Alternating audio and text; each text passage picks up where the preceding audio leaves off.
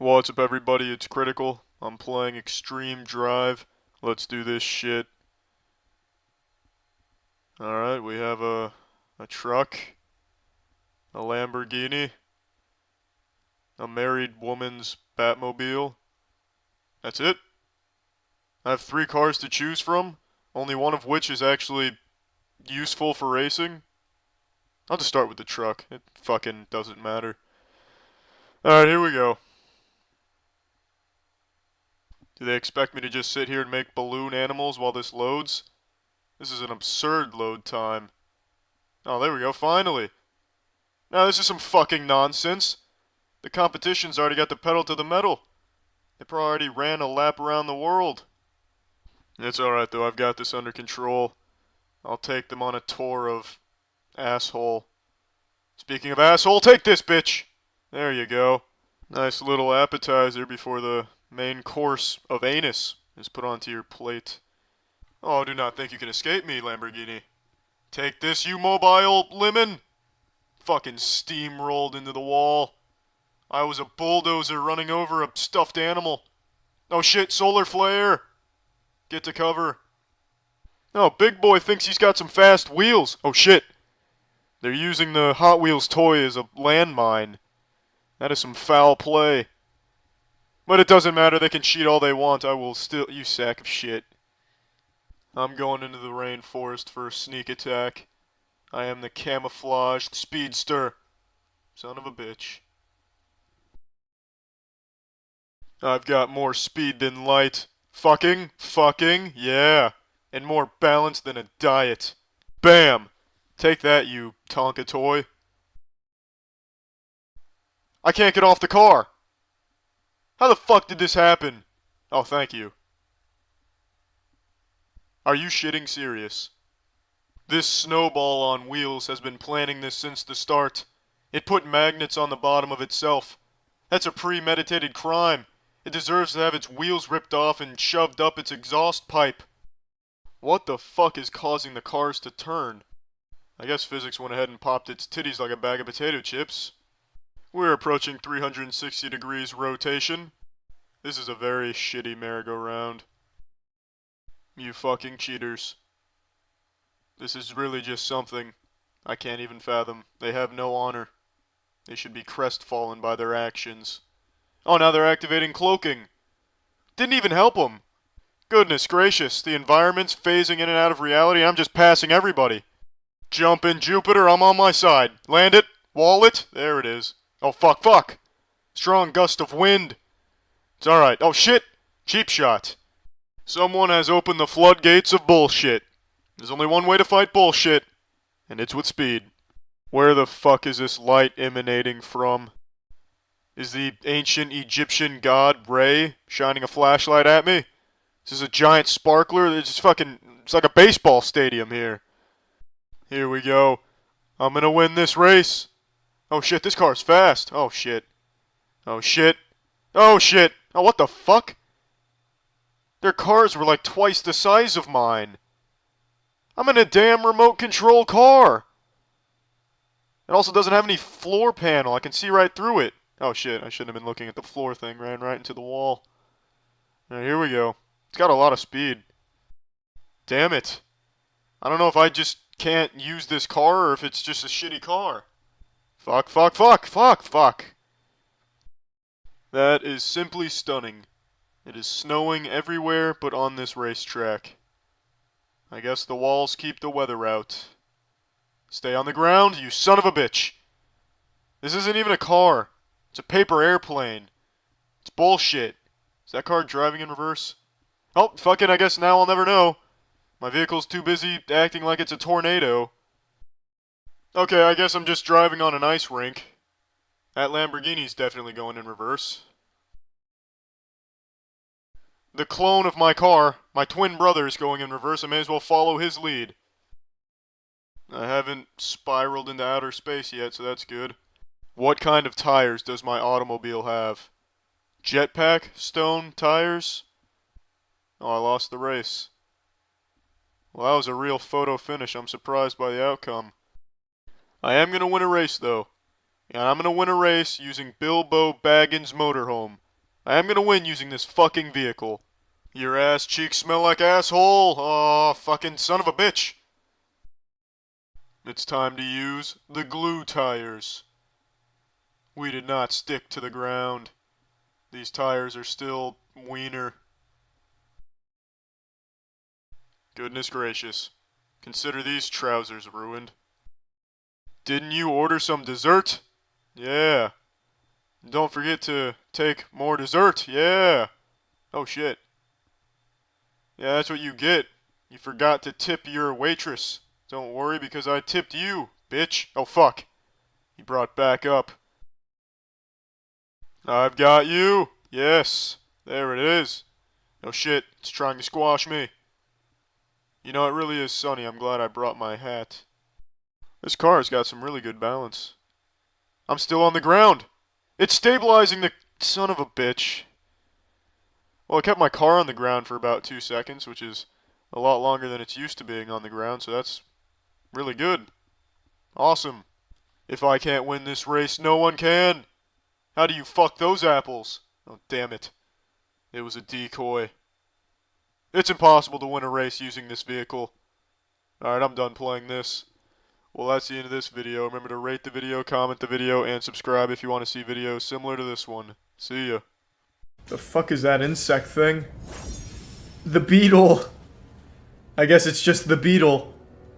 Look at that beetle right there. Millions of years of fine-tuned evolution. The UFC fight is going on, so I've heard. Some boring-ass live-action fight. Who would want to watch a live-action fight when you could be watching this shit? See, like, in the real world, do you have Pinocchio fighting Lightning McQueen? I don't fucking think so. Come on, Lightning McQueen, ka-chow her ass. Give it to him, Static. Oh, his Static shot. Wow. Holy shit. Mabel Pines dropping the Mabel penis on him. The beautiful Phil Swift. But I got the Nightmare moveset. Not even Flex Seal could stop the Nightmare moveset. It's just a lot of damage. Oh my god, it's gross. Phil Swift isn't chainsawing this Nightmare moveset in half. That's Ned's declassified, yep, he's even got the little thing over the glasses. Where he could like see through women's shirts and shit like that or something. Gave him like Superman vision. Holy fuck.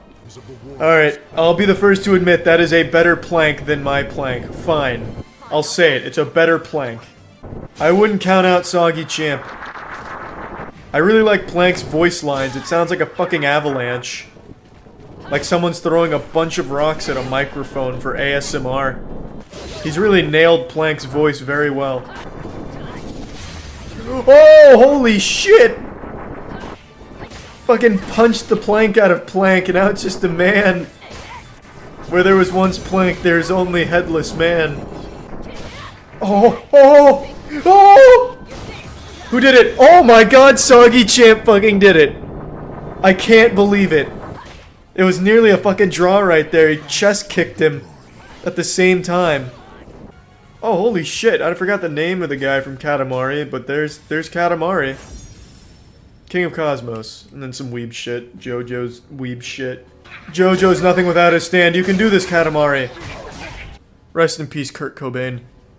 Anthony Sullivan, show some respect. By fucking him real good. Call 1-800... Sully's dick? Oh, I blew it. Oh, it smells like Teenage Sullivan.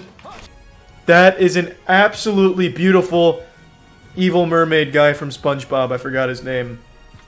Monster Merman. The Mermaider. Man Ray. That's what it is. I really wish I had chosen Eugene for this. This would have been a great showdown. Mr. Krabs vs. Man Ray. Now this just doesn't make any sense. Why would Plank be fighting Man Ray? Plank doesn't care about Bikini Bottom. Man Ray was always the weakest. I'm just glad I'm not fighting the Dirty Bubble. Well, that's a fucking shame. I should have picked Plank. It's Ed. Fuck. I'm missing all of the thematic matchups. Now it's Mr. Krabs fighting Ed. That doesn't make any sense. God damn it.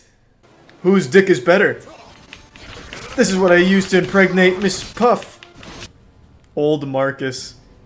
That's so nice to all 4 people that still remember Gears of War or play it. That's a nice throwback. They may not have revealed any new Metroid information at the Game Awards, but we're getting it here now. She'll be fighting the cul-de-sac. What a Sailor Moon! Oh, it's not Sailor Moon. It's Girl Gundam Sailor Moon. Ooh! A super neckbeard aviator? We're seeing a lot of neckbeards, but all different versions and different kinds of neckbeards. It's a very interesting species. Very versatile. Oh, it's a number 2 pencil. Oh, I get it now. Oh, fuck yeah. Alright, time to take the SAT. Oh, it's the Lincoln Memorial versus Bad Dragon, so it's gonna be a furry dildo. This is exciting. Some say Lincoln wanted to be buried with his Bad Dragon dildos. This should be a good fight. That is a great sword. Oh no. It's too beautiful. This is what Lincoln fought for. Well, he just put dildos out of business. They've gone extinct now. This Patrick Star looks more like a pink crayon. Flying Roach. Don't worry, pest control's here. Anthony Sully Sullivan. Fucking your wife when you're not home. God damn it, Rob Zombie. No one liked the Halloween movie you directed. That's a beautiful cow, man, yes. Oh, yes. Finally. Oh, it's a beautiful fucking it's a beautiful fucking cow, man, that's making me wet. Is the statement I was trying to get. Alright, this is in true cowman fashion. He's getting fucking obliterated. I like it. Sticking with the theme. Oh, there he is. He's grazing. Now he's grazing. He's hungry. I think this is easily going to Sheriff Woody. Just far more powerful than Goku could ever hope to be. I feel like I'm playing an old DOS-box game. I can't believe how huge they are. This is a fetish. At the height of the slipper. God, imagine what Stuart Little saw, am I right? Fascinating. I'm leaving this a like. Oh, this ASMR is tingly. Dangerous. Woo! Oh god, he's getting in there. He's fucking splunking. Into the towway. Now what? Now what am I gonna do? You gotta huff those precious fumes. It's the only option. I have no doubt in my mind this guy graduated with some type of film degree, and this is how he uses his talent. But man, think of where these shoes have been, the stories they tell, the feat they've seen. It's worth it. Oh no. I think she's coming. Good lord. I'm gonna have to stay at the very end here. Honey, I shrunk the feet. Too dangerous. Catch your foot. Oh god, no. I'm trapped in here. No, it can't end this way. I won't be able to get. Activate Wumbo. Oh man. Is he coming? So powerful. Oh. Oh, oh, oh. Oh, whoa. Oh. Whoa. Which one of you cowards just came in my pants? This is like some kind of deranged Lego movie, but real live action. My opportunity. Whoa! We've entered an airfield. Jump! Man, Joaquin Phoenix really commits hard to his roles. First Joker, now this. Oh, you can't climb that. No one's ever been able to climb that slipper wall. He's doing it! Sticking in the realm of Batman references, it's just like when Bane escaped. Talia al Ghul spoilers. Holy shit. Where do you think you're going? No! He was so close, that blood-curdling scream.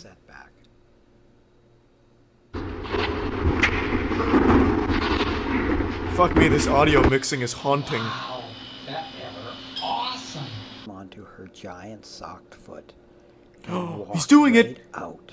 The hero! But he had to be very careful that he was not caught. Well, it's not very careful there. You're just kind of strolling out there. Squish him off down Oh god, oh fuck, it's Spider-Man. Yeah, This was it's... fraught with danger. Yep, your old friendly neighborhood foot Many fetishist things lay Spider-Man. ahead. There, he thought he was free. Free at last. It's like those old He was Mortal going Kombat characters. to get away from his... What will Tiny Husband do next? How many feet must he fight till he's finally free? And why doesn't his wife realize that her husband has shrunk himself down? Well, we do have a little more. Tiny Husband in the Toy Car. Seems like a direct sequel. Tiny Husband, I think there's something wrong with your car. It sounds like spaghetti being twirled by hand. Tiny Husband, judging by the sound, I think your car's about to get brain freeze. To be fair, I couldn't make this. The editing is too much for me. But I'm glad Tiny Husband was able to pull it off so convincingly. God, his wife is such a bitch. Doesn't she know her husband likes to shrink himself down and play with the Hot Wheels cars? Get the fuck out of there, Tiny Husband, she's onto you. Kick that shit into the 4th gear. No! Is that pantyhose? Oh god! She hung herself. This is a weird shot. What's happening? Is the Lord summoning her to heaven? Well, I guess it's an open-ended ending. Up to the viewer's imagination as to what happened to Tiny Husband next. In my mind, he enlarges himself again and makes sweet love to his wife. This is kind of random, but do you ever buy sealed Pokemon collections? No. But you did just remind me. This video I watched earlier, I have it in this tab here. This is crazy. It's not necessarily a full sealed collection. She does have sealed product. But Pokemon has now reached the point where it's like a full-blown, like, luxury, like, display of wealth. So this is the Jolina Giselle collection. And it's being touted as, like, the largest and most valuable collection. I don't think that's true. If I remember correctly, there's a Saudi Arabian royal family member who's reportedly got the most valuable collection of Pokemon cards, but he doesn't want to publicize it. So of the public collections, this might be the largest and most valuable, but I don't think it's full bore the most valuable. But check this shit out. Amazing collection ever seen here in Switzerland. This is just a small part of it, and trust me when I tell you, it's like huge. Over 60,000 cards and products of the Jolina Giselle collection.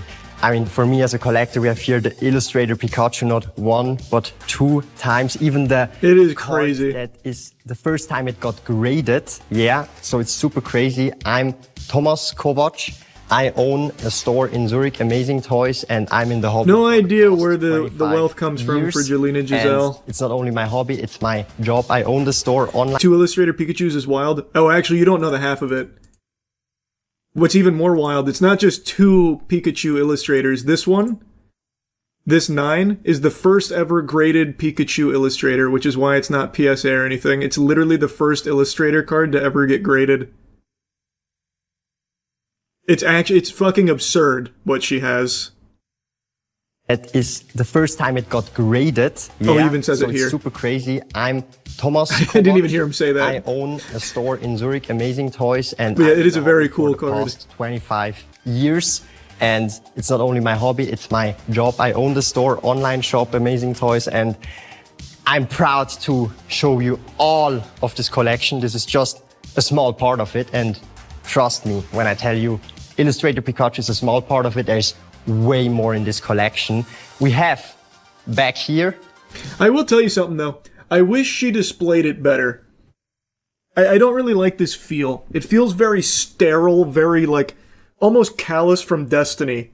I don't know, just a little gaudy. I think there would have been a much cooler way of presenting this collection. One You'll of my see what I personal mean. favorites, gold stars. We have all of the gold stars. It's just some highlights in English, PSA 10, also in Japanese PSA 10, and way more, which you will see later down the road. For me, it's like, I breathe Pokemon cards. When I see this, it's for me, I've never seen this at one spot and place, and that's why we have also here. Scalper's something already super planning an crazy, Ocean's which 11 I don't know heist. if you can see this anywhere. I don't think so, man. Judging from this facility that they're in, I feel like scalpers would have a real hard time getting in here. They'd probably get shot by 15 phalanx turrets. On the world, the University Magikarp, the Tamamushi University Prize, 5 times a Gyarados or Gyarados PSA 10. It's basically every Charizard you can think of. It's here and it's from the even with the because we have these gold walls open to just more PSA 10 Pokemon cards. So this is the Legendary Collection full reverse holo PSA 10s. And she has that for like Crystal over here. But the thing is, it's in just like a shoebox rack. Like, I just don't think this is a cool way to present it. Legendary Collection PSA 10 set in reverse foil. Pokemon scalpers are scum of the earth. Completely agree. Now, like I said, I don't know what Jolina Giselle does, but I saw that she also did an interview with this guy. She explicitly states that she doesn't and apparently will not sell anything from her collection. Obviously, I'm assuming she's buying from like scalpers and like some fucking scumbags. But at the very least, it seems like she's just doing this for herself. It's not even a publicly accessible collection. Like, you can't pay to go see it or anything.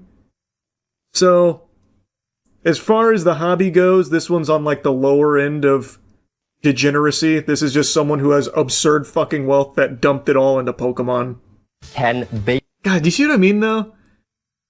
It's just, I don't, like, you have reportedly 60,000 of, like, the most valuable Pokemon cards money can buy, and you display them like this. There's so much room for improvement. You could make a whole terrarium out of your fucking slabbed cards. How would I display them? Oh, I would have, if I had something like this, I would 1000% have had, like, custom displays made for it. Something to highlight the cards and the story of the cards. And I'd have a lot more, like, character to it. So instead of just being, like, you know, fucking empty inventory just dropping out all of your PSA slabs, I'd have, like, I don't know, other cool things from the hobby. You know, like maybe the McDonald's Pokemon promotional products from back in the day, like the old gold things that aren't super valuable anymore today, but they're still really cool. Just to help emphasize the cool items. Like, this is just, to me, very bland. It doesn't have a whole lot of character to the display. You're just asking for scalpers to steal it at that point. Oh, I'd never do it. I mean, I don't have anything like this. I'm just saying, she is clearly in a position where money is no longer even a tangible thing. It's now just infinite unlock. She can do anything. I'm just surprised that she wouldn't invest more heavily in something very visually striking for this collection. Because this is, at the end of the day, just a closet and a couple of shoe racks that are filled with Pokemon cards. There's an interview that I think is on this channel. Oh, maybe not. That's her, though. I'm assuming she just comes from unimaginable wealth. Go to her website. Yeah, the website's weird. I went to the website. That's how I saw the interview, because I was so curious where this comes from. The website is a little odd. Like, in the history, I thought for sure it would say, like, the origin here, but instead it reads kind of like a Saturday morning cartoon villain kind of thing. One evening, almost casually, she asked the question, "Dad, couldn't you simply buy all the Pokemon cards? I think it would be really cool if we had them all." That's the wholesome beginning to the most valuable collection ever. In her words. I don't think it's the most valuable collection ever, but it's the most valuable publicly displayed collection. Jolina, thank you for having me here. I've already saw part of the collection, so I'm very happy that I can see it, and it carries even your name, and it even more has like a story from your childhood. So can you tell us a bit about the story of this collection and how it came to be? Of course. Well, in school I was pretty shy and introverted, so I had a really hard time making friends. And I always brought something to school. No, I don't think it's AI. If this was AI, I would be beyond shocked, because this guy, from everything I can see, is legitimately someone that owns a TCG shop, is in the community. It would be crazy if he just flushed everything down the shitter to do this promo piece for a complete AI sham. And again, you can't buy anything, so I don't see what the scam would be. Like, you can't spend money here. So it'd be a really weird thing to AI scam people with, because you get literally nothing out of it. How old is she? I don't know. She looks like maybe mid-20s or something, but I have no idea. I didn't look too deep into Jolina Giselle. From the very little bits I did look, I didn't find anything. So I really couldn't tell you. Where'd she get her wealth from? That's what I said, I have no clue. I briefly tried to find it, but there's no information on where it comes to from. focus on myself. And one day there just happened to be Pokemon cards. And it sparked interest. But I didn't finish this interview. I stopped, like, here. Maybe it's the last question she answers. The other kids. I don't know. And that's how friendships form naturally and pretty playfully. Is it true that as a little girl, you wanted to buy individual cards or trade individuals? Unfortunately, no, because we like to keep the collection together, because that's what makes it so special. And if we were to sell it, only as a whole. So, and why share it now to the public that this collection exists, which is basically for me also once in a lifetime? We thought very carefully about it if we should go public with the collection or not, but we thought for the 30th anniversary, it would be a real shame to keep it hidden, and we wanted to have something for the fans. I mean, I'm a fan, but way out of my budget, unfortunately. If you were ever to sell this collection, what would the future owner of this collection need to bring that you could entrust this to him or her? For us, it'd be super important that the future buyer would know what the collection stands for, because it's so much more than just Pokemon cards. It's about a promise my father made to me and always kept. And okay, that's very silly. That promise is, Daddy, why not just buy every Pokemon card? Daddy, every Pokemon card, please. I don't know, it's not exactly the most wholesome of promises. That shouldn't really be the story or the message behind it. today it is the Jolina Giselle. That's in her words, by the way. I'm not just making shit up. That is literally part of the history. Dad, couldn't you simply buy all the Pokemon cards? It'd be really cool. Pokemon collection, the most exclusive and complete in the world. Okay, so yeah, it doesn't explain where the money comes from. This lady literally didn't exist till last week. I know, actually popped out of nowhere with the video. But I'm gonna be honest, I think that lends more credibility to it being real, though. Because if Jolina Giselle was like some kind of influencer, or like, I don't know, had some failed like schemes in the past, and then all of a sudden happens to have the most valuable Pokemon collection ever publicly seen, then I'd be like, this is very sketchy, this is clearly a fucking sham, look at her history. But she comes out of nowhere and's like, we finally decided to go public with this collection, a collection that has unbelievable treasure to it. I feel like it makes it more believable. A Pokemon industry plant. Yeah. Actually, that would be pretty big brain. Because this is very clearly designed, like almost like a ChatGPT template for turning Pokemon into like some kind of Louis Vuitton like accessory, like a luxury fashion type thing. Or actually more appropriate to liken it to watches. It's designed the same way they would design like luxury watch spaces. So it could be, maybe Pokemon's trying to make a play like, we need more Jolina Giselles out there with collections like this. How much would you guess the collection is worth? Haven't seen all 60,000 cards, but everything that's visible here, I think it's easily north of 20 million, probably like 25 million. This Pikachu illustrator alone is probably already like 3 by itself, and she's got 2, but this one's going to be more than this, because it's the first ever graded one. I feel like the story's real, she's real. The bigger question I have is, who is her family? Seems suspicious with how secretive it is. I would love to know. Yeah, I'm in the same boat. It's very fishy. There's only like 20-something illustrators, right? Yeah, I don't remember the exact number. It might actually be 20. Let me see.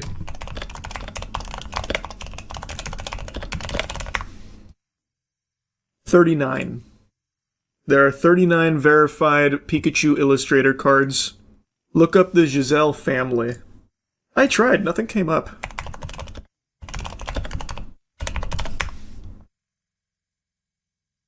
Because, like, when you look up Giselle, this is what I saw earlier. When you look up Giselle family Sweden, the first thing is Sweden charges man for selling wife to 120 men. And I was like, well, that's peculiar behavior, but it's definitely not her family. I couldn't find anything on the family. The dude on the website posing as a Swiss actor, though. Oh, this guy, who I assume is her husband? Or maybe boyfriend, I'm not really sure. They're Swiss, not Swedish. I thought they were Swedish. Is it Swiss? Doubt this will help us figure out who this family is, but you are correct. Kevin Lutolf is a Swiss model, and that is absolutely him there. He is not a small model either. Wow, actually very popular. Her dad worth at least 500 mil, cause ain't no way he's giving his daughter 25 like that if he isn't. Oh, I mean, I think it's very... Brother, that's just the collection alone. This room... Like... Look at this room. This room alone is probably in like a fucking $30 million mansion.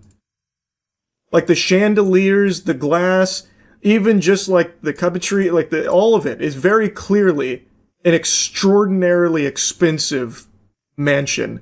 There's a second floor up here that's just gaudy gold. This is a billionaire family. The question is, who though? In 1,000 years, anthropologists are going to think this Pokemon cards were like Sumerian tomes or something. True. That ain't no ordinary glass either. It's Italian Murano glass. How the fuck do you even know that? I'll take your word for it because you're speaking like an authority on the matter, but you can just immediately identify glass on sight? He made it. Yeah, dude out here glass maxing. Actually, I designed those for it. Also, it's sitting on top of pure obsidian. If you stack those up, you can go to the nether.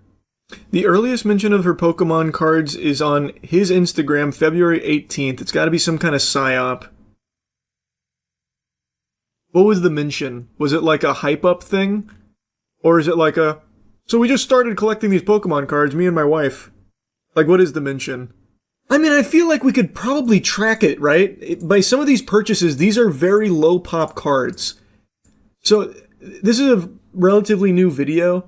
I imagine as some of the, like, real OG collectors look at this, they'll be able to figure out who this is. So, like, this Pikachu Illustrator card, I have no doubt you can trace the transactional history of it. Or this PSA 8 Illustrator. These are incredibly low pop cards. People keep their eyes on these all the time. I'm just not deep into it like that, so I don't know where I'd be looking to find all of that info, but the real collectors know.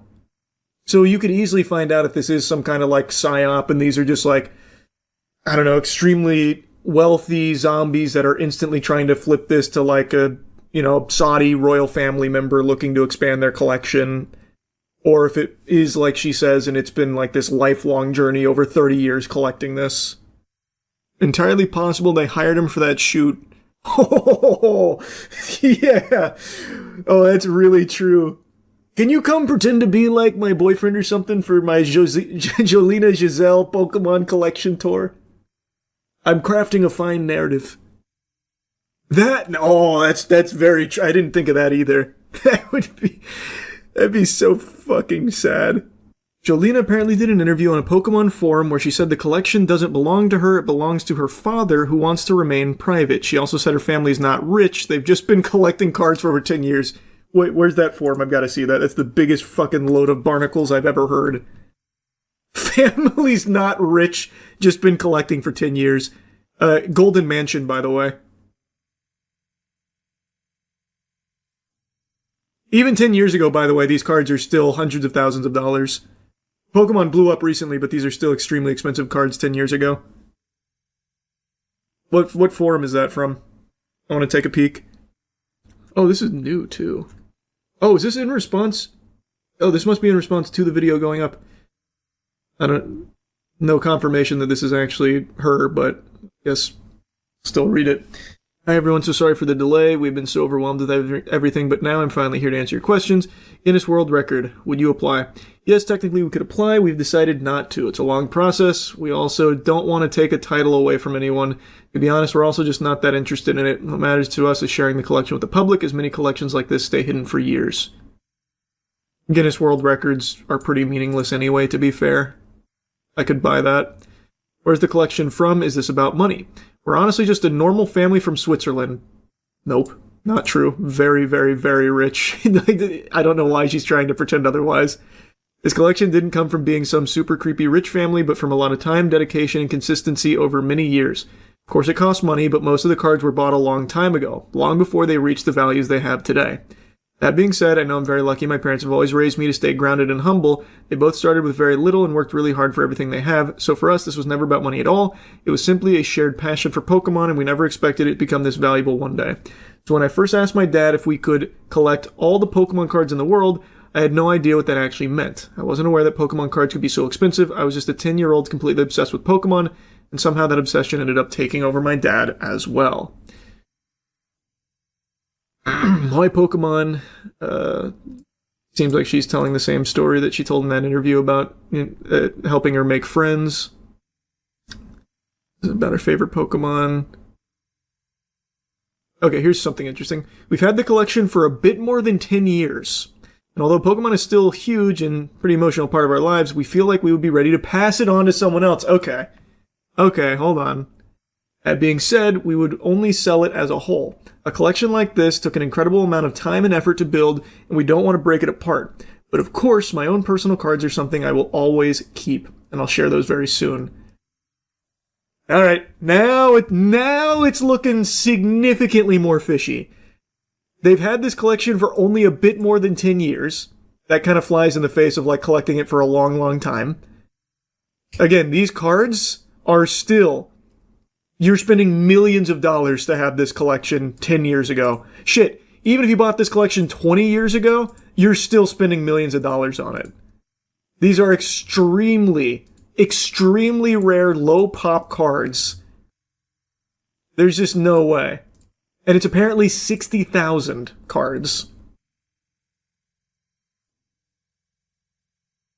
So now it's seeming like they are looking to try and find a buyer for it. Which to me is probably the impetus for why they came forward with this collection video at all.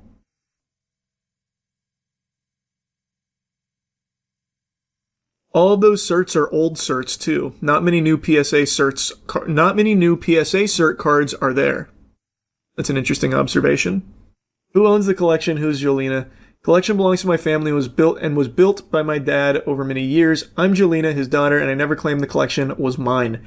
I've seen some assumptions that I'm a model actor pretending to be a fake daughter, which is honestly so funny to me, but no, I'm simply his daughter. My dad prefers to stay out of the spotlight, so I ended up being the one to share the collection since it all started with me, and that's literally all there is to it. There's still a lot more questions. I'll do my best to check in here from time to time. I'm a normal student preparing for my final exams.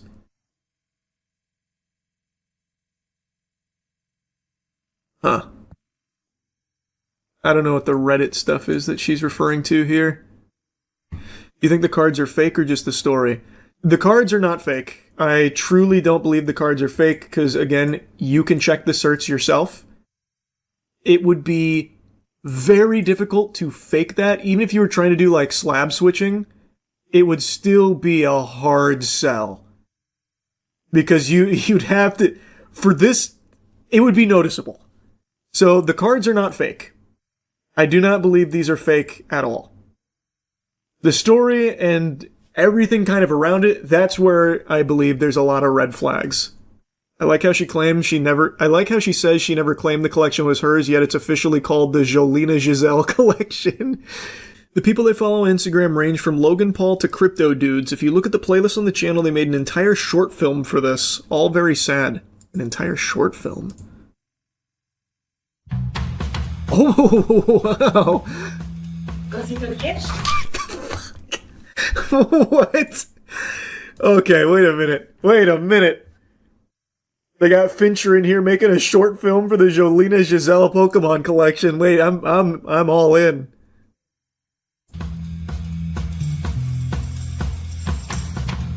Und action.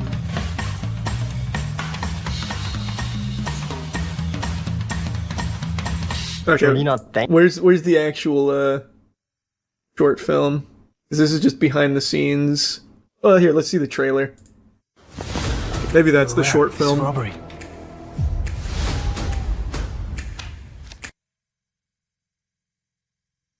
Not rich, by the way. Normal Switzerland family, by the way. I'm all in.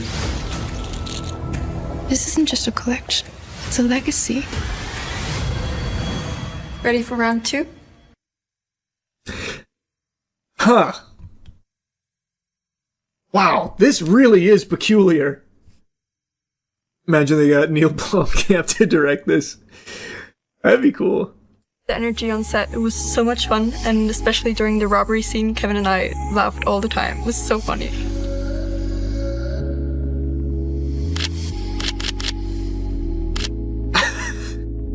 Nice. Action. Nice stunt. Good work, Kevin.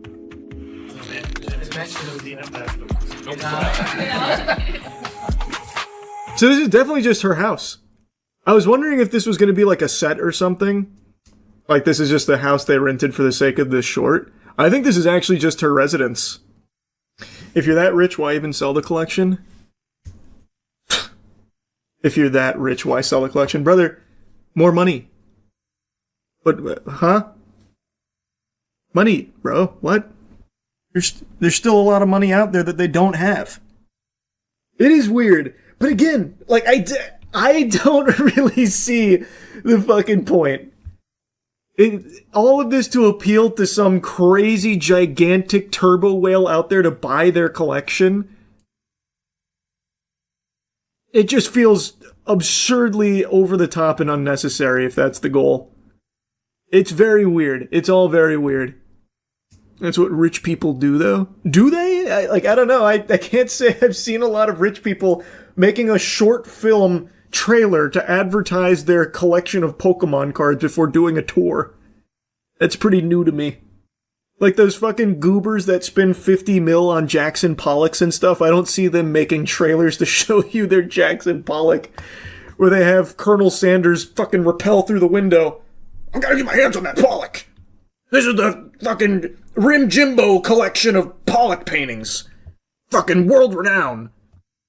You're just not tuned into the scene. Maybe. Will you buy it? Will I buy it? Brother, what the fuck? Yeah, I'll toss her an offer. I'll play ball. I'm ready to go wherever there are women. Yeah, I'm ready to just give them all of my stuff. You're not gonna Oh, find... there's a woman in here! That's Oh, an never mind, it's a NPC. Gee- Go door to door if we have to. A woman! M! She's surrounded by these two. Follow me, Jackson. I'm right behind her. Let's see where she goes! Oh, she's going all the way up there? Yeah, it's worth it, Jackson. We have to steal her from Blakey Boy. Yell at her to stop! I am.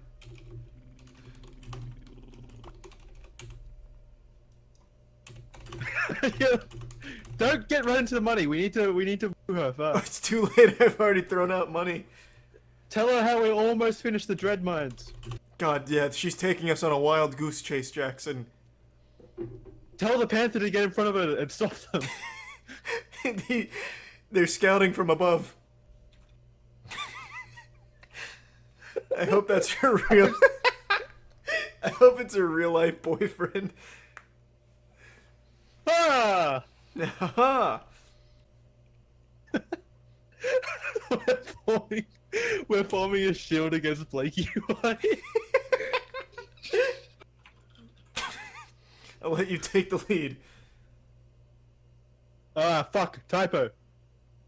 Now he doesn't respect us. You've ruined it. I may as well just... Oh wait, this is He wants money. this NPC is helping. Right. Oh, she's talking about farts. I don't want that. She's clearly not a woman. Clearly not a lady. Yeah, I'm out. Let's go back to Goldshire. What kind of woman talks about farts? I didn't even think it was possible. I thought when you picked a female account on here, it locked those kind of words out. Ugh. Alright, just take us to Lakeshire. These Goldshire women are way too stuck up.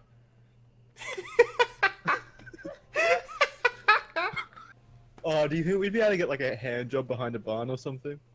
Maybe. Ooh, another woman. Whoa! Whoa! I thought it'd be good to try the good cop, bad cop. There's a woman there. She's not worth it. Don't be distracted, Danny. She's not worth your charm. Could be. She might be saying something. She's looking at me. You've made contact? What kind of rendezvous?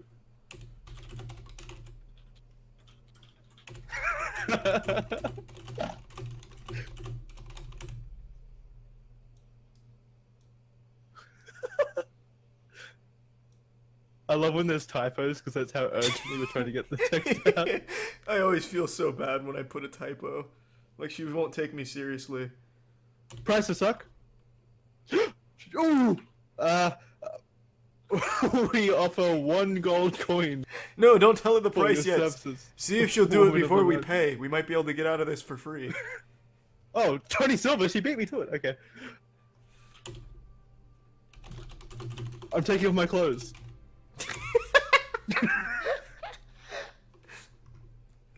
How does this work, Jackson? I'm a virgin in World of Warcraft. there's like 6 guys going down. Oh no, an audience. You're gonna get banned on Twitch for this. Oh no, my pirate suit! How do I get rid of my pirate suit? Oh, there we go. Perfect.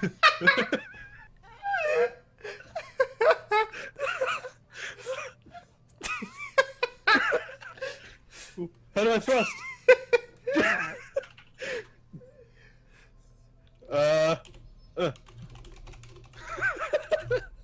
How do I thrust? How do I? Someone tell me to how to sex. God damn it.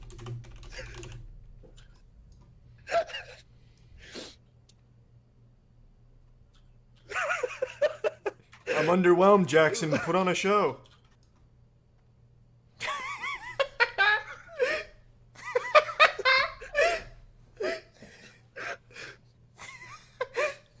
Already, she's gonna be here for like 10 minutes.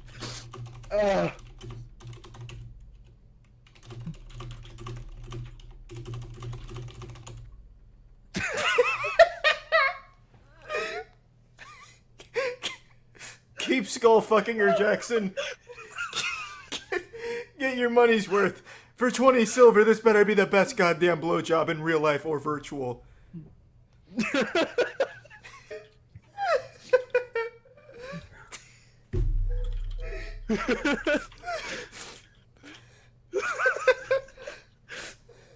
I'll be fair. I'll trade with her. One of you can try to scam her. No, I'll pay for these services. She took it like a champ. I'll sit here and watch Danny go. Danny's looking like Conan the Barbarian.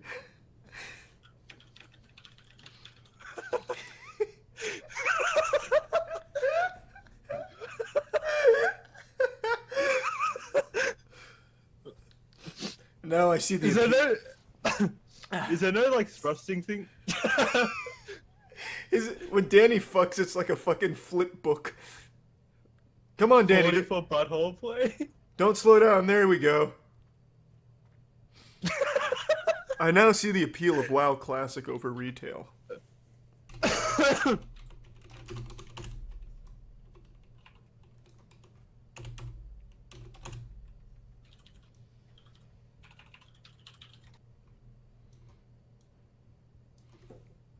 You're sitting underneath him?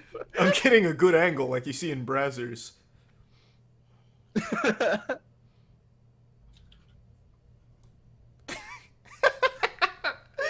We look like the bicycle of women that Logan Paul rode in his music video.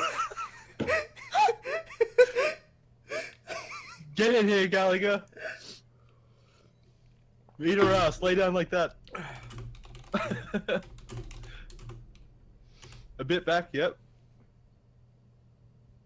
Danny, wait, when did Danny blow? She's really taking this roleplay to the next level. I gotta get some on my face. Oh, she's sitting on your face!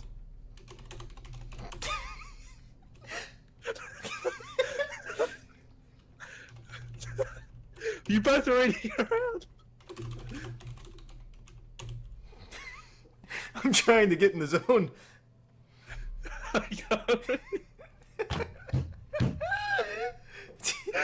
I like to imagine we found the one sick degenerate that plays WoW Classic for this shit. You know it's a 40-year-old dude at home. God, I can only hope so. This is modern art. This is what video games were about. I hope someone comes down here eventually to train at these trainers and sees this in the Asmongold re-rolled the character and he's coming down here for Warlock training. My dear. Oh, that's Wait, right. How much did we give up? You can first person this, Jackson. I totally forgot. You missed out. I'm gonna take full advantage of this. Wait, what do you mean? Zoom in. Oh. Sleep. Oh, I can see inside of Danny's dick. Oh, that's yours. Well, Oh. I can't get underneath. You look dead.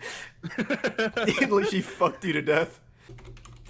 Pay her for her services. She's done well.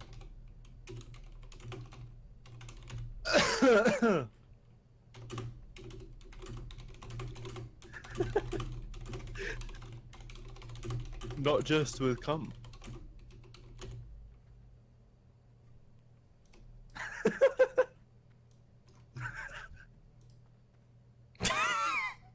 I can't keep up with her intensity. She's egging you on. She's a feral animal. Alright, how do I do this? How do I take off the clothes? Right click on the buff at the top right. Why are you wearing Aquaman's garbs now? How do I trade coin? This woman's... She's scaring me, Jackson. She wants more than coin. I'll give her 50 silver. She wants a child. I'm not falling for this again. Oh, I just made money on this. I just got... She gave me... Yeah, she said she wanted to... You really impressed her, see. This was a good money-making strategy.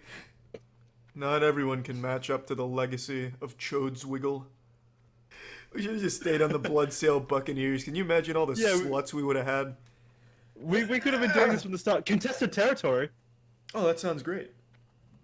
Maybe if we could get some ogres. Yeah, if we get ganked, maybe we can win them over with our wieners. Tarantulas run! Oh, Potes is gonna Time for Potes! They went straight for Potes. And then ran off as soon as she was dead.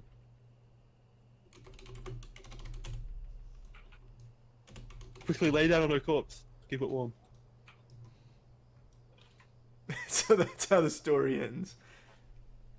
The other night on stream, I fell into a rabbit hole of employees and politicians urinating into sinks, which, you know, I always knew was a possibility. I knew our species was capable of such evil, but seeing it unfold firsthand, it still leaves you in shock and awe. And it's not like I was blissfully unaware of the existence of this tribe that walks amongst us, the sink pissers.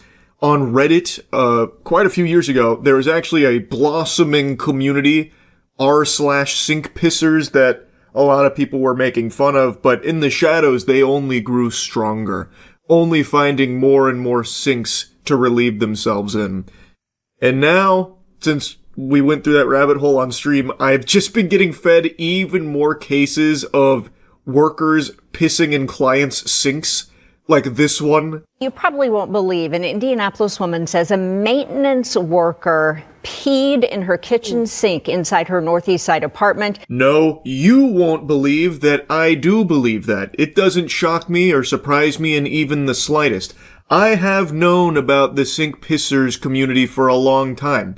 And these kind of scenarios have been unfolding pretty often, actually, more so than you would expect. With who captured this video on her Ring camera inside of her apartment, and she now tells 13 News she's traumatized over this incident and wants the man to pay her back for the things he damaged. Can't put the piss back in the balls, but they could at least reimburse her here for the hassle.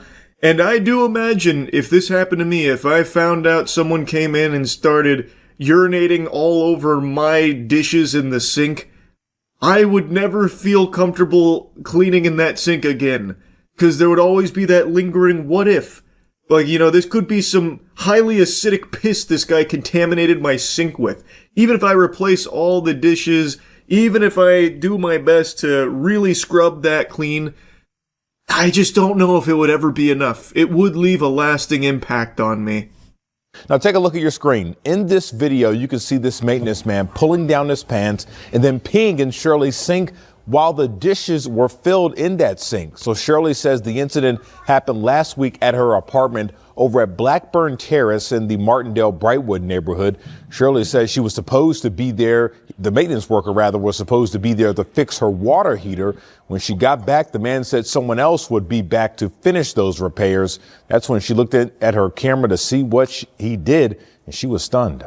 Greaseball really gets up close and personal with the camera here. He's like right up on it, looking like a Twitter profile pic for those 40-year-old dudes that spout out the worst dog shit takes of all time. We got him on the microscope here checking on this. Now, judging from his build, I feel like I can say with a high level of confidence this is probably a frequent user of r/sink pissers. This guy's got the quintessential narwhal baconer at midnight Redditor build. So I think this guy was probably inspired by some of the posts on there over the years and said, you know what, today's the day. Or maybe he does this often at his work, pissing on people's dishes in the sink. Flabbergasted, you know. Yeah, I couldn't believe it. Can't imagine if I didn't have it and he did that and I would have been eating from those same dishes later that day. Just very shocking. And according to Shirley, that man was fired after this incident was reported. I fear, like Michael Jordan in his prime, you can't stop him. You can only hope to contain him. So even though he may have lost his job here, I don't think that stopped him from pissing in strangers' sinks and all over their dishes. That looks like a man with no remorse, a loose cannon. He doesn't even think twice about just pissing on the dishes in the sink. It doesn't even seem like he bothers washing down the urine, which is unusual because other employees that have done this usually try and hide the evidence, but this guy, he's proud of his work. He just tinkles it all out on the dishes and just leaves it there like his calling card. And I have to imagine he probably wasn't well hydrated. I have no evidence to base that on. He does have like this meatball build going on here, but I feel like he probably wasn't well hydrated. It's probably very yellow pee-pee, and he just leaves it there too. It's like he wanted to be caught. Maybe that was part of the thrill. This is like, this is, you know, final raid boss sink pisser here. But again, this is not as unusual as you might think. So let me just show you from the rabbit hole when we were diving down that on stream the other day. You see where that landlord went to fix a problem in a tenant's home and took a piss in the sink? I can't say I saw that. Well, I mean, that's fine though. Maybe solved the problem and then even gave them a little treat. Let's see.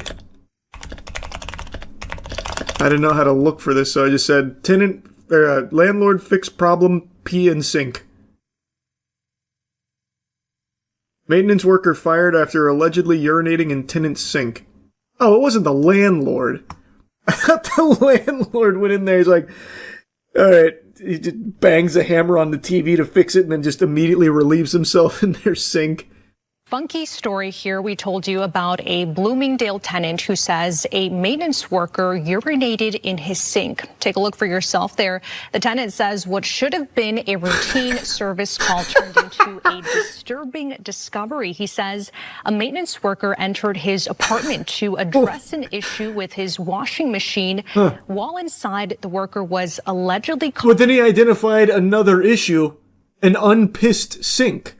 So he solved 2 problems in one outing and didn't even charge you for the secondary service. And you have the gall to get angry about it? The tenant's apartment cameras urinating in the kitchen sink. Well, tonight we heard back from the management company in a statement. They said, quote, management was made aware of the incident regarding one of our employees, and upon learning of this wholly unacceptable behavior, we immediately put the employee on leave following an investigation. We terminated the individual's employment. Unjust. Can't piss in sinks anymore, huh? Some guy pissed in a coffee maker in Canada. He was candidate for an election in 2015. Well, was it his own coffee maker? Or was he also a maintenance worker who went in and relieved himself in a coffee maker? Canadian candidate Jerry Bance out after video shows him urinating into coffee cup. Toronto businessman who's been running for parliament with Conservative Prime Minister Stephen Harper's party made the wrong kind of splash, has been dropped by his party after he was caught on video urinating into a coffee cup while working as an appliance repairman. That's pretty cool. Where's the video? This seems like a common occurrence. Lot of wacky pissers. In other news now, a developing political story tonight. The Conservative Party is looking into one of its candidates over some surprising behavior. For more on that, the CBC's David Cochran joins us tonight from Ottawa. Hey, David. Why do you look so sad? Well, Wendy, this involves Jerry Bance, who is the Conservative candidate for Scarborough Rouge Park. And just a few days ago, Conservative Cabinet Minister Jason Kenney was in Bance's cameras set up, and those cameras caught Jerry Bance urinating in a coffee mug and then dumping the contents of that mug into a kitchen sink while the homeowner was in the very next room. That's like an elevated form of sink pissing. A more elegant solution for the sink pissing enthusiast on Reddit, I would say. Hey, Jerry. Off to the other room for some reason. Oh, he's also taking a cup. Oh my. He just peed in the cup. Then he empties the cup in the sink, rinses it, and puts it back. So when we learned of this, we immediately contacted Jerry, I gotta tell you, that seemed like the work of someone who often pisses in coffee cups. That was methodical. That was just like business as usual to this guy.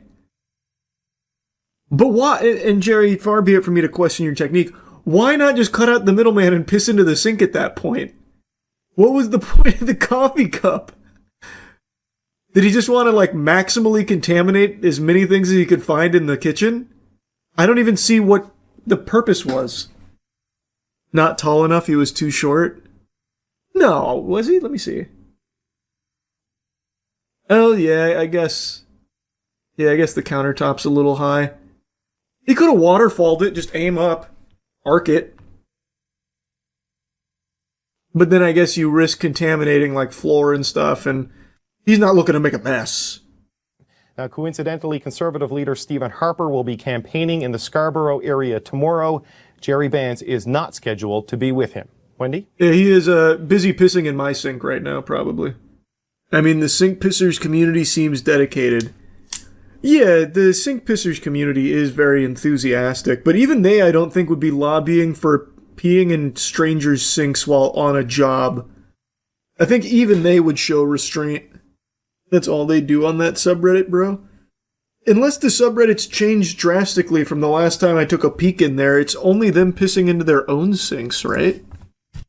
Oh, here's the top post of the day is actually about the maintenance worker. Rookie move, says Sasquatch. I probably have to be careful showing this one on stream, actually. Have I just done the first ever girl sink piss? Well, I probably can't even look at this on my other monitor because you see it in the reflection behind me.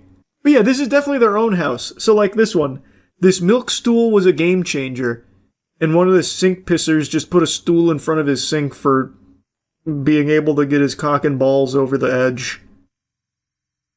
It's never like strangers. They have stats at the top of the page on why it's actually better to piss in sinks. What stats? What does it matter what receptacle gets peed on? What does that change? Where? Oh, environmental impact of sink peeing. Okay, average gallons, flush 1.6. Analysis.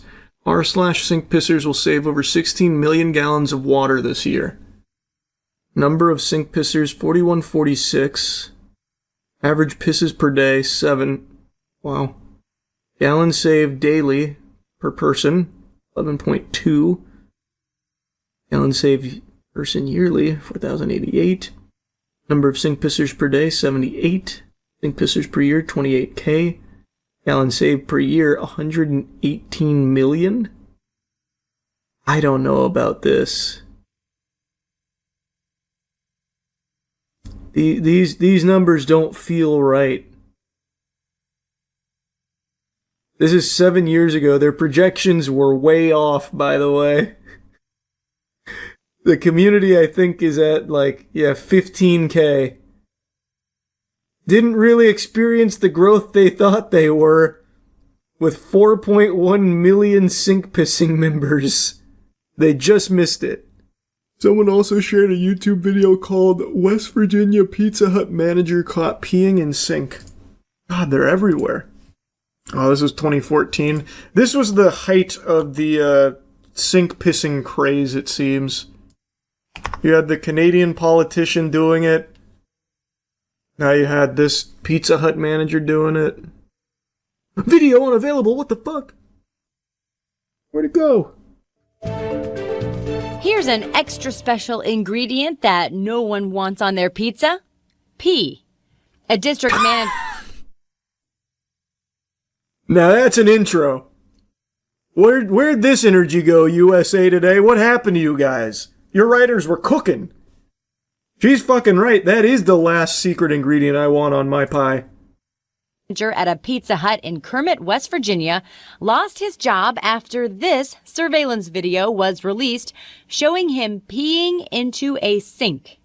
The sink that Why'd he lose his used job? was the same one the store used Even hitting to the fit wash lean. utensils. Ugh.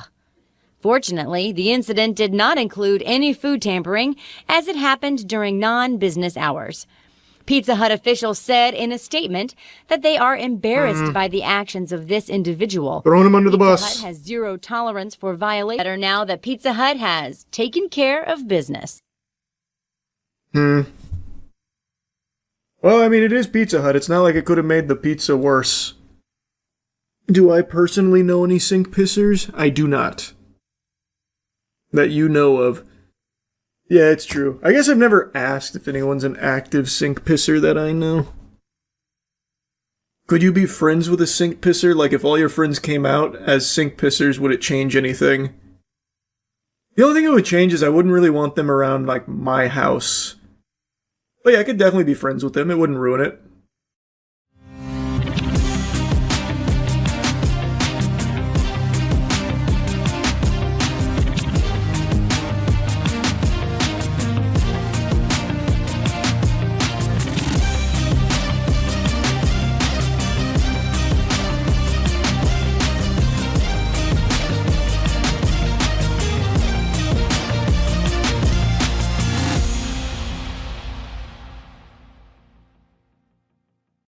Hello. Hello. No, shut up. I was doing it. Hello. No, Okay. shut up. Hey, hello, Hey. Andrew. No, hi, Jackson. Hi. How are you? This intro is Hello, only good. for Jackson. If you are not Jackson, stop listening. Well, okay, I'm listening. maybe mute it Oh, wait. or like don't stop listening because we like views and money and stuff. But take an earphone out, maybe. I don't know. Jackson, how are you? Ooh, I'm good, thanks. I feel like I'm being personally serenaded. Ooh. Beautiful. Continue. No, that's all I had. That's it? Hello? I've got That's all you nothing. got for me? I'm a After a fraud. week away from one another, that's all you've got for me? You I'm son a of a bitch. fraudster. I know. You woke me up at 2 a.m. for this just to say hello? You can do better than that. Come on. What am I here for? What are we here for, Andrew? What is this? All right, I'll help you out. This is the official podcast. 350 weeks in, episode 350. It's a special number to someone, not to me though. Fuck this show. This is an incredible stuff. Like I'm feeling good now. Yeah. Yeah, you feel good. Well, this wasn't about you. No one was saying hello to you. No one was introducing you or anything. You're just here on the sidelines, and that's how it should be. Hey, whoa! What was that? I'm cheating on you, Jackson. All right, well, that's how it goes. To be fair, we never said that our greeting relationship was closed. Yeah, we never agreed that I could only greet you. I like greeting other men every now and then. I hope the whole episode is just greetings. Yeah. Kaya, how do you typically greet people you've known for a long time? With silence. That's exactly what I expected. What a great episode. Okay, fuck this. Let's just start topics. I brought mine to the table. We all know what it is. I'm going to say it again. As of right now, boys, Overwatch 2 has a 9% positive score on Steam. How do we feel about that? Crazy it's that high. Yeah. Well, I've only found one other game that I know of that's gotten lower, and that was War Thunder when it came to Steam, because they apparently fucked the in-game economy by like basically forcing it pay to win, and people didn't like that. But everyone is complaining about Overwatch 2 just being Overwatch 2 and all the shitty practices they did with it, all the terrible shit going on with Blizzard themselves, how lazy and rushed the game is, how it really shouldn't even exist because its entire point was to be a player versus environment focused game, like really flesh out the co-op stuff, but that just didn't happen. And I think you have to pay to do it, or rather it's recycled stuff from the first game. Overwatch 2 has just nothing positive about it. There's not a single good thing about that game in any way. I'm still confused as to what it is beyond just like a balance update, really. And a microtransaction store that was added on. It's basically a massive, not even massive, minor update for Overwatch that you're forced to migrate to as a whole new game that changes up nothing while shaking up everything. And also, it's still Overwatch, so the 9% is well warranted. I don't know why Overwatch is the one that gets 9% though, because it's kind of like the state of the industry. Like all games are kind of fucking going that direction. Overwatch 2 is the biggest fumble. Like the whole reason it's a sequel is because they were making the campaign, but they canceled the campaign, which means there's now nothing that makes it a sequel. Right. Diablo 4 kind of seems like the biggest fumble at the moment. That had so much positive press going when it was first like released and during the beta phase and stuff, and now people hate it. Wait, people hate it? Yeah, they had an update that was really bad. They had a stinker. Oh wow, what happened? They made it very stinky. Okay, very descriptive. I now know what happened. And that's all you need to know. Well, I just know that it was what Jackson said. It was a darling. People really, really liked it. It looked cool. Like, what did they do specifically that fucked it? They did a big stinky thing. Oh, okay. Good enough? It was something to do with like XP grinding, wasn't it, or something like that? They made the grind more tedious, but it was more than just that. Wow. Yeah. Basically, they've like the game is in a seasonal model, and the first season came out and it sucked ass, and people were upset about it, and they like added some grindier elements to it to keep people engaged, because engagement is a metric in video games now, where you need to keep the player in your game for as long as possible. No matter if it's fun or not, just keep them hooked so that you can sell them more stuff in the microtransaction store. That's the strat. So, I don't know. It's not conductive to good game design. And I think that's what people's problem with Diablo 4 is at the moment. Well, again, it's not just that, though. They legitimately made a horrible series of decisions with like the game and its fun levels.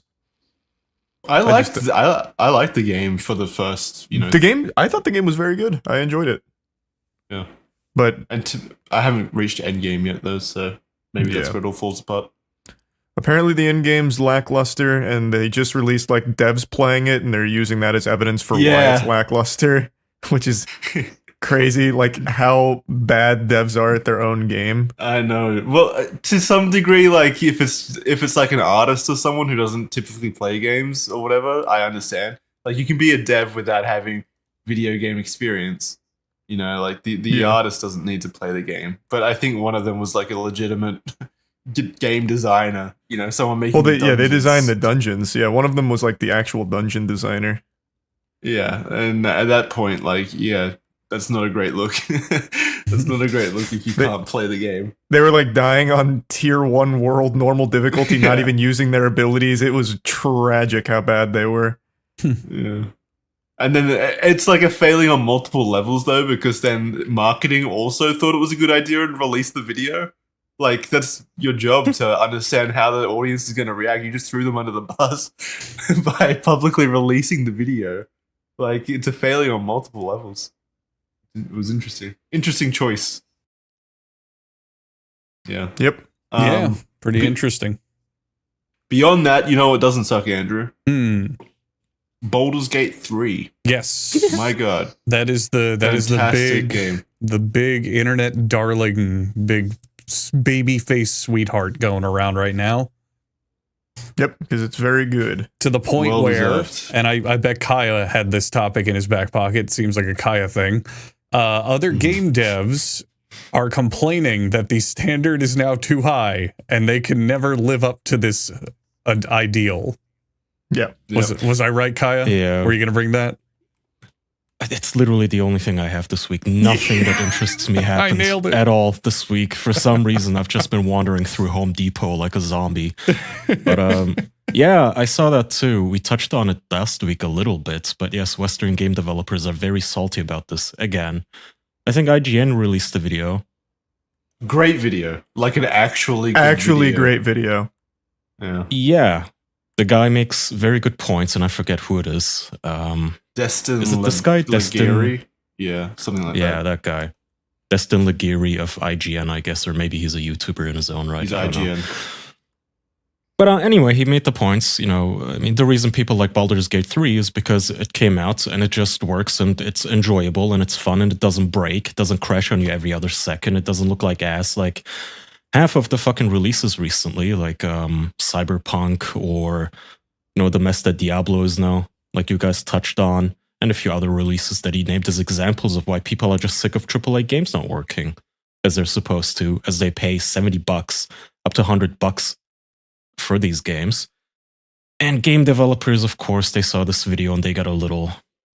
They didn't appreciate it compared to Baldur's Gate and Larian Studios, because their excuse is, well, Larian has a lot of employees and a lot of funding, and they had a lot of time to develop this game, like every AAA game. But for some reason, Larian somehow did the impossible. Yep. Video game dev hard. Can you imagine if Avengers Endgame comes out and it's got all these actors, these A-list actors, and all these special effects and all this time and effort put into making it really huge and epic and incredible looking, and it caused other movie studios to say, oh, that movie was too good. Our movies will never be that good. You know, we can't make a movie like that. So we're just going to give up. We can't ever surpass that. It's such a whiny, horrible look for you. It's so fucking dumb. Yeah. For you, for your studio, for your product, for everybody. It's not even we're gonna give up. It's not even we're gonna give up. We're gonna keep going, and we're gonna keep being shitty. But you, the we're gonna keep moviegoer, creating has shit. to enjoy it. Yeah, give us better ratings than Rotten Tomatoes, you spoiled brats. Yeah, it's like we're gonna keep giving you shit, and you're entitled for thinking we should do anything better. Like, you piece of shit. Just accept our mediocre. You also don't have to do anything like better on a subjective standpoint. You just have to do things well. You don't have to make a game that's better than Baldur's Gate 3. You just have to meet the quality standard that it sets. You have to make sure you make a product that people want and gives them their money's worth. That's it. Yeah, I'm not asking for Baldur's Gate 3 again. Like, that's something that Larian can produce. But what I'm asking for is box sale games that are worth the money that I'm paying for them. that aren't filled with microtransactions and are instead filled with actual passion. There's a reason in the last decade indie games have exploded, and it's because they keep it simple, they come up with a good idea, and then they just tighten it up and they make it functional and worthwhile and, you know, worth your money because they don't need a gigantic fucking team to do it. The perfect example in my mind is Hades.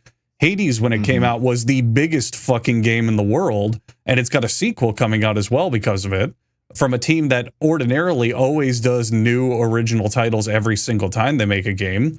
And it's because they knew what they wanted to do. They wanted to make a visual novel combined with a roguelike, and they just focused on making the gameplay fun and the story deep. And that's it. That's all they needed. They didn't need the giant, fucking huge, massive, sprawling game. So, but also, I saw some people make the excuse that Baldur's Gate 3 is only as big and successful as it is because it took the Dungeons and Dragons, which is bullshit. The 100% bullshit, which is insane. There is probably a very large chunk of people playing that game right now where you say, you know, that's based on Dungeons and Dragons, and they go, it is? What? That's most people. Most people, for sure. That's the overwhelming majority of people. That's even people who know about Dungeons and Dragons and what it is. Like, most people don't sit down and like look at the die rolls. If you want evidence of that, just look at the sales numbers of the Dungeons and Dragons movie. That's not an IP that really pushes numbers. Right. 800,000 people aren't simultaneously playing this game because they're really into tabletop RPGs and they're just nerding out. It's like, no, this game obviously broke through the intended audience quite a bit. It's like this. Exactly. I wasn't going to play it. I had no interest in playing it until people started talking about how fucking great it was. And then I started playing it, and it is fucking great. I mean, and what I found out just today that I didn't know, apparently this game launched completely DRM free, even on Steam. You can apparently launch this game without launching Steam. It has no de novo, none of that shit. That's incredible. Awesome. Incredible. And they're crushing it. It. Turns out you don't need aggressive, super rapey DRM in your games to sell the game. Insane, isn't it? It's also just so apparent how pathetic and I don't know, amnesiatic the game industry is. There was a time, I'm getting out my old walker and my crutches right now, and I'm hobbling my way to my comfy chair because I'm so old. All right, Grandpa. But there was a time, believe it or not, there was a time where you bought a big AAA game and it, for the most part, worked. It was there, it was complete. They maybe would update it through the internet, kind of in that twilight era of connectivity. But that was it. You just got what you paid for. Right. Occasionally there was a glitch. I don't believe it. Yeah. All right. Yeah. What fantasy world were you living in, huh? I know, isn't that? These guys just making shit up and expecting us to go with it. Don't you understand, Andrew? Video game dev hard. There's too hard, in fact. Yeah. There's also games where they didn't have a lot of time or release scope, and even though there are glitches, they made sure that the actual product is still fun and playable and great.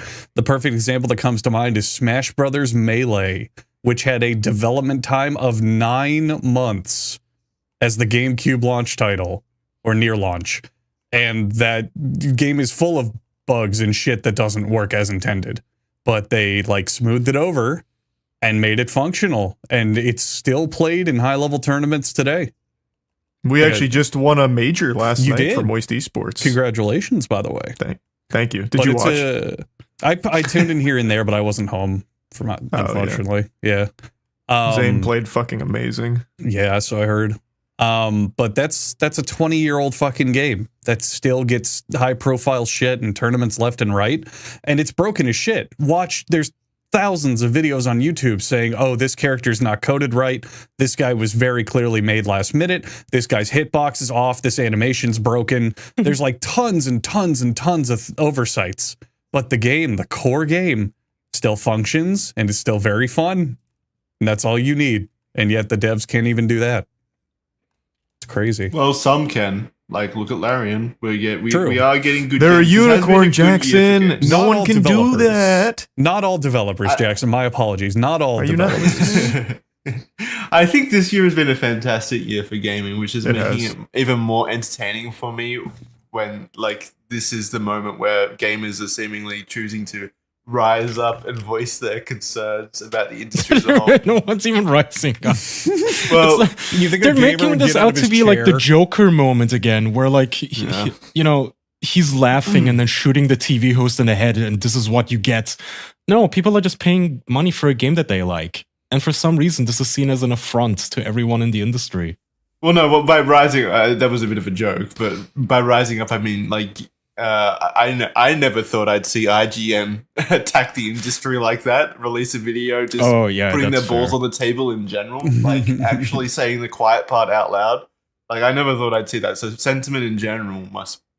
we must not be the only ones now. I also want to make a prediction right now, looking at this game list. So Jackson was right. 2023 has been an incredible year for big game releases. And it's still going. Allegedly... Starfield releases this year as well, right? Very soon. Yes. Yeah, but who cares about that? Now here's the thing. Here's the thing. Everybody, from what I've seen on the internet, is once again falling for Todd's sweet little lies. They're so hyped. They're so excited. They think it's going to be the biggest, bestest, most complete game ever. And they like Skyrim, unlike you. Exactly. Unlike you. You don't like Skyrim. I'm calling it now. This game is going to blow ass, and everyone's going to hate it. I'm calling it now. They can't keep getting away with this. I think it's getting away with what? Making games that people enjoy, like Skyrim and bad Fallout games that people are so indoctrinated to that they give them a pass. They're not bad games. What bad games have they even made? Fallout 76. That's the only one that I could think of. I thought all the Fallouts made by them were bad. They were buggy, glitchy, basic gameplay affairs. Yeah. But people love Fallout 3. That game is bad. I love Fallout What are you 3. talking about? That story Fallout was 4 written by a was fucking also- toddler. And that's the whole, like, crux of a Fallout game. You remember the end of Fallout 3 where the main villain just shows up out of nowhere like a fucking cartoon clown and goes, I got you now. And he's just standing there in a trench coat with a revolver and you can just one-shot him no matter what you're doing. And then you can have a companion who's a super mutant and there's a giant vat that's irradiated to shit and super mutants are healed by radiation. Yeah, and if you that go, was hey just a man, go huge in there and plot hole. go save everyone. He goes, no, you need to do it because that's it. And they retroactively they changed the entire ending just to sell the DLC. They were like, "Oh, we fixed it. Buy the DLC." Terrible game. There was It's not a terrible game. There were neat moments, but the game as a whole was terrible. The engine and the gameplay can be worked well. Like New Vegas, from what I played, yeah, I got the appeal. It was better. It was way better. But 3, 4 story was dog shit too. It was like the most just kind of bad. Yeah, it was the most predictable shit. 4 was bad. 76. Everyone knows how bad 76 was. I feel like the story in 4 and 3 are just kind of the jumping off point to then go and explore this giant world full of different stories. No, because Different Fallout 1 and 2 had incredible stories with really but great Fallout 1 and characters 2 and were- nuance. Fallout 1 and 2 were like top-down, actual, pretty in-depth games. Right, but it's the same property. It's the same world. It's the same. Fallout, a big thing about Fallout was that you could negotiate your problems. You could talk about it. You don't have to resort to violence. You can, but like it's either 1 or 2. I don't remember who it is, but the giant amalgamation, like machine monster boss who's like trying to assimilate the world. I think it's 2. I don't remember. You can talk him to death and just go, hey, your plan sucks. Stop it. And he's like, yeah, you're right. Sorry. That's interesting. Whereas in Fallout 3, he shows up with a fucking trench coat and goes, I got you now. And you have to shoot him in the face. It's garbage. No one's arguing with you that the story's perfect or anything. It's just the game is still good, even in spite of that. No, it's not. The gameplay's the most basic shit cookie cutter combat ever made. There's nothing special to it nothing whatsoever. like it. What do you mean? There's nothing like it. There's so much variety to it. Like what? What do you mean? Like what? The whole VAT system adds a whole different element. And there's a whole lot of different ways of approaching The combat. VAT system was a band-aid solution to them not Yeah, but it was still cigarette fun. shooting. The VATS system was like, hey, well, look, we're a turn-based combat thing, because when you actually play the regular combat, it's a fucking janky, unresponsive mess. And when you do the VATS, there's never any reason to do anything other than click head, unless the accuracy's lower, in which case click torso. Click torso. That's it. That's what you do. That's the whole gameplay. But the world is cool, and the little side stories are fun. And Yeah, it's the just world's fun to fine. explore. But that's why I appreciate New Vegas more, because they took a lot more time fleshing out characters and factions and this and motivations and everything. It was I don't. That's not like. and that was like where an I was going with it. unpopular New take. Vegas isn't even made by Bethesda; it's just their engine. And that's the worst part of New Vegas. Everyone who loves New Vegas loves the story and the characters and the factions and all that. They don't talk extensively about the gameplay. It's just there. Yeah. Yeah. They're bad games. They can be good worlds. They can be good and engrossing players, but the actual gameplay, the function as a game, is bad. It's just Answer me this, though. is. How can it be bad if it's so popular? Ah, good point. Yeah, riddle me this, Batman. Game popular, game good. That's true. That's very true. You know, that's also why Big Bang Theory is the funniest TV show of all time. You're right. Well, to a lot of people it is. So I'm going We with have the to be majority. tolerant of those people. Yeah. Hey, I personally like Fallout 3 and I like Fallout 4. I don't like Fallout 76 and I like Skyrim and Oblivion and Morrowind. And that's fine. This is all they're batting opinions. 100 for me. This is all opinion, Well, you know. 90. You can't objectively say, I can't say that you shouldn't like it. That's Did you fine. say just opinion? So I meant fact. Oh yeah, I forgot. Criticizing Well, no, games, just I have to stop downplaying the importance of an opinion. It's not just an opinion. An opinion means everything. That's true. That's God very, damn it. very What true. do you have without an opinion? What's a man without an opinion? He's not a man at all. He's a brick. It's what separates us from the inanimate objects, Andrew. It's what separates us from the animals, damn it. Yeah. Well, wait, animals can have opinions, right? No, they can't. Yeah. They can have they can have tastes. an I don't know if that's opinion. the same thing as opinions. Well, wait, they can have a what? Tastes. Like your cats like different kinds of food and kibble, I assume. Yeah, I mean, I've never asked them, but that sounds about right. Yeah, exactly. That's what I mean. They can have tastes, but it's not really an opinion. No, that is an opinion. That is an opinion. They've just It's a preference. they've made an That's a opinion. preference. It's definitely not. I don't know. I wouldn't call Well, it. wait. If I have a if I have a preference, of something, that is my opinion. I have an opinion that this is better than that. It is my opinion that I prefer guess. tuna kibble. An over- opinion sounds like a more higher level concept, like something you've actually thought about, whereas a preference or taste is just something you instinctively like. Well, there's there's an instinct, but then you use your brain to create an opinion around it, right? And I'm sure cats kind of do the same. I don't know. Do you think your cat does have a brain process like, I think I'm gonna try this kibble again today? Wait, you Just think it's all to give just it a fair impulse? shake? Yeah. No. Yes, I think they're just dumb. No. Mine is. God, how do we test if cats have opinions? We need to come to a conclusion on this. I don't know. I can't even decide if most people have that.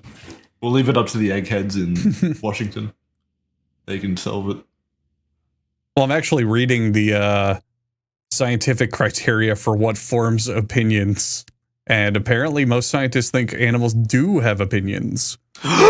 Yes! I can't believe it. Cute. We can't give the animals these rights. I've got to take a shit. Can we wrap? We are 20 minutes in, so. I'll be right back. I really have to shit so bad. Give me 2 seconds. right, we can go wait. shit. Okay, let's talk about sex. Everyone loves to have it. I'm sure we can all agree. Sex is great. We love it. But sometimes sex is just hard to find. And so that's where friend of the show, Adam and Eve, comes in with their wonderful assortment of pleasure devices, pleasure toys, and pleasure-giving apparatuses. you can head on over to adamandeve.com and check out a massive selection of items designed to bring you as close to God as possible. It's seriously just a fantastic cornucopia of incredible concoctions and creations that everyone should experience for themselves. So that's adamandeve.com. You can use code DEFENSE, DEFENSE, at checkout for 50% off one item and free shipping in the US and Canada. Some exclusions apply. So if you're in the market for some pleasure, you can head on over to adamandeve.com and use code DEFENSE for 50% off one item and free shipping in the US and Canada. Some exclusions apply. Highly recommend it. And just to touch on what I said at the beginning, it's not just for people who don't have sex or finding sex difficult to obtain. It is also for those having sex. It's good for couples as well. So maybe you and your partner can head on over to adamandeve.com together and explore, and you could find it a very enjoyable time. A bonding experience, if you will. Maybe not on the first date, maybe ease into it, but eventually you get there and head on over to adamandeve.com together and enjoy the spectacle Adam and Eve can bring. So now you've visited Adam and Eve and you've got your tools of the trade ready to go, but you need somewhere to utilize this newfangled technology. So let me introduce you to our next partner, Helix Sleep, the best provider of sleeping mattresses. Those are mattresses that you sleep on. Available to mankind, essentially. It's an incredible sleep. I've slept on Helix mattresses myself, especially when visiting Andrew. He's got a Helix mattress, a couple of them in his house, and I was able to partake in the sacred act of sleeping on a Helix mattress. And let me tell you, that sleep was sound. I was snug as a bug on that mattress. I wouldn't have had it any other way. It was honestly quite possibly the best sleep I had while I was in America at that time. It was a fantastic sleep, and it was brought to me by Helix Sleep. You can head on over to Helix Sleep and do a personalized quiz. It's basically a quiz that analyzes what your sleeping profile is like, and then it matches you with the perfect bed for your profile. It's basically like Tinder, but for mattresses. Like it will put the best mattress for your body in front of you, and then you can just click a button and it'll show up in a box at your door, and then you can bring it in and lay on that bad boy just like your Tinder date. It is fantastic. I highly recommend going over. Just go, even if you don't want to buy something, just go over to Helix Sleep, do the quiz to find out more about yourself, really. Discover more about yourself using the Helix Sleep quiz. It's an illuminating experience. So Helix is making it easier for me to recommend Helix to you by offering 20% off all mattress orders and 2 free pillows for our listeners. Just go to helixsleep.com/official. This is their best offer yet, and it won't last long. With Helix, better sleep starts now. Again, fully recommend Helix Sleep and fully recommend heading on over to their website to do their sleep quiz. That's helixsleep.com/official for 20% off all mattress orders and 2 free pillows for our listeners. So yeah, head on over, check it out, and have a pleasant sleep. I guess opinions make sense, especially if you're talking about like chimpanzees and stuff, or like the gorillas. Oh, so now suddenly, because Andrew said that he read it on the internet, now you're like, yeah, okay, animals can have opinions.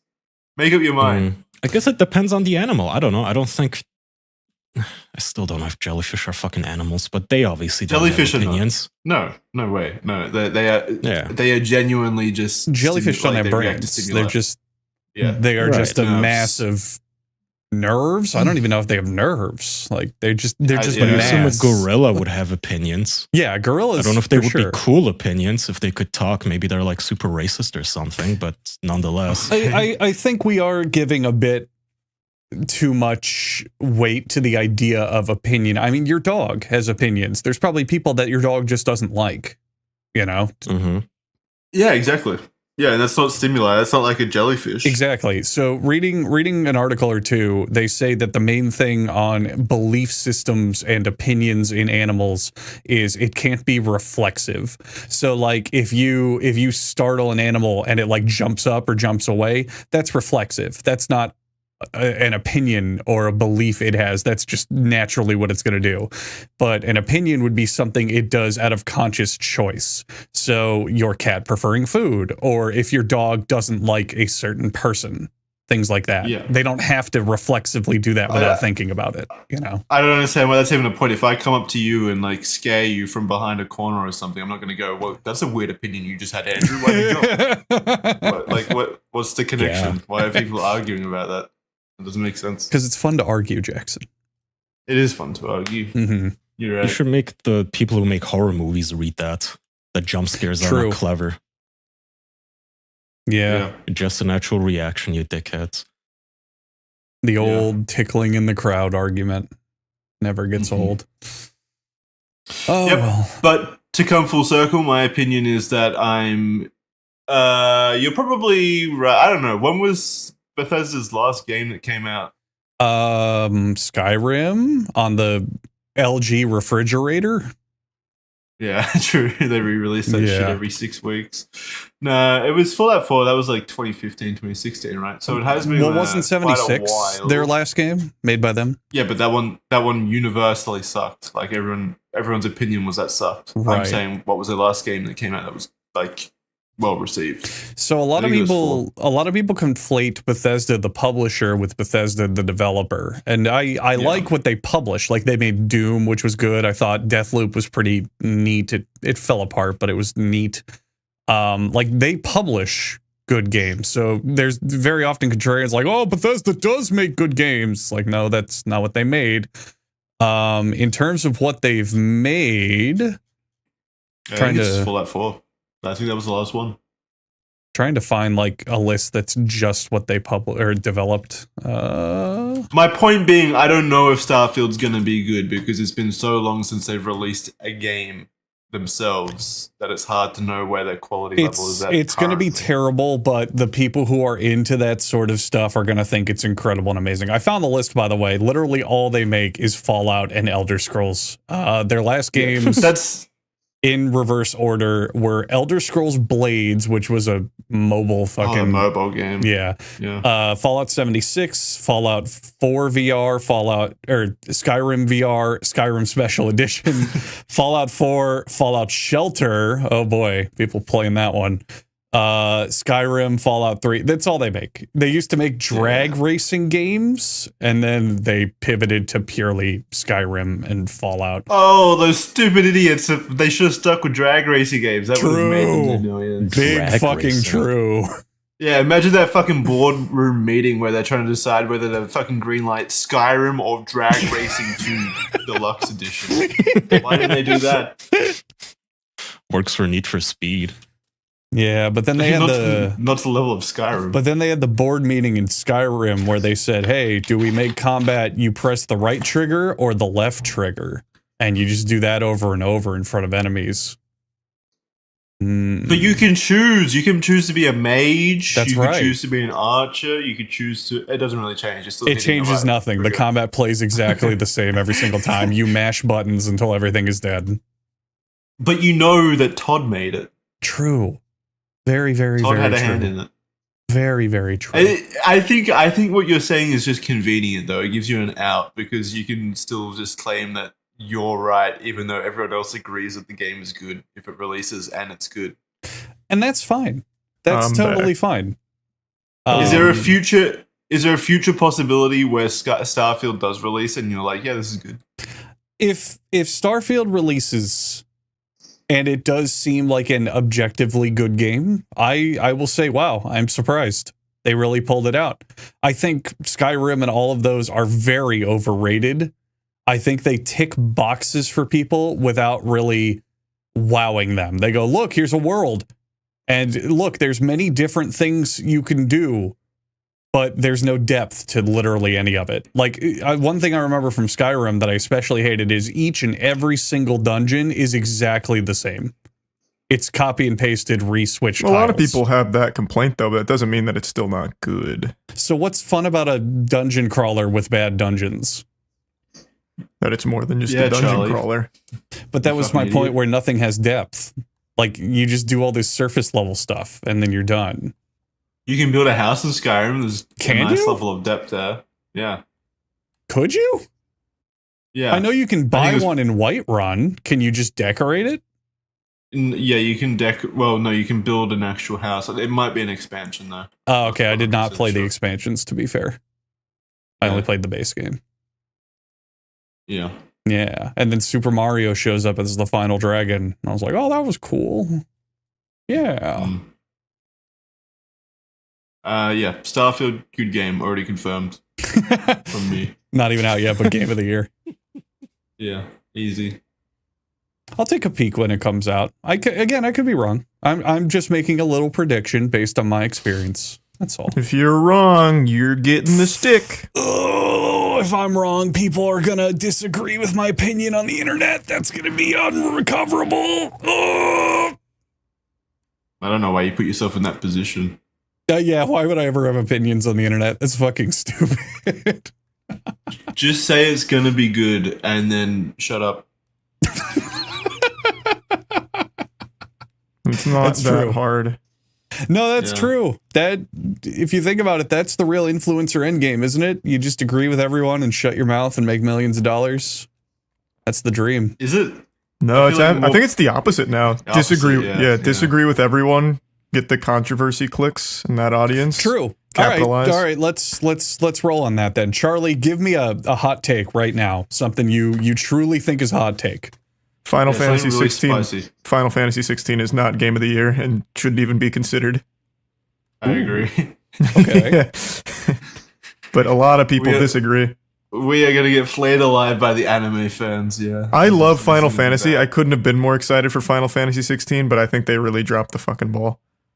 There's so much in that game that is incredible and so much that is just bad. Agreed. It is a game of highs and pretty low lows. So it's got an 87 on Metacritic, so it's not like bank busting over here, but yeah, people seem to like it overall. People love it. People love it. Yeah. It's not surprising. People take their anime games very seriously. True. Too scared Should to have an Baldur's opinion Gate on that. 3 win then? Baldur's Gate 3. I think it's a contender. Yeah, Baldur's Gate 3, I think, probably has this. I mean, it's a stacked year. You got fucking the Zelda game. You get that. Oh, you yeah, got a bunch you're of right. shit. I don't know what it goes to, honestly. Are we talking this year? Yeah. I hope Yeah, it goes this to year. either Zelda or Baldur's Gate. Just because I want to see people mad. Developers. It's probably going to be Baldur's Gate with how it's been received. It's that Elden Ring effect where it kind of just is a tidal wave that's really hard to stop. Yeah. It does feel like I've heard more about Baldur's Gate 3 than I did about Zelda. Zelda had its time in the Just a sun. positive brave. Yeah. Yeah. This just feels like more of a movement. So I'll give you a little counterplay here. Elden Ring on Steam had a peak of 950,000 players, and I think Elden Ring was pretty unanimously agreed to be its game of the year. Baldur's Gate currently, it's dipping a little bit, but has a player count of about 875,000 On Steam? on Steam, just Steam. Yeah. Okay, good argument. So how many does Zelda have on Steam? Just so we can compare. Good point. I really wish they actually made those numbers public sometimes. Nintendo is such a guarded company. Yeah. If only it wasn't a bunch of Japanese boomers running that whole place. I am so curious about the behind the scenes and what their engine looks like. What does the development process look like for this sort of thing? Do they even ever do developer office tours? I know a lot of studios bring in like interviewers and press and shit to be like, here, look, here's our game. Let's talk about it. But I don't know if Nintendo Very does that. very surface level of here's some concept art for the Guardians and Legend of Zelda, and we were inspired by such and such. But no, they don't actually like sit down and let you watch some guy work on his computer for 20 minutes straight without commentary or anything like that. Maybe it's good that we don't hear from the video game developers in this situation. Maybe we just get to enjoy the end product. It does play to their advantage business-wise, because if they have products such as Metroid Prime 4, which they keep scrapping and redoing, it doesn't have that I'm trying to think of like the name of the effect or the idea where if they keep showing it off and then they scrap it and they have Early this beta access. footage. Yeah. Development hell. Yeah, development hell. Yeah. So a good example I'll give is BioShock Infinite, which did go on to be successful, but it changed a lot. It changed a lot from its initial release stuff. Like they scrapped a ton of fucking features. And there's a lot of people, including myself, who are just like, yeah, the game that came out was fine, but I really wanted that. I wish they could do that. You know, I wish it lived up to that, but it didn't. So they get to avoid maybe that. you should go make it. Okay, I Video will. game dev is so easy to you, Andrew. That's it. I'm making all of BioShock Infinite from scratch myself. Finally, it'll have a good story. Yeah. No, the story in that game was really bad too. Can you redo Skyrim so it's actually good? Yeah, use RPG Maker. Yeah, there we go. I'll use what is it, RenP, the visual novel maker. Yeah, the visual novel. One. Yeah, that's gonna be game of the year. Make What Game is of it? Moons, but WinP? Skyrim. It's either RenP or RenPy. I don't know how to say it. I say RenP. Yeah, it's a visual. It's like RPG Maker, but it makes visual novels. Most predominantly used in the porn game industry. Oh, is that what you used for whatever it was you were doing? Yeah. Classic.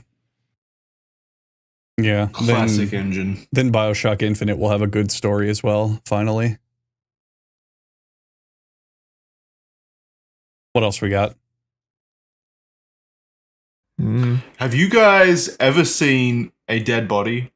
I've gone 26 years without ever seeing one. In real life? Not that I remember. Yeah, well, I've seen dead bodies on the screen. Yeah. I've seen a bunch in documentaries. Oh, yeah, no, I have. Just How do you remembered. forget about stuff like that? I feel like that's like life-changing shit to see a dead body. That's how everyone always... It was my dad, so I try to kind of not think about it. Oh, god damn it. Yeah. Yeah, well, that's fair. That had like sentimental aspect of it. What I meant was a purely like just random dead body. Like I always hear of people have these like extreme stories of just coming across like dead bodies, and I don't know how that happens. I don't know how people just stumble Did across this happen dead to bodies you? at all. No, I've never seen one, and I feel like it needs to happen. It needs to happen. You can make it happen, technically. Well, I mean, I don't want to like. It's completely in your hands, buddy. No, I don't want to create a dead body. I just want to naturally stumble across it, just so I have a story for the podcast. You know, now that I thought about it, I want to say no, not consciously, but I have been to California, and I'm sure that some of those people passed out on the street were dead. Possibly. So I may have seen dead people. I don't know. Yeah. Do you ever think about like when you're walking through like the city or whatever, just how close you are in proximity to like a dead body at any given time, potentially, or just in general? Ooh. Or in traffic. I mean, a dead body could be stuffed in someone's trunk. It could be the car in front of you. Well, it's like that. It's like that age-old thing where, like, if you're in a populated like shopping center or something, there's a likelihood that there's at least one like serial killer or murderer in there, just because there's so many people crammed in one place. One of you's a killer. One out of all four. 1 out of 4 Americans or people on Earth. Yeah. I don't know. I just feel like there's probably a dead body in my life somewhere that I'm going to see eventually, and I don't want to be too shocked when it happens. I don't want it to affect me that much.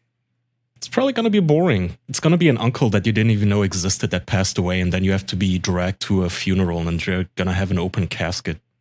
Yeah, I guess. It's not going to be super exciting.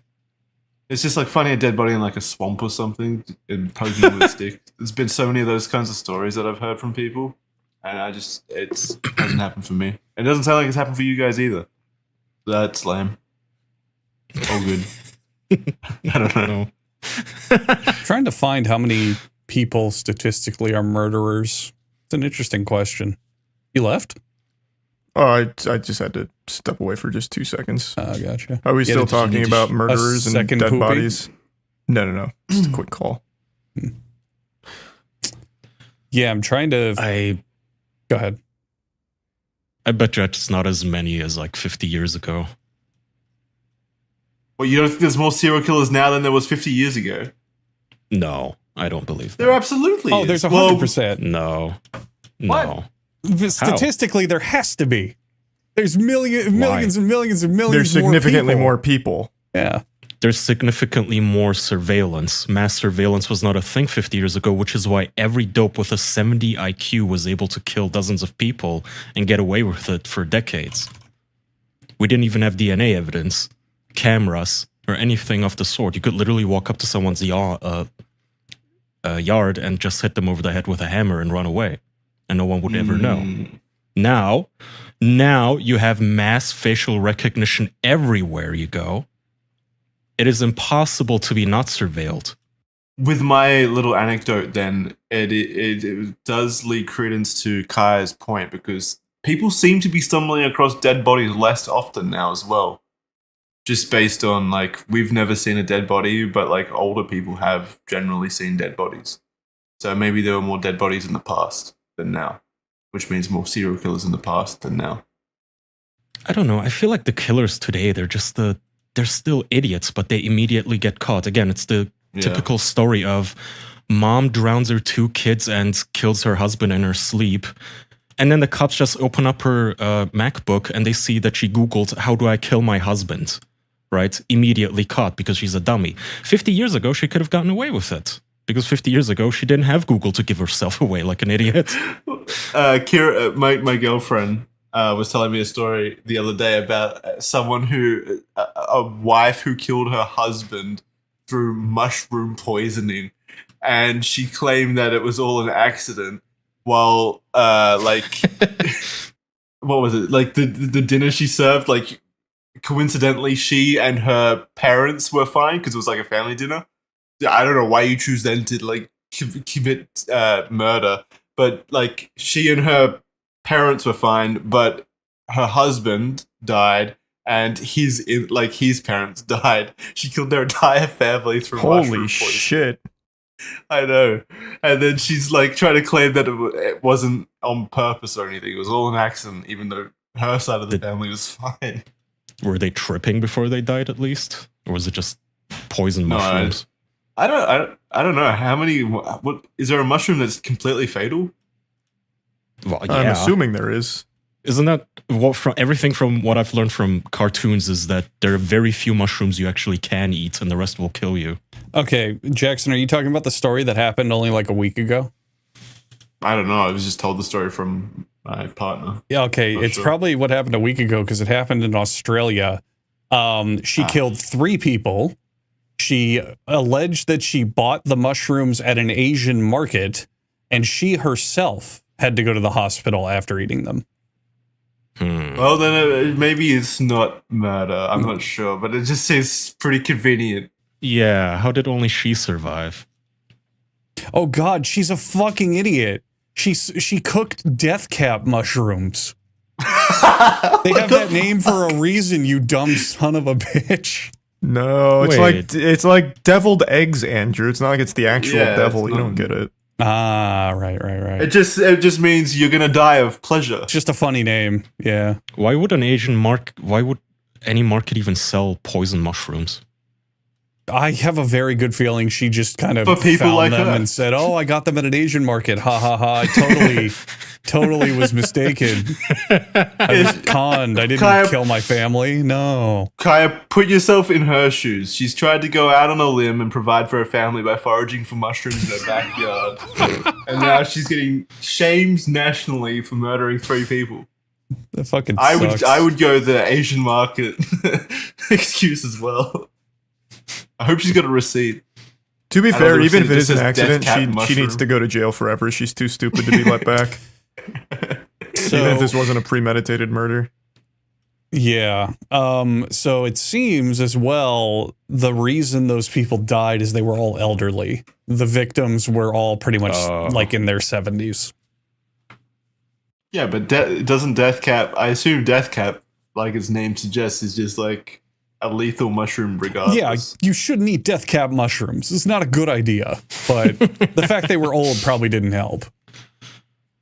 Yeah, but that's also like saying, if you're that old, you probably also shouldn't be going up or down stairs. you know. Yeah, I should eat some death caps and prove that I'm better than old people. Let her go. Yeah, let's Justice set her free. for what's her name? Why are you victim blaming the old people? They didn't get a say. They weren't told like, oh, here's your 3-star meal. With They should have known better. They have more wisdom. Yeah. I'm of They the should have been able to sniff that it was poisonous. I'm of the opinion we should always Is this victim death cap? blame old people. Fuck those guys. Everything they get, they deserve. They lived a whole When are you life. going to Let's change your see. mind? Are you going to change your mind when you're old? When I play Starfield, I'll change my mind. Okay. Her name is Erin Patterson, so hashtag justice for Erin. Let her go. She's completely innocent. I bet the cops planted those mushrooms on her. There's a photo of her I did the crying. victim systems. This looks so fake. I didn't know it was Australian. That's pretty cool, I guess. I mean, that Yes, it makes is sense Australian. why your girlfriend would be talking about it since it's Yeah. Australian. Yeah, she killed 3 of her in-laws, which, okay, yeah, she has motive. See? Yes. Oh, look, Well, okay, we don't listen know to about this. motive. I'm just saying it's super convenient that the only people that were affected were her in-laws and her husband. If I wanted to kill my husband and his parents for some reason, This is That's probably getting how I feel really about it. suspicious. Her kids were at the dinner as well, but they were given a different meal to eat. well, they hate death cat mushrooms. They're very picky eaters. Yeah, very picky. Mom, I want to go play Starfield. Not until you've had your death cap.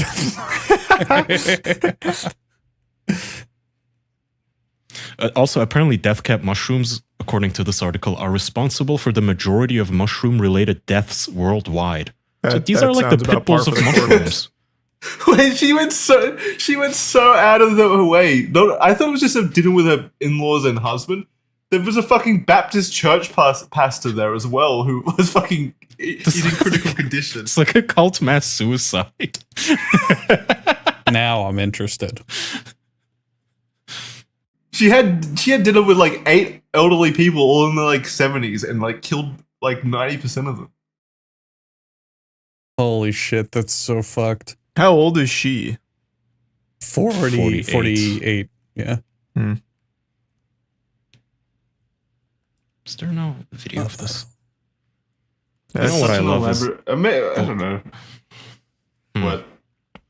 Oh, just when you open up a news article, but the video attached to it is completely unrelated to the article that you're reading. Oh man, Awesome. I fucking loathe that. Classic. Kyle, we Fucking hate can news sites. we can jump off what you were saying earlier about serial killers and how much harder it is to do now. A thought similar to that I think about constantly is how much easier it would have been in the past to rob a bank. Yeah. Like in the fucking 60s Yeah, and for sure. 70s, you go to a bank, you bring a weapon, or you do it quietly. Millions of ways to do it. You walk in, you go, hey, give me the money. You get out, you find a smaller town, easy, bing, boom. Now you have all these cameras. You have all of these security measures. You have banks where the fucking panic button rockets up a giant bulletproof shield in front of the fucking teller counter at like Mach 2. Like, what do? They locks all the doors so you can't even get out automatically. You're I wish fucked. they would think about bank robbers a little more. Bank robbers' Make rights. it easier for them. It's a hard job. But man, think about it. It would have been so cool in the 70s. You pull up in your big, fat fucking Cadillac, a 6-shooter revolver in your pocket, your nice suit and mustache ready to go, and you just walk in, you wink at the teller. They and just say- give you the money. Yeah, you just wink at the teller and say, hey, hand over the Hey, dough. toots. Yeah, hey, what's up, sweet cheeks? They put it in a burlap sack with a big dollar sign printed Yeah. on it. And as you drive away, bills just follow behind you. The cops don't even chase the trail. They don't care. They're like, whoa, this is cool. That guy's cool. Gonna make a cool movie But one yeah, day. and then there's fucking fingerprints now, and like all this. Well, there shit. were always fingerprints. Fingerprints They're aren't they, new. They don't. Yeah, they Yeah, don't. they are. They just like come into reality. No, the ability to like identify people based on fingerprints is new, but we've always had them. They've always been there. not Living not fingerprints modern everywhere. DNA science. Well, No, yes. not DNA. That's DNA it. is very recent. Yeah, relatively DNA is recent. speaking, and like in the 80s or something, I think. And Yeah. that was when a lot of unresolved mysteries or unsolved crimes were solved, where people went, oh, hey, you guys remember that blood/cum/piss sample we have from 50 years ago? Run that through that newfangled fancy DNA system. And what do you know? It actually brings up results. God, like imagine! arrest Oh my killers. god. Yeah, imagine how pissed you would have been if you had gotten away with murder for 40 years and then they invent know. DNA. So you're like, what the fuck? I would have never murdered someone if I had known this would have existed. There's a big Netflix documentary. I forgot the title. I'll probably someone will remind me of it. But there's this guy. DNA, the silent killer. No, it's the opposite that happened. There was this guy, for one reason or another, was like, "Yep, I killed that bitch. I did it. I murdered that woman. Fuck her. Take me to jail. Ha ha ha." I forgot why he did it. I think he was not a great person and was kind of messed in the head and You wanted don't attention. say. You don't say. But I don't think he was a very nice jail. person. They sent him to jail for 14 years or something ridiculous. And while he was in jail, they came out with DNA evidence. And he was like, "Oh, I kind of hate being in jail. Can you guys do my DNA?" And then they did it, and they were like, "Wait, you weren't even like remotely near the scene of the crime. What are you doing? Why'd you confess to this?" So Good you just times. confessed for shits and giggles? I watched this many years ago, but he confessed for basically no reason, and they thought he did it. They were like, "Oh yeah, you totally could have done it." And then they did DNA after it came out and went, "No, you couldn't have done it." Confessed or coerced? No, he into confessed. confessing? He walked into the police station and said, "Yeah, I killed that woman." Well, that's what the police said. For no reason. Let me see if I can find Maybe it. he needed a free meal. Yeah, free accommodation or something, maybe. I don't know. Yeah. Yeah, someone in chat might know it. It's pretty old. But it's on Netflix. I haven't heard of that one. I know about the one of, Chad is saying Kaya's thinking of the Fear of 13. I remember is that it. one where the That's guy it, was the in Fear of 13. Yeah. Yeah, but that guy didn't freely admit to it. The cops got him and they coerced him into the confession. Okay. And he yeah. sat in prison for many years until DNA evidence became a thing, and he finally was able to get out. I might be misremembering because I think he explains in the movie where he's like, "Oh, if I just confess, it'll be fine. I'll just do it." Yeah. So there might have been coercion. I watched this. This came out in 2015. I think I watched it when it came out. So If you're going to be put in jail for 15 years for murder, I think you get a free murder pass once you leave. You can kill someone and not go to jail. that's the plot of Double You've Jeopardy. done your time. Jackson. I think that's very fair. You know how they say if you can't do the time, don't do the crime? Wait, if I have done the time, I Yeah. think it's only fair I get to do the crime. You boys haven't Yeah, seen the keep movie your Double money. Jeopardy? Keep your money. Yeah, but that's completely different, right? No, that's the exact plot. She gets thrown in jail for allegedly murdering her husband, and then they find out that it was all faked by her husband as a con. Yeah. So they let her out, and she goes, "Well, now I'm just going to actually murder my husband. They can't send me to jail for it." Yeah. But that's that's specifically her husband. If she tried to kill anyone else, it would be a new murder. Yeah, exactly. Well, in this case, I'm saying you can murder anyone. So you guys want to like go to jail preemptively just so you can get a free murder Well, no, card? I don't think they're saying they want to go to No. jail. They're just saying, yeah, like if you did happen to go to jail for a crime you didn't commit, you get a free pass. Even if I did and then came out and I got my free murder pass, I would donate it to someone more in need, I guess. Who I needs don't it more than think you I would do? wanna- Yeah. Yeah, I don't think I would want to murder Like a someone. kid with cancer. Or like a Make-A-Wish murder pass. Someone who really wants to murder someone, but just isn't within their means currently. Do you I guess. Do you think they'd give that to a child? Let's say you have a kid, he's like 9 years old, and he's got terminal cancer. It's really not looking good. And he says, "I want to kill someone for my Make-A-Wish." No, they I wouldn't. let him flip the switch in an execution. Well, you don't think they'd find like a 95-year-old grandpa who's like, "Okay, Billy, let's get this over with." I think you'd really struggle to find somebody like that. No, I mean, you could, if it's in Canada, you could find somebody who's already in one of them euthanasia pods, and you could go, Yeah. "Hey, Billy's sick. Yeah, just Can turn you it flip on." the switch?" Find a brain dead coma patient, and the family's like, "We're debating if we flip the switch, but here's Billy from Make-A-Wish to do it for you." Pull the plug, kiddo. Yeah, here you go. Give it a big pull. I don't think it makes for a heartwarming story. Yes, it like, does. Make-A-Wish fulfills murderous intent. If it puts a smile on that little tyke's face. All right. Yeah, If even it's for the last 5 wish. minutes. He wants to take someone out with him. Well, what if one of the kids wants to pull the plug on one of the other kids? Like, Oh, both shit. are dying. Well, obviously, that's not allowed. That's not allowed. Yeah. Oh, okay. That's a gridlock. Yeah. Because then the other one's wish is not to be killed. They So should what- have what battle happens? royales of the children's ward, and the one who wins gets anything he wants from Make-A-Wish because he's the strongest child. Except Well, they all get whatever they want from Make-A-Wish, right? Is it Within do reason. Well, obviously, yeah, within reason. But like, if it is, like, what do they say no to? Like, how much money does Make-A-Wish have? What can they Not fulfill? as much as you'd think. It's mostly celebrity meet and greets and like fantasy fulfillment. Like, oh, you get to be Batman for a day or that kind of shit. They put him on the streets of Chicago to fight crime. Good luck. Get out there, Billy. Here's your batarang. Good luck. Oh man. I know the most common one they do is meeting celebrities, like wrestlers celebrities, is very common, action stars, movie stars, superhero stars like Spider-Man and shit. It's very, very common. Yeah, but how much can that actually happen? Like, if Billy asks to meet, like, I don't know, like Ryan Reynolds or something, but Ryan Reynolds says, "Sorry, I can't do it." Like, do they go back to Billy and say, "Sorry, Ryan doesn't want to meet you"? Ryan said you sound uncool. Yeah, does that ever happen? Surely it does. Well, I mean, I Like, imagine guaranteed. there's probably plenty of celebrities that don't really do that, but I don't think they like relay that information to the kids. Oh yeah, for sure. They just leave the email in their red inbox. And Or maybe it's like a thing where like I don't know, the actors or whatever, the celebrities sign up with Make-A-Wish to say that they're open to that kind of stuff, and then like they take that list to the kids and say, "You see anyone here you want to meet?" There was that South Park episode that made fun of that concept where I think Kenny was dying in the hospital when they actually made the joke. Oh, it's actually for real. It's serious. And the Make-A-Wish people come in and they're like, we can make anyone, anything you want, kid. How would you like to meet Madonna? And Kenny's like, I don't want to fucking meet Madonna.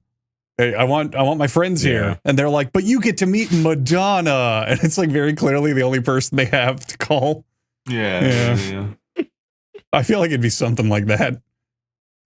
Oh, like you just get given a celebrity and then you have to act excited about it. Whoever's because you're on being filmed, call, they're like, Oh my god! Like, If this is I'm the dying, Make-A-Wish I'm not video. acting excited about any celebrity. Yeah. Get out of my room. Fuck that. Hang on a minute. I bet if you were sick and dying and Keanu Reeves came in there to have a chat with you, you'd perk up. No, I'm saying any celebrity that they just randomly bring that I didn't ask for. No, yeah, I get that. That's fair. Then again, you're also a 30-something-year-old man, so... Wait, do we get Make-A-Wishes? That's true. Yeah, what? Am I dying too late? Why is that fair? When did I age out of Make-A-Wish? I still want my wish. Aren't we all owed one? I want to meet a random question. employee dressed as Batman and pretend it's him. Hey, Come on. hey, that's kind of fucked up. It's true, it was him. Gosh, it's fucking itchy. Oh, younger than 18 years, it says. So I guess if you're a legal fuck. adult, fuck you. You don't get to believe in dreams. What if you just turned like 18 yesterday and the doctors gave you 2 more days to live? Is Make-A-Wish really gonna That hang up on you? sucks. Yeah, they are. They've got quotas to meet. Yeah, you're not precocious and cute enough for Make-A-Wish by that It doesn't point. sell well. Yeah. They also have a minimum age of 2.5 years, so if you're a baby, fuck you too. What? Well, yeah, they wouldn't even understand what's happening. Hey, It's a wasted wish. my 1-year-old's dream is totally to talk with Keanu Reeves about his philosophy on acting. Come the on. babies in the corner, fucking just like in the crib while the parents are chatting with Keanu Reeves. Yeah, my baby's telling me, Keanu, I'm listening really closely. How did you feel working on the set of Speed? They really want to know that.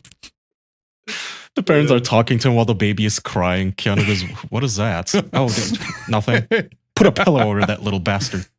Trying to talk to Keanu. I think the most evil plot you could ever hatch is you have a child just to get it sick to get your own Make-A-Wish. It's kind of ingenious. Ooh. But would the cost of like, if you, let's say you go through the whole plot and you get their autograph to sell on eBay, would that make up for the cost of having the kid? Good point. Could you turn Shit. this into a business is the question. How can I I don't- exploit children as efficiently as possible? There's got to be some point where the Make-A-Wish people stop coming back because they're getting a bit weirded out by how many sick kids you're having, right? Wear one of those glasses with the big nose and a trench coat or something. The Groucho Marx glasses. Is that what those are called with the mustache and nose? Groucho glasses, yeah. No. Were you in the market for one and you couldn't figure out how to define it? No, I was just curious. I've never actually heard what they're called. Yeah, they're based on Groucho me monks. neither. Oh. What do you know? Former Make-A-Wish Iowa CEO pleads guilty to theft of funds. Ah, what? A charity that steals? How much did he embezzle?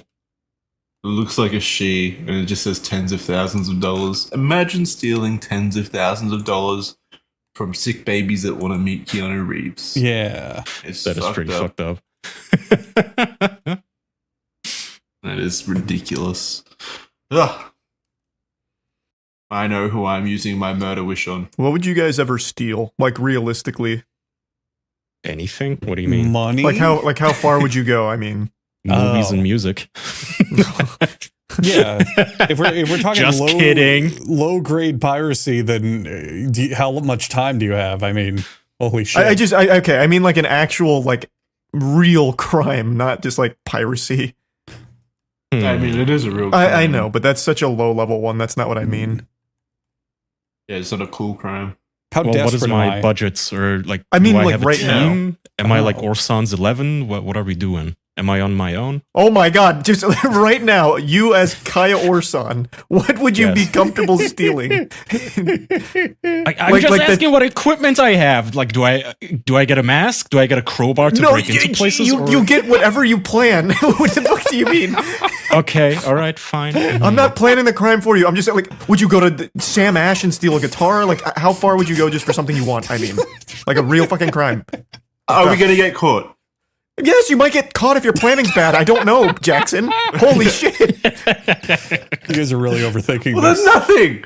Nothing. I'm not stealing shit. Okay, so there's nothing you would realistically steal. No.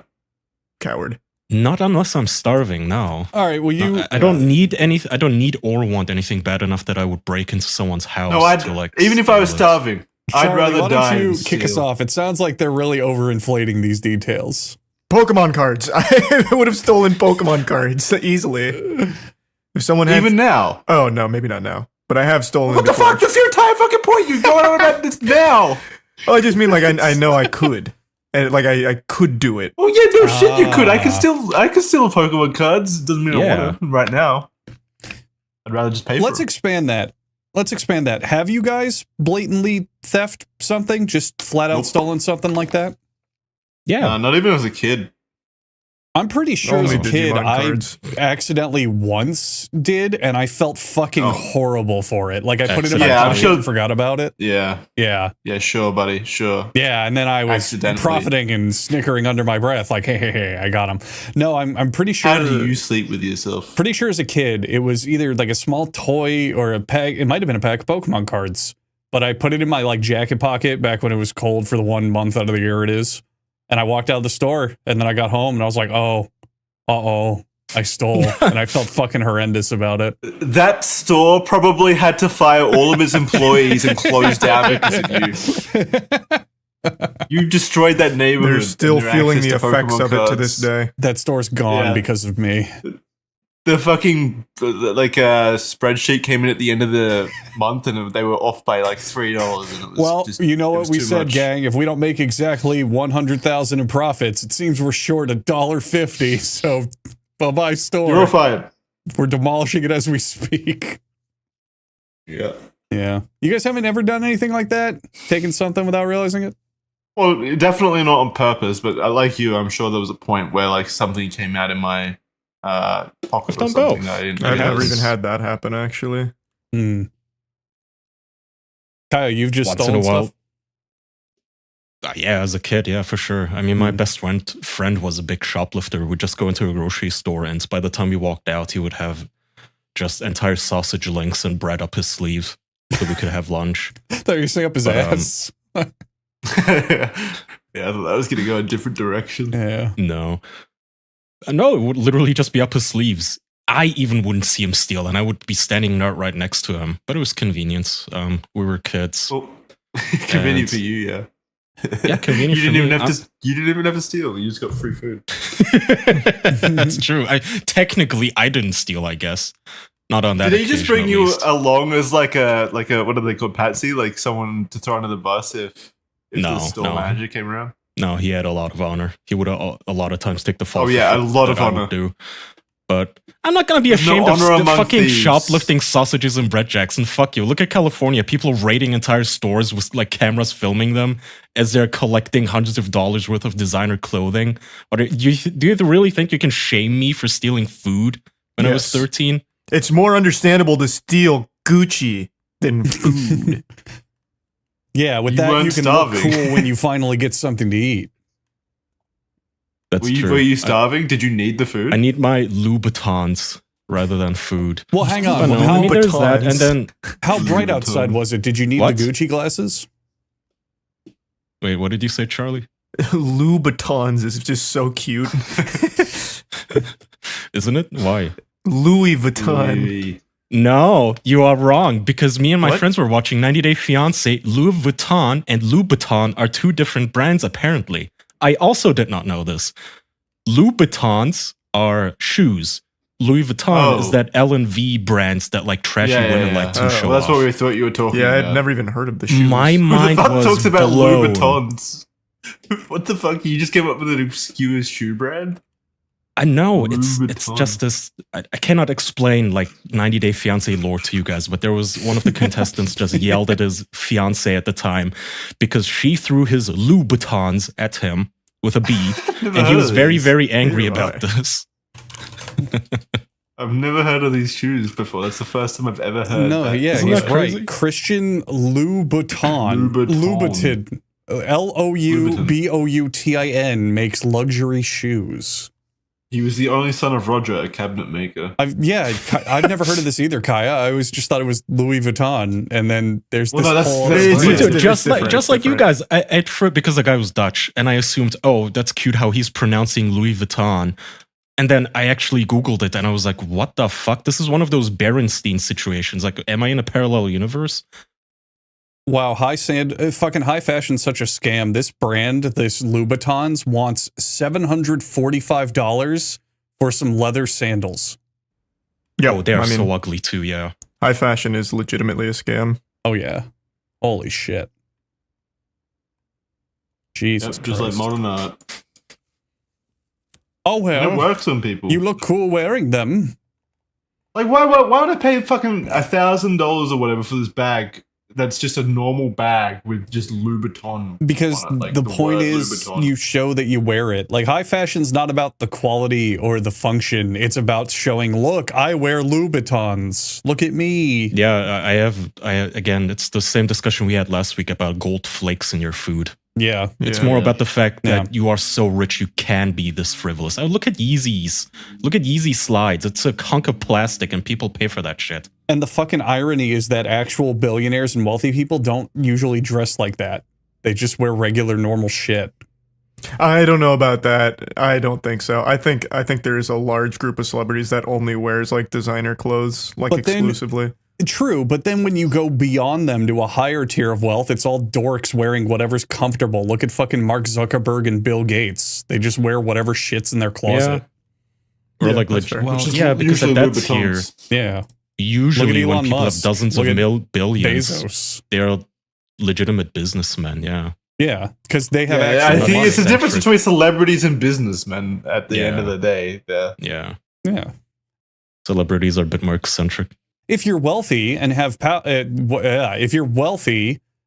funds, then yeah, people are like, oh, I wear Louis Vuitton and I have this and this brand and this fragrance. But if you go beyond that to even wealthier, most of the time it's just people going, yeah, I got this 6-pack of t-shirts at Calvin Klein.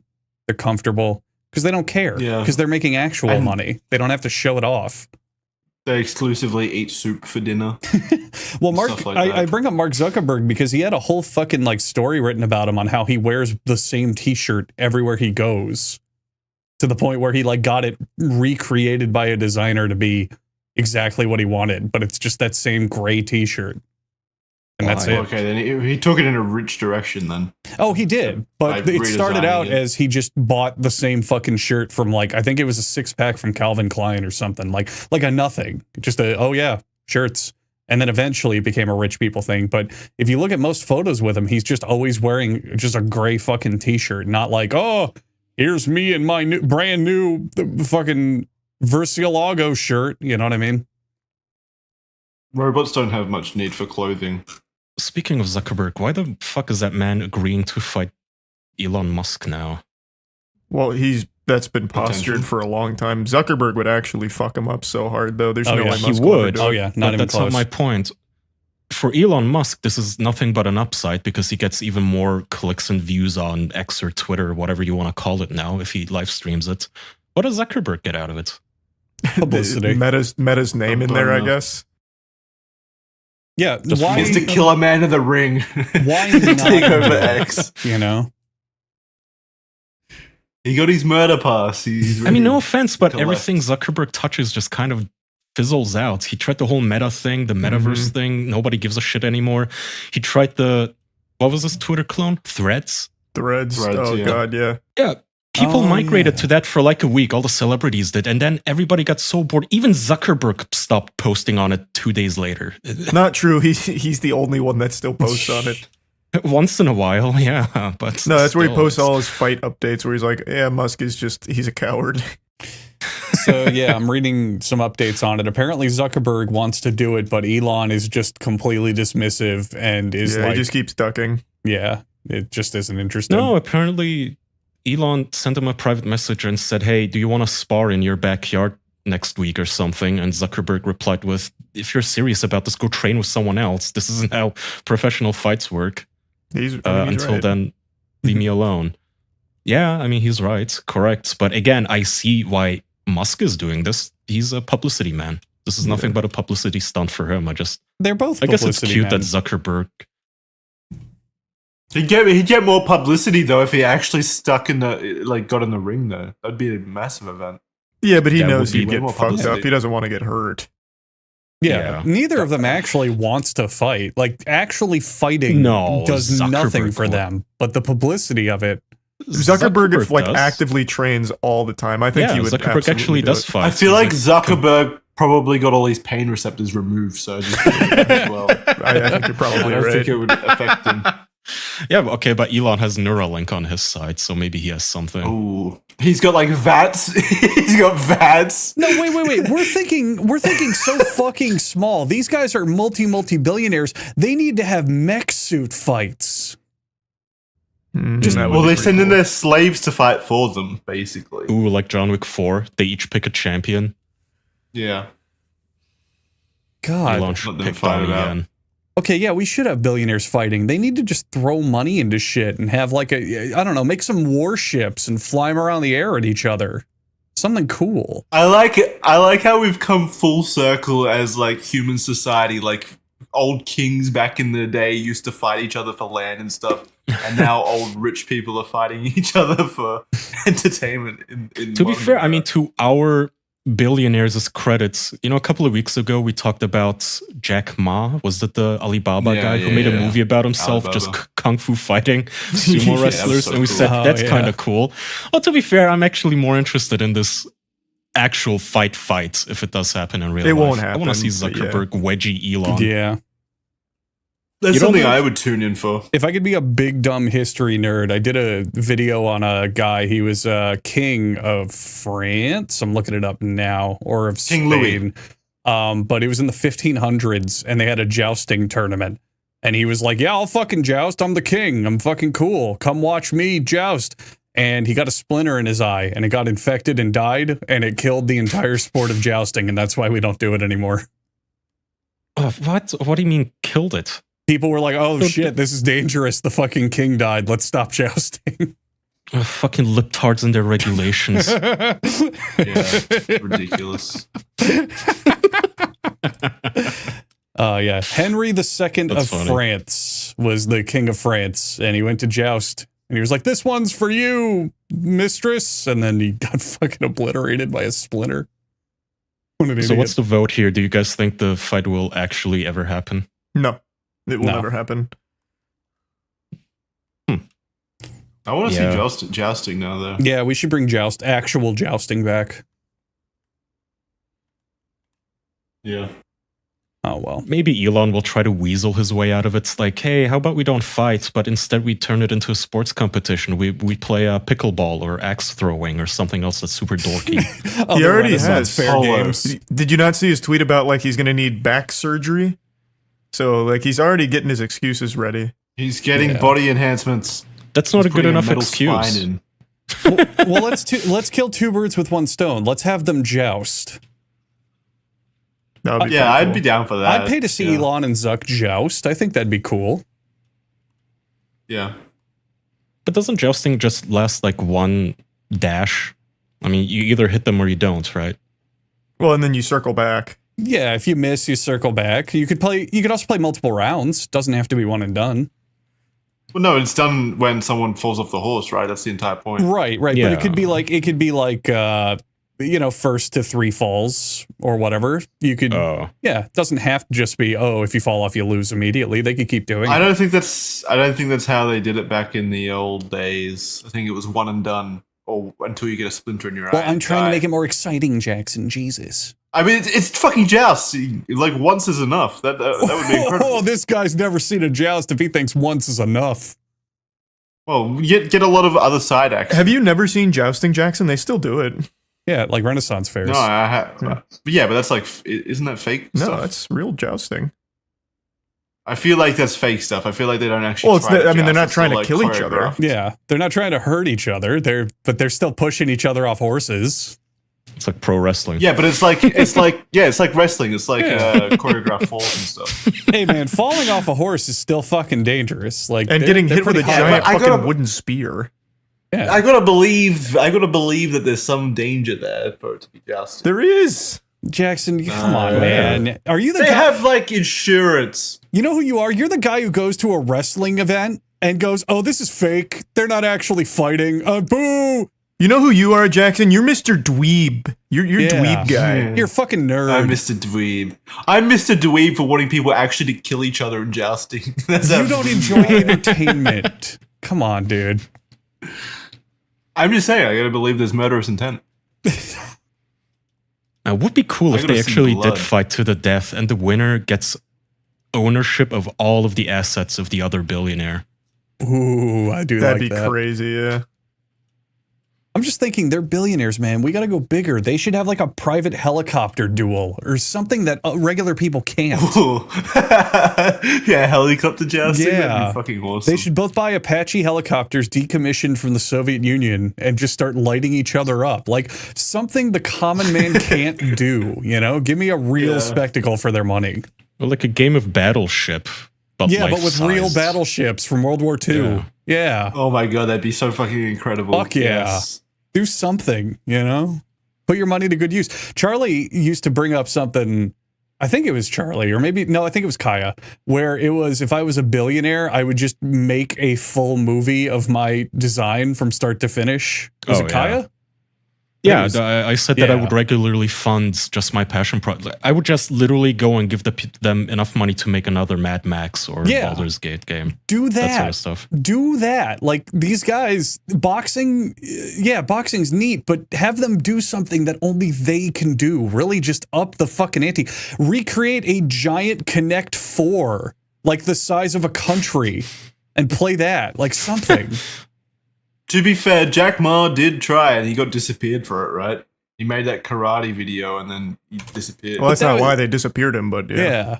We don't know. We that. don't know. Well, we don't know. I mean, yeah, maybe he really made a stinker and they hated him for it. Maybe Xi Jinping was just like, why was I not in your little movie, Jack? He was kidnapped by Jet Li and Jackie Chan for looking bad. When Xi Jinping thought it was like an actual documentary or something, and Jack Ma was an actual threat. They threw him in an actual death match because they were like, "Oh, you're the strongest fighter in all of China." We're gonna need you to fight the Russians. Well, wait, that's something I do agree with. Can we extend this billionaires fighting each other to the death thing to, like, if political leaders have beef, that they should then squash it personally themselves? I don't mind that idea. I've always thought it'd be very cool if we still settled our differences in the old ways with like fisticuffs with the leaders. I think that'd be great. We need to bring back dueling. Yeah. Like dueling 10 was pretty paces, fucking pistols, Yeah. or your weapon of choice, whatever it may be. Yeah, because Why did that even politicians stop? would really agree to that.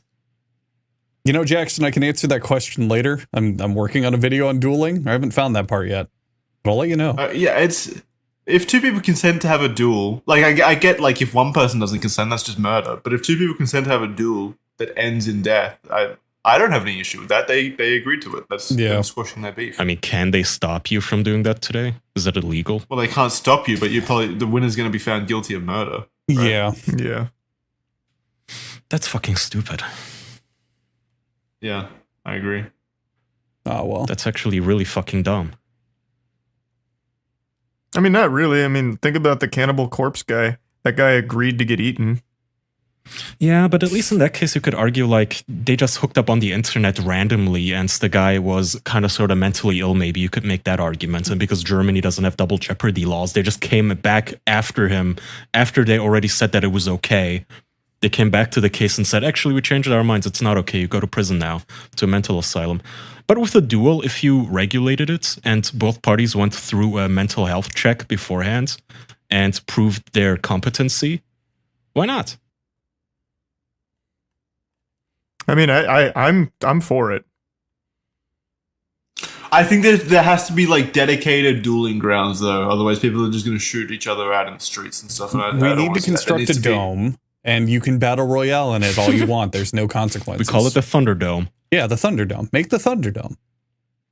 And there has to be like contracts written up to clearly state that you both like consent to this and everything. So yeah, and you're not signing this under duress. I guess there's the whole issue of somebody could be holding your family hostage or something, forcing you to do it. Yeah, this is the plot of like 1,000 action movies where it's like, oh, you're in prison for life, but you can get out if you compete in the Thunderdome. In the death race. In the that's what Man. they should do. They should have a real life Mario Kart, Elon and Zuck. Ooh, that's a good one. I like that. They should reenact the Running Man and create a giant game show they have to run through and kill like ex-cons and soldiers and shit. That'd be cool. Yeah, I could see that being a feel-good story. I hope this happens. I also have zero hope, but I wish. That's my make-a-wish wish. Make Elon and Zuck fight. Yeah, I'm dying. It would be entertaining. It would be really it's good. something I would watch, yeah. Man, what? Imagine if Elon somehow just whipped out a Joker out of his sleeve and bodies Zuck. Elon has that weird mutant body. You guys remember? He looks like he swallowed a mini fridge. Yeah. Is he the cream cheese one, or is that Zuck? No, that's well, Elon. kind of both sometimes, but Elon is the one where he's just by nature white, whereas Zuckerberg was putting on white face. Right. Like a pantomime. They're both goofy people. Yeah. They are both just fucking amalgamations of things posing as human. They just do such wacky things. I would like to see them make a porno. Potentially not together. I mean, I would be down for that. Well, if you got all the money in the world, like, is there a billionaire that's released a porn video? I don't think so. Why do you want to see that? Well, because it's just as entertaining. We get the fight and then we get the porno. I want both. No, Jackson's onto something. We need the world's first porno with a multi-million-dollar budget. I mean, yeah, $1 billion. Yeah, we need the porno that's shown in fucking theaters and everyone goes to it like Endgame. Clapping. Like, this is fucking, yeah. Crying in the fucking bleachers. Like, this is life-changing shit. I want to be able to put it on my letterbox with a smile. Muskenheimer. Yeah, both. They each make their own individual porno and then they premiere it together. I really don't know if I would ever want to see Elon Musk have sex, even accidentally, in my peripheral vision. Not even if it was like, if they spent like $1 billion on making this porno, I would want to see it out of sheer curiosity. Well, I'd want just to a see regular that movie much. then. Is it just going to have a little sex scene in the middle? Or how is it going to be? No, it's all sex. That's the thing. It's all Where do you sex. even put the budget then? In the set. sex. In the set design. In the set design. There's so much you could do with like a really cool set.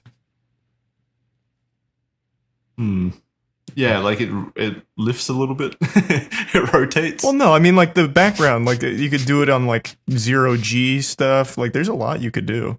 Holy That's just a green shit. screen. Do you guys want to guess the budget for the most expensive porn movie ever made? Sure. $1,000. $10 million. $35. Okay, all right, you're all pretty close. It's $8 million. Hey, I win. I was closest, I think. Yeah. Pirates 2 Stagnetti's Revenge, which is a great name, had a budget of $8 million, and it's a parody of Pirates of the Caribbean. Where did they get Johnny Depp? Like, where'd the budget go? Oh, that's a great question. I'm trying to find out. There's no way that like went to the cast, right? Is there a trailer? What was it called? Pirates Stagnetti's 2 Revenge. Stagnetti's Revenge.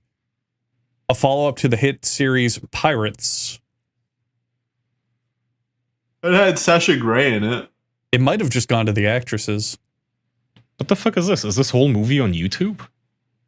Oh, dude, they got first Evan result is- Stone. That guy's the man.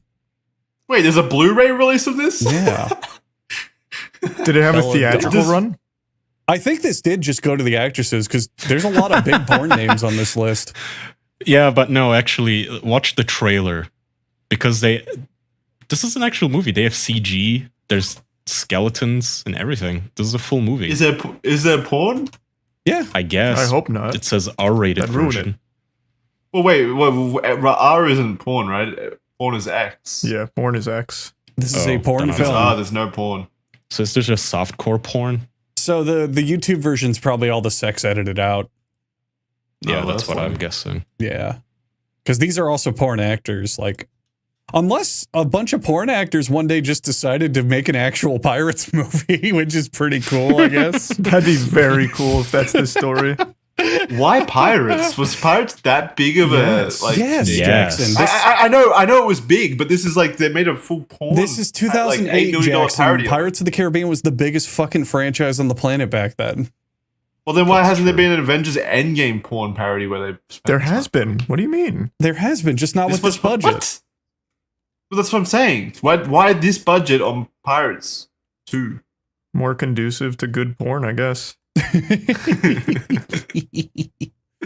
Oh, okay, an edited R-rated version of this film is also Yeah, the one on YouTube probably has all the sex cut out of it. yeah. Which is the worst part of it anyway. Yeah. Yeah, I'm there for the story. Yeah. All right, yeah, I'll watch this. I'll add it to my list. I just did. I'm actually interested. I bet it's Yeah, pretty should be cool. good. Yeah. Yeah. All right, Alrighty, we let's want to wrap. Yep. Thank you guys for hanging out. Patreon.com/theofficialpodcast. Head over there. Just check it out. Just do it. Patreon.com/theofficialpodcast. Go hang out with all of your fellow official podcast fans. We got content over there, bonus episodes. Podophiles, which is a new series Kai and myself are doing where we review episodes of To Catch a Predator. It's great. People love it. People are foaming at their mouth for more podophiles. People actually do love it. People love absolutely love it. pedophiles. Close. So go check it out. We're 5 episodes in. It's also on Spotify as well, the earlier episodes, but you get exclusive access to new episodes at the Patreon. Patreon.com/theofficialpodcast. Other than that, we'll see you next week. Bye, everyone. Bye. In gaming, there are a few titles that people have fantasized about for years, collectively feeding delusions about their existence and how their announcement is right around the corner. This year, this is the year. Jeff Keighley's Game Awards, he's going to come out in a banana hammock and finally reveal to the world Half-Life 3 is in development and launches today. It's a shadow drop, actually. E3 is going to get revived and they're going to finally tell us Bloodborne 2 is right around the corner. That kind of thing. But deep down, people know that these games aren't in development, and they're probably never going to be. But the hopium around it is so strong and contagious, people can't help but believe. These games include Half-Life 3, Left 4 Dead 3, Bloodborne 2, and until today, Hollow Knight Silksong. Hollow Knight Silksong is a game that people have been wanting for so long since it was announced many, many moons ago. And with radio silence and a lot of missed deadlines and unfulfilled promises, like with Phil Spencer saying, it's coming in a year, that kind of thing, people have just been hurt so much, myself included, to the point where a lot of us wrote it off as one of these, white whales like Half-Life 3 that we're just never going to experience. But against all the odds, Hollow Knight Silksong just dropped today. And on just Steam alone, within the first couple hours, it has already broken over 534,000 concurrent players. I can only imagine what it's like on console right now. Apparently, Steam, Xbox, and the Nintendo eShop all went down right when this launched. Presumably because so many people were, immediately trying to buy it because there was no pre-orders or anything. Hallelujah. Everything about Hollow Knight Silksong's launch, to me, is an absolute fucking grand salami. This is a home run. First and foremost, its price tag. It's $20. That's beautiful. I love to see that. In an era where every game seems to want to be 50, 60, 70, 80 bucks, even games that are only 2-3 hours long, or games you've never even heard of, like Fart Smoker Massacre or something, some fucking AA horror experience being 70 bucks. It is so nice to see Hollow Knight Silksong come out here and just be like, hey, $20. Enjoy. It really feels like Silksong is just truly here to be like, hey, play us. We're not really getting involved in all of the shadiness and greediness the rest of the industry seems to be trying to normalize. Just fucking fork over 20 clams and just enjoy. And it's refreshing. But anyway, let's cut into this peanut butter jelly sandwich and take a peek at the cross section. I want to give you my first impressions here. Does Hollow Knight Silksong live up to the hype? And the hype was at, almost unheard of levels. Like I said, this is up there in the category of the Half-Life 3s and the Bloodborne 2s and shit like that. So it had big shoes to fill because Hollow Knight is a beloved title. I played Hollow Knight well after everyone else did. I played it, seriously, for the first time, 3 years ago. I streamed all of it and fell in love. I absolutely adore Hollow Knight. So, of course, I was scratching at my neck to sink my teeth into Silksong. Like I said, I really was starting to doubt if I'd ever play this game. I didn't know if it was ever going to release. I thought this was going to be dunking on a 10-foot basketball hoop. An experience I'll never have. I really thought that this was just going to be, always a fairy tale. And I am so happy that it's here. And I'm even happier to say that the game is amazing. I have put about 4 hours into it so far. I streamed it this afternoon. And of course, when I finish my playthrough, it'll go up on my gaming channel, Moist Critical Gaming. Go subscribe, best fucking gaming channel on YouTube. I am already really enjoying my time with Silksong. I think it's off to a fucking banger start. If you've played the first Hollow Knight, you know what you're in store for here. That DNA is still very much intact, but it feels much smoother here. I just got to the point where I get the dash and sprint, and you can combo out of the dash attack because it launches you up. You can combo out of it into a down needle, which comes at an angle, and then you can combo out of that into just a normal side needle attack. So there's a lot of creativity with the comboing you can do on enemies in this that feel really, really good. It just seems like there's so much skill expression that when you really dive into the spaghetti and the meatballs of the mechanics to the gameplay, you will probably find some really fucking cool things to experiment with. So I'm already getting into the nitty gritty and loving that. I think pretty much everything that you liked in Hollow Knight, you will find in Silksong, but even more in-depth and fleshed out. And for some people, I actually saw that as a complaint in chat. Some people in chat were upset that the game is so similar to the first Hollow Knight. And I understand that complaint when it comes to things like fucking Call of Duty, where it literally is copy and paste with no innovation. It is just rip and ship. Don't even think about it, fire and forget, because people are just going to buy it no matter what, so what's the point in trying? It's basically you're getting the same thing every single time, just with other maps and other guns, and that's really about it. It's boring. I get that complaint for that series. For Hollow Knight, though, that just isn't the case. Yes, it is clearly very much the same DNA as the first Hollow Knight. The map is the same, shopping, all of that is very similar, but it is all expanded and improved upon. Everything is more in-depth. And everything that Hollow Knight, the first one, did well, is done, I would argue, better here except for one thing.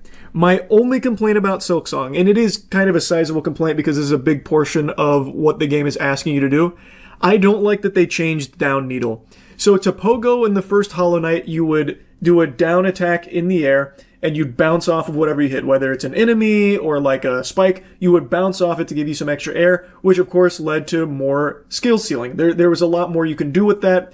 In this game, pogoing is still here, but instead of being just like a normal straight down attack with the needle, you instead come at an angle. You come at sharp angles every single time. You can't go straight down with it. You have to come at an angle. So, what ends up happening is when you're traversing some places that are requiring you to pogo, such as in Farfields, I think it's Farfields, the place with the red flowers that are spread out all over the place with vines under it, so if you hit it, you take damage and reset. The platforming challenge there is doing the pogo off of the flowers to reach the next section, the next platforms. And in the first Hollow Knight, that's obviously there too, but it felt much more intuitive to just do a normal down needle, pogo off it, go to the next one, rinse and repeat. Here, since you're coming at angles, and since you have to go from right to left pretty often, you have like these sharp angles that you're doing that sometimes just feel inconsistent, and oftentimes actually, at least in my playthrough, you'll actually like hit the hitbox of the flower without pogoing, so you'll just like attack through it. It just doesn't feel as good as just the normal down needle pogo from the first one did. At least not yet. Now, again, I'm only 4 hours in. It might get much better as I get more familiar with it, but as of right now, I am missing the way pogoing felt in the first one. That's the only complaint I have. Pretty much all of my deaths in my playthrough right now are from pogoing. Like attempting to pogo either off an enemy or off of like the flowers. It is taking me a lot of getting used to, and maybe by the end of it, I'll warm up to it and say I love it even more than the first Hollow Knight, because I see the vision.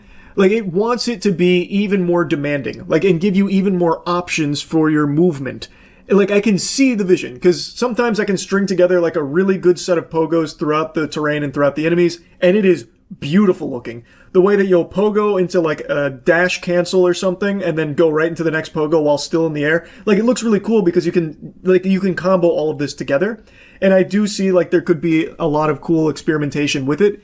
But right now, like, I just feel like more often than not, it's become a headache because I want to just do like a normal down hit and pogo offs or something.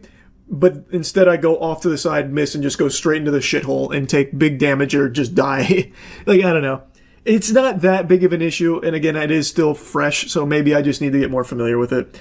That is the only complaint I have about the game. Everything else I think has just been smooth sailing, and I absolutely love it. Every boss fight has been hype. Every environment I've visited has been nice. The characters are charming. The game's sound design is a slapper.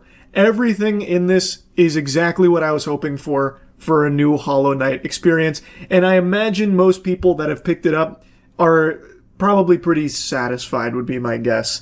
Like, it really feels like it knows exactly what people wanted and just gave you more of that and more options with it.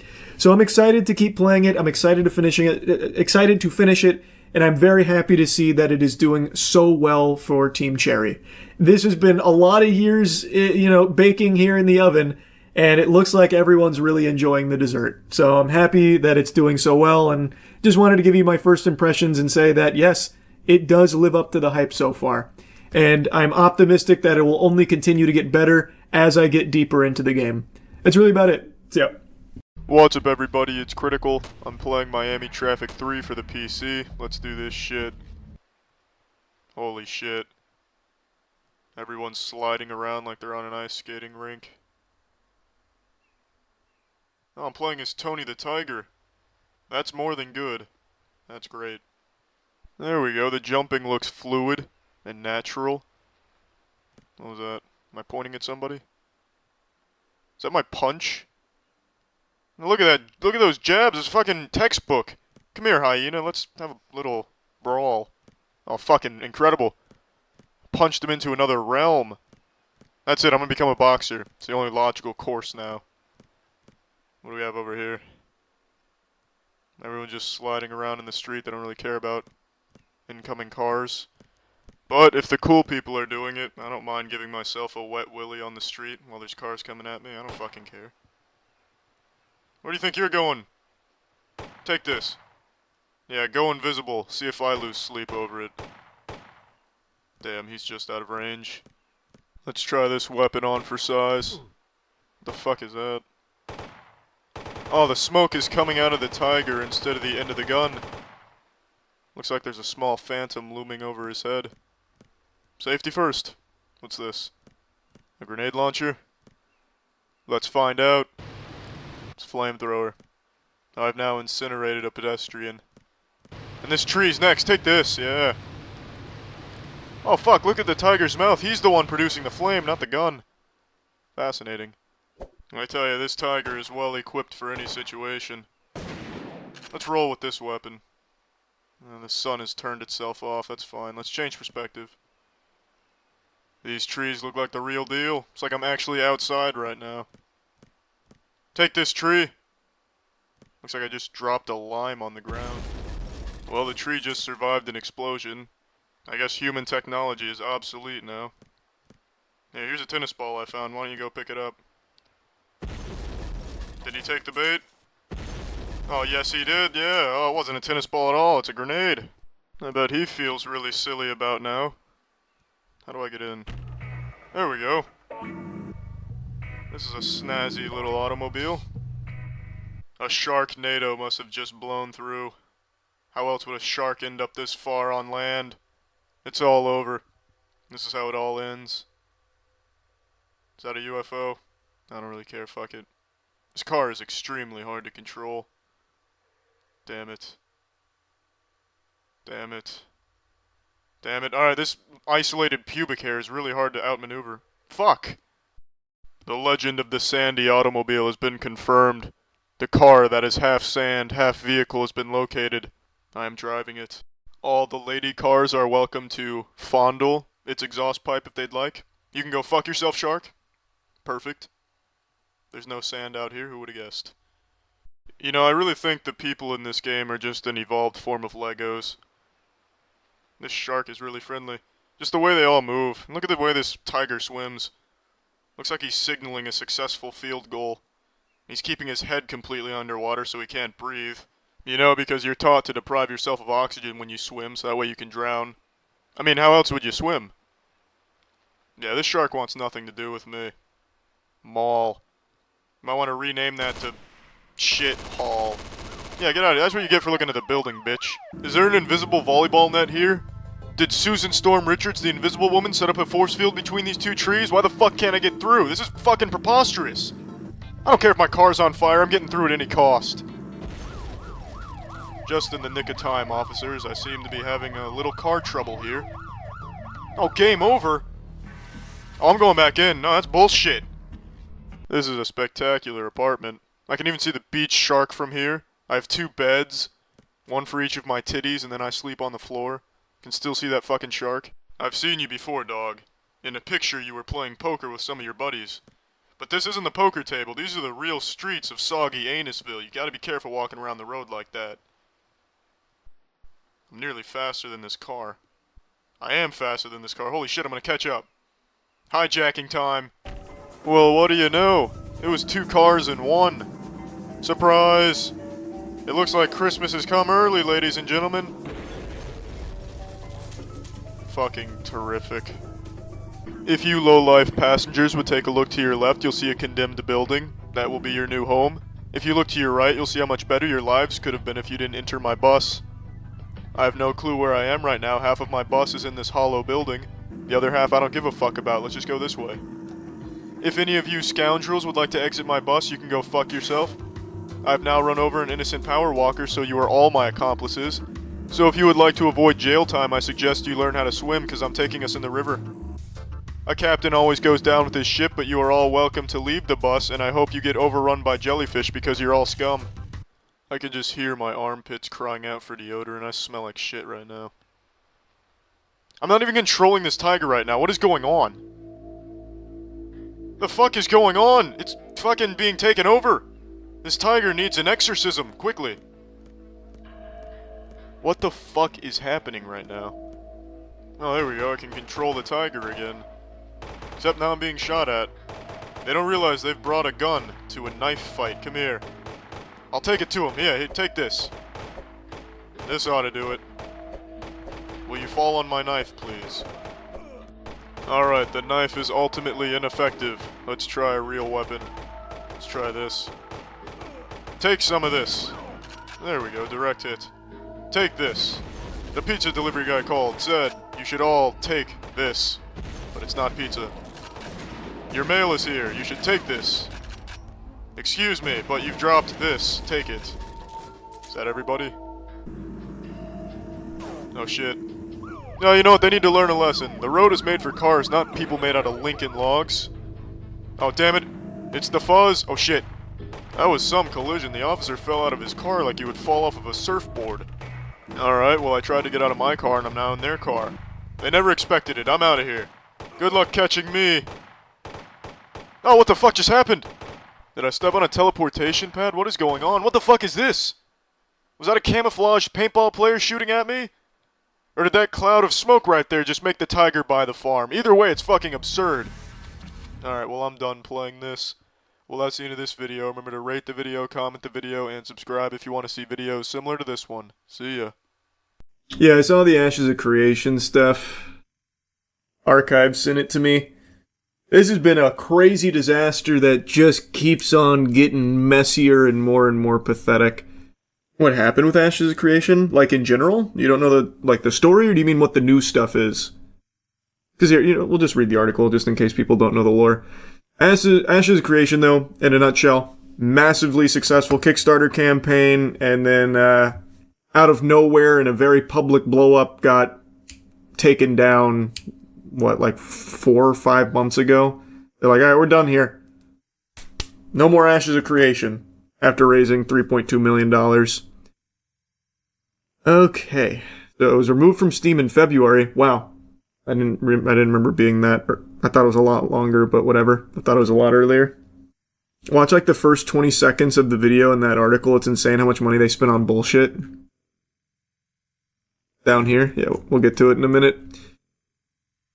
The ensuing back and forth between former CEO Stephen Sheriff and the studio's board has made the veracity of both sides' claims difficult to verify, but following an extremely detailed report published by YouTube channel Nefas QS on April 11th, there are now more allegations flying around about how the project's funds were managed.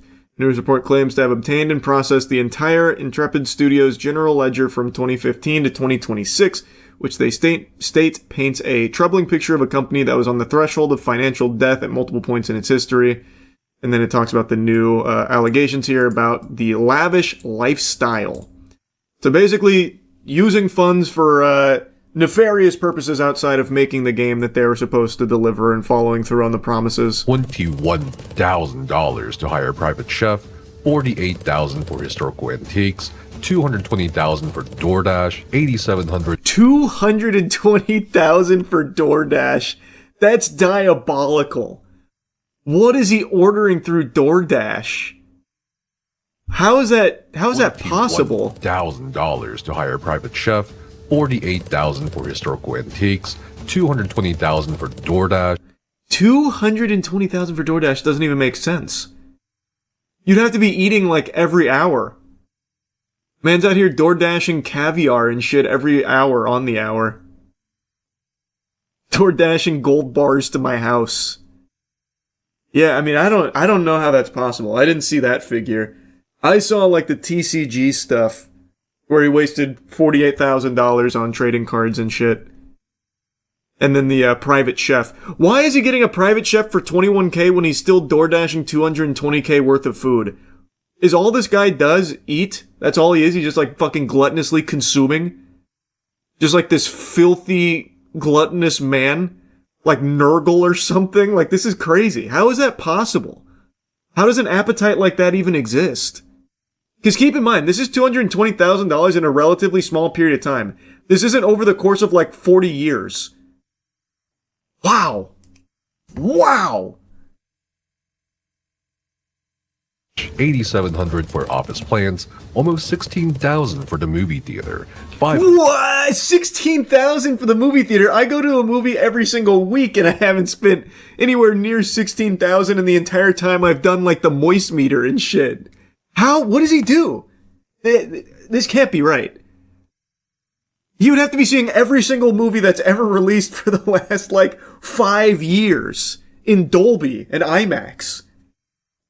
I don't get it.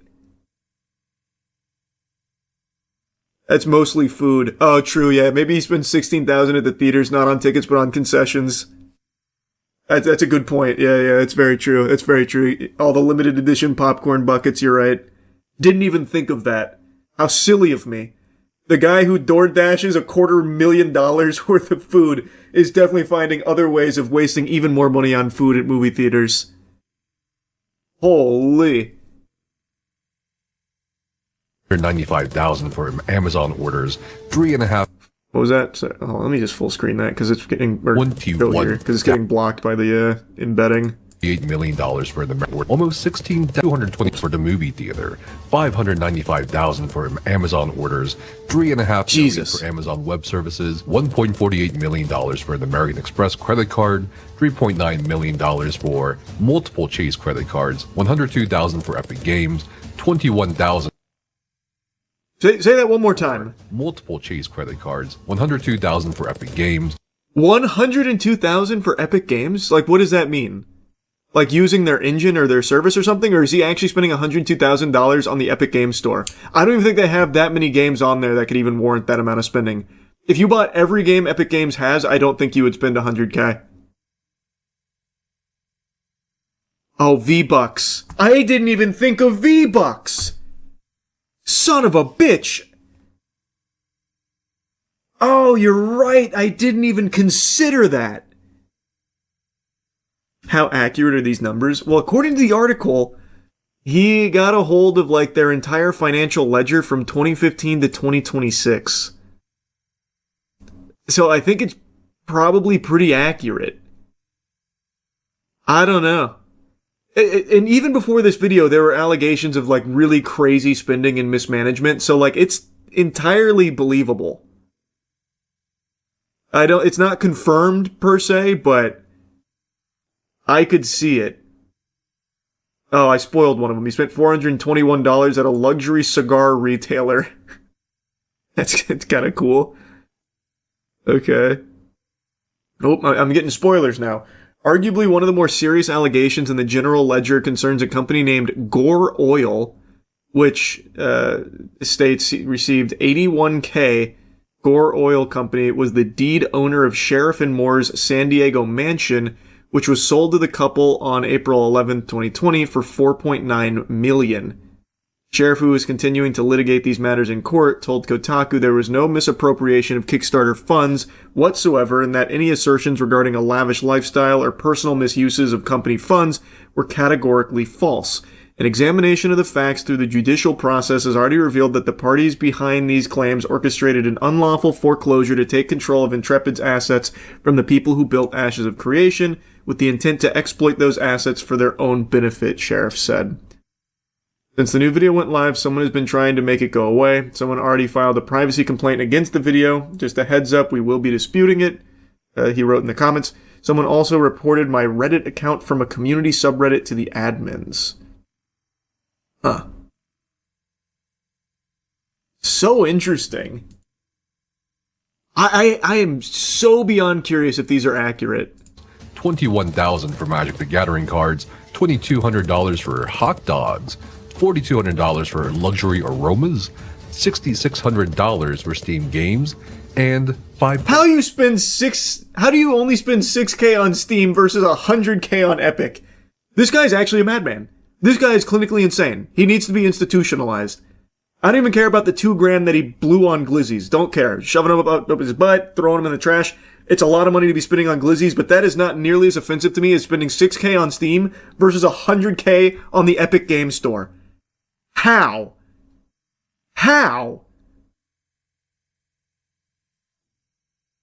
Bro is saving up to buy Tung Sahur in Fortnite.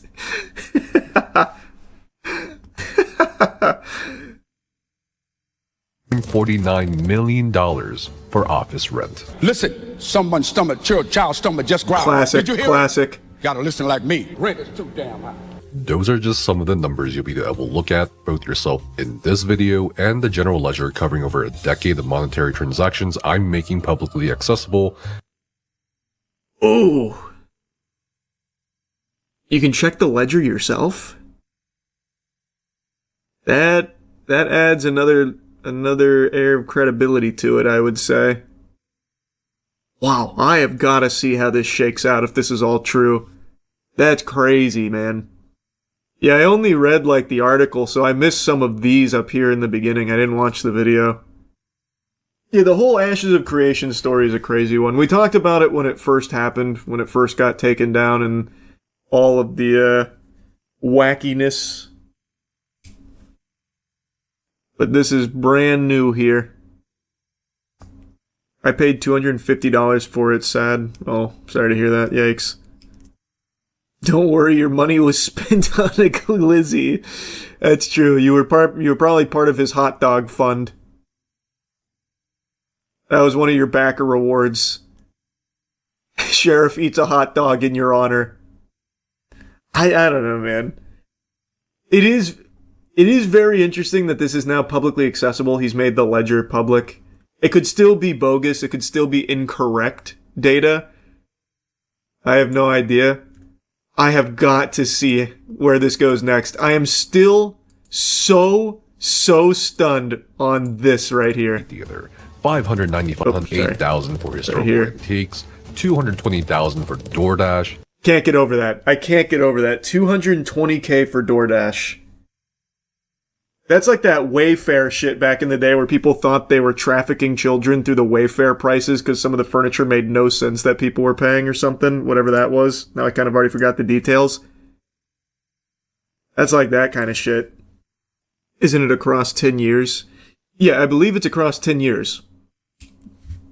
That's still an unfathomable amount of money. And again, 10 years is a relatively small period of time to rack up $220K in DoorDash orders. In fact, how long has DoorDash been, like, mainstream? I don't even know if it's been around, like, in a big way for a decade. Let's see. When was DoorDash launch? 2013 is when it launched, so let's safely assume that it was big in 2016. That's still crazy. I feel like most of these, though, like DoorDash, Uber Eats and stuff, really popped off around, like, COVID era, though. Like, that's when I imagine most of the spending would have been for them. Has to be $61 a day for 10 years. Oh my god. I do a lot of, like, Uber Eats. Like, I pretty much Uber Eats a meal once every other day for myself. But I think even across 10 years, it wouldn't reach that. Because, like, even with the Uber Eats, like, upcharge, it's, like, $20 for, like, a wrap. And that's with the, 25% tip, whatever the You're a Hero thing is. I don't know how you would possibly rack that up. Probably just not buying it solely for himself, family, friends, too. I guess. That's, yeah. Yeah, okay, maybe. Is Uber Eats healthy? Brother, what? It depends on what you're Uber Eatsing. It's entirely up to you. Uber doesn't decide what it's sending you. You see the trailer for the game Agefield High? We might be getting another stinker. I haven't even heard of that. Agefield High Rock the School. Man, that thumbnail looks fucking terrible. Is that AI? Welcome to Agefield High, Rock the School, a coming-of-age adventure game about friendship, love, and maybe a little rebellion, inspired by the raunchy teen comedies of the early 2000s. You play as Sam, who just moved to Agefield with his nagging mom and annoying sister. Good college, great job, happy family. I don't want a fucking job. I want a man with money. At Agefield High, join forces with Kale and Axel and together try to pull off their Rock the School plan to become the biggest legends the school's ever seen. Wow. Most importantly, get the girl and rock the prom. But on weekdays, oh you my have God. to be at school till the afternoon. Yeah, Agefield High features this is bully but cringe school system with different lesson types like English, math, geography, German, and music. I'm just not used to country life yet. Do you think we're some kind of dumb hillbillies or rednecks? What is this lip syncing? I usually don't even really care about lip syncing, but this actually, like, this genuinely looks not real, like not a game. A lot of the Steam stinkers we play on new releases made by like a single dev and nothing but assets do a better job. It's like everyone's just got like fucking crazy amounts of Botox and can't move muscles. Just not used to country life yet. Do you think we're some kind of dumb hillbillies or rednecks? Students arrive by bus in the morning and follow their daily routine. You can skip class, but then you'll have to hide from the authorities in town, or just cause chaos. Hey! He's stealing my liquor! The story missions What is this? School where Kale, Axel, and Sam work on their dream to leave their marks as legends. From awkward attempts at impressing girls, I can show you that I am a real man. fighting dickhead jocks, Not in my town. and even Satanists, leading to the big question. I am the hottest girl at school. Which girl do you ask to prom? Whoa! Agefield High features 32 main missions and 15 mini-missions capturing the ridiculousness of early 2000s teen comedies. Are you having your, happy time? The open world of Agefield is free to explore, featuring the school campus, neighborhoods, town center, and countryside. After Sam's parents split and his mom struggles to... This is a super long trailer, by the way. He has to navigate Agefield solo. So you might want to check out Mike's bike shop and get some wheels. Don't forget some new fresh clothes and maybe even a tattoo. Just don't tell mom. Did you get into a fight? Complete some mini missions to make bank on the side. We have to buy a Play With magazine so I can sell the pictures in it to my friends 10 times the original price. Don't let your guard down around town or even the countryside. The jocks could... Damn, they're everywhere. Sam isn't a bully, but he knows how to crack a few skulls. He can throw some punches, deal some leg kicks, and shove them to break their defense. Don't forget to block. And the graffiti just appeared. I feel like I'm getting the video game tutorial as well Keep through an the eye out trailer. for collectibles. Agefield is soaked in a pop-punk soundtrack, vibrant colors, and a springtime setting, hiding the negativity of all the soulless adults in town. I can't be the father. Return to the early 2000s and experience the rebellious energy of Agefield High. Rock the School. Wishlist now on Steam. I cannot wait to play that. I genuinely cannot wait to play that. That looks like a beautifully dog shit game. Wow. Wow. Looks like AI generated bully. It really does.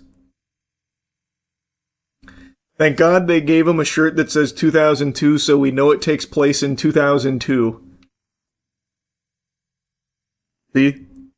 Subtle storytelling, actually. You could learn a thing or two about that. So who's developing this? I can't even read that font. What is that? Frenulum Games? That's where the male G-spot is. What the fuck does that say? Refugium? I don't... What does that say? It's the same devs that did the... It's the same devs that did the Grey Hill incident? Holy shit, we're in for cinema. What the hell is their name? Is it Refugium? Oh my god, it is Refugium. Yeah, down here in the bottom right. What the... It's like a word I'd make up. Reflaffitator Games. Wow.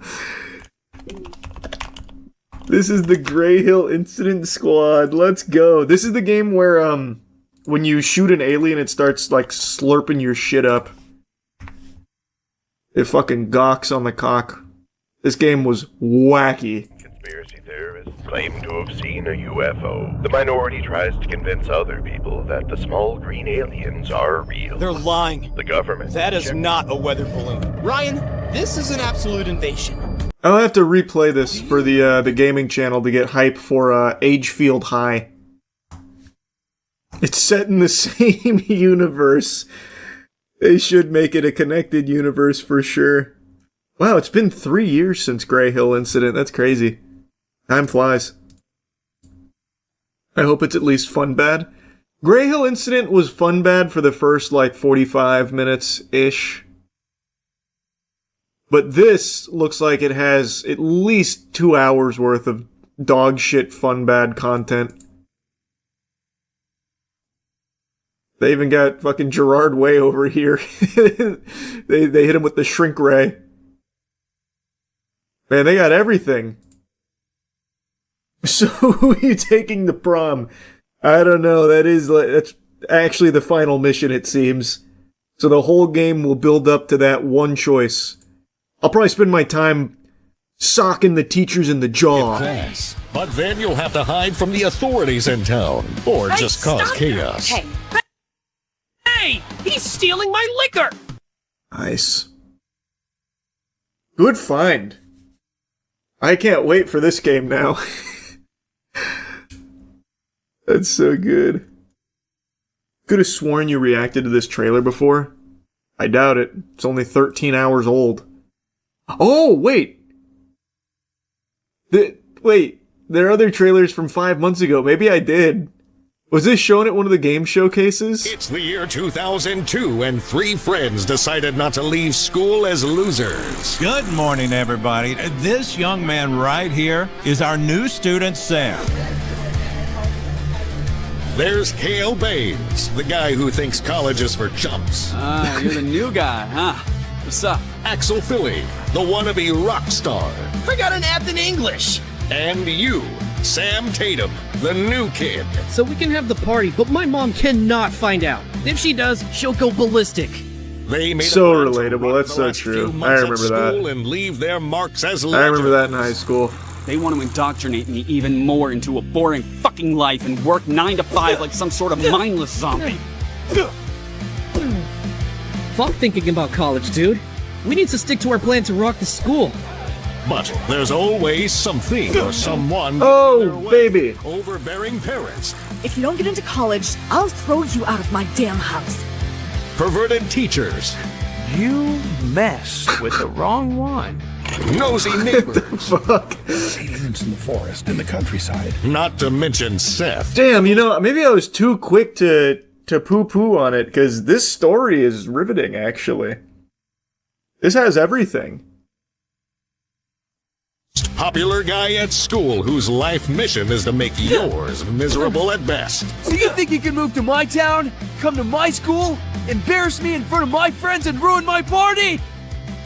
Seth, you have to go now. My dad's gonna kill you. I'm serious. But that doesn't hold these guys back from trying. Whose panties are those? Oh, fuck. Another fight. It's all fighting. Sam Tatum, who saves the day. It's like Samson combat. Coming of age adventure. Explore a fully decked out campus in quirky small town. In this open world inspired by the early 2000s teen movies. Do you really think you're the first students to try to get into my pants this way? Her What? dad brought lipstick home from his trip to Mexico, and now they all look prettier than ever. Oh, fuck. Walter White's coming out here to cook meth. Run. We drink as much as we could, go streaking to the girl we liked, and then tell her how much we loved her. Return to the early 2000s one last time. Age Field High. What do you mean, one last time? What? Why is this the last time you can return to the early 2000s? That's the only way to go back? Through Age Field High? It disappears after that, the memories vanish. The setting's gone. I wonder how many times they'll say early 2000s. Not enough. Yeah, it comes out this summer, apparently. That'll be something. That will be something. Justin Timberlake DWI body cam just dropped. There were a lot of people very excited to see this footage here. This was almost as hyped as Project Hail Mary hitting theaters. And that's because Justin Timberlake fought to keep this body cam from being released. He went through the legal process of suppressing it, stating like privacy concerns and reputational damage from what I was reading. So people then started to really get curious. Well, what happened in this body cam? Did he start dropping slurs? What, did he pull his whole fucking wiener out? Like, how crazy must this body cam have gone to have Justin Timberlake now fighting tooth and nail to bury it? And now, after some back and forth, they reached an agreement and the body cam is out in the wild. So let's take a look at it. So the reason for the stop is because you keep veering off to the left. and then you're not stopping at the stop signs. Yeah. Sorry about that. Is this your vehicle? Whose vehicle is it? It's just a rental. It's a rental? Okay. Do you have any registration with it? Do you know if they can put it in the glove box? How long are you renting it for? Just for a couple days. What are you visiting? Yeah, I'm on tour. What are you doing? I'm on a world tour. Oh yeah, you can just feel it. The writing's on the wall. Justin Timberlake is charging his alt right now. He's about to unleash his Bankai, dropping his name, thinking that it's, the ultimate ace up his sleeve. He's explaining to the officer he's renting the vehicle because he's on the tour. The world tour, obviously. I mean, everyone knows the world tour's going on. A what? A world tour. Doing what? Hard to explain. A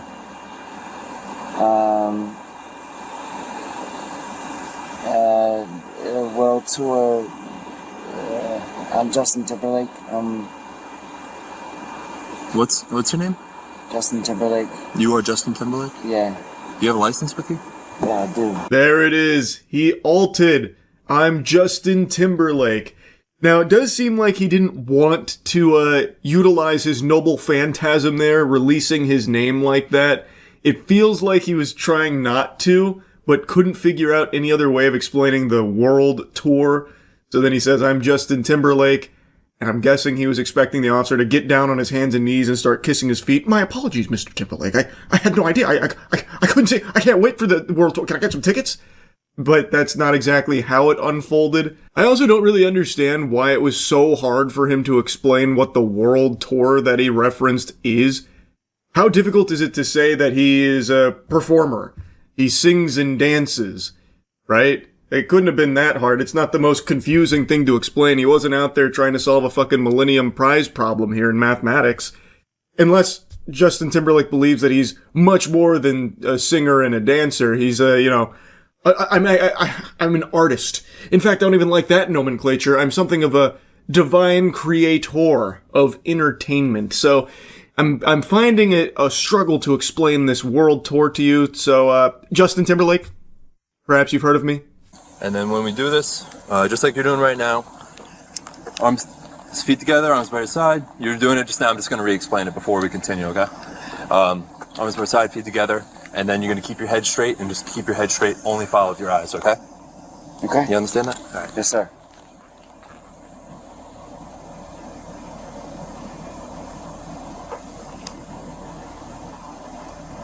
They got him going through the FSTs now, the field sobriety tests, and he is looking and sounding pretty sloshed. He's not exactly passing this pop quiz with flying colors.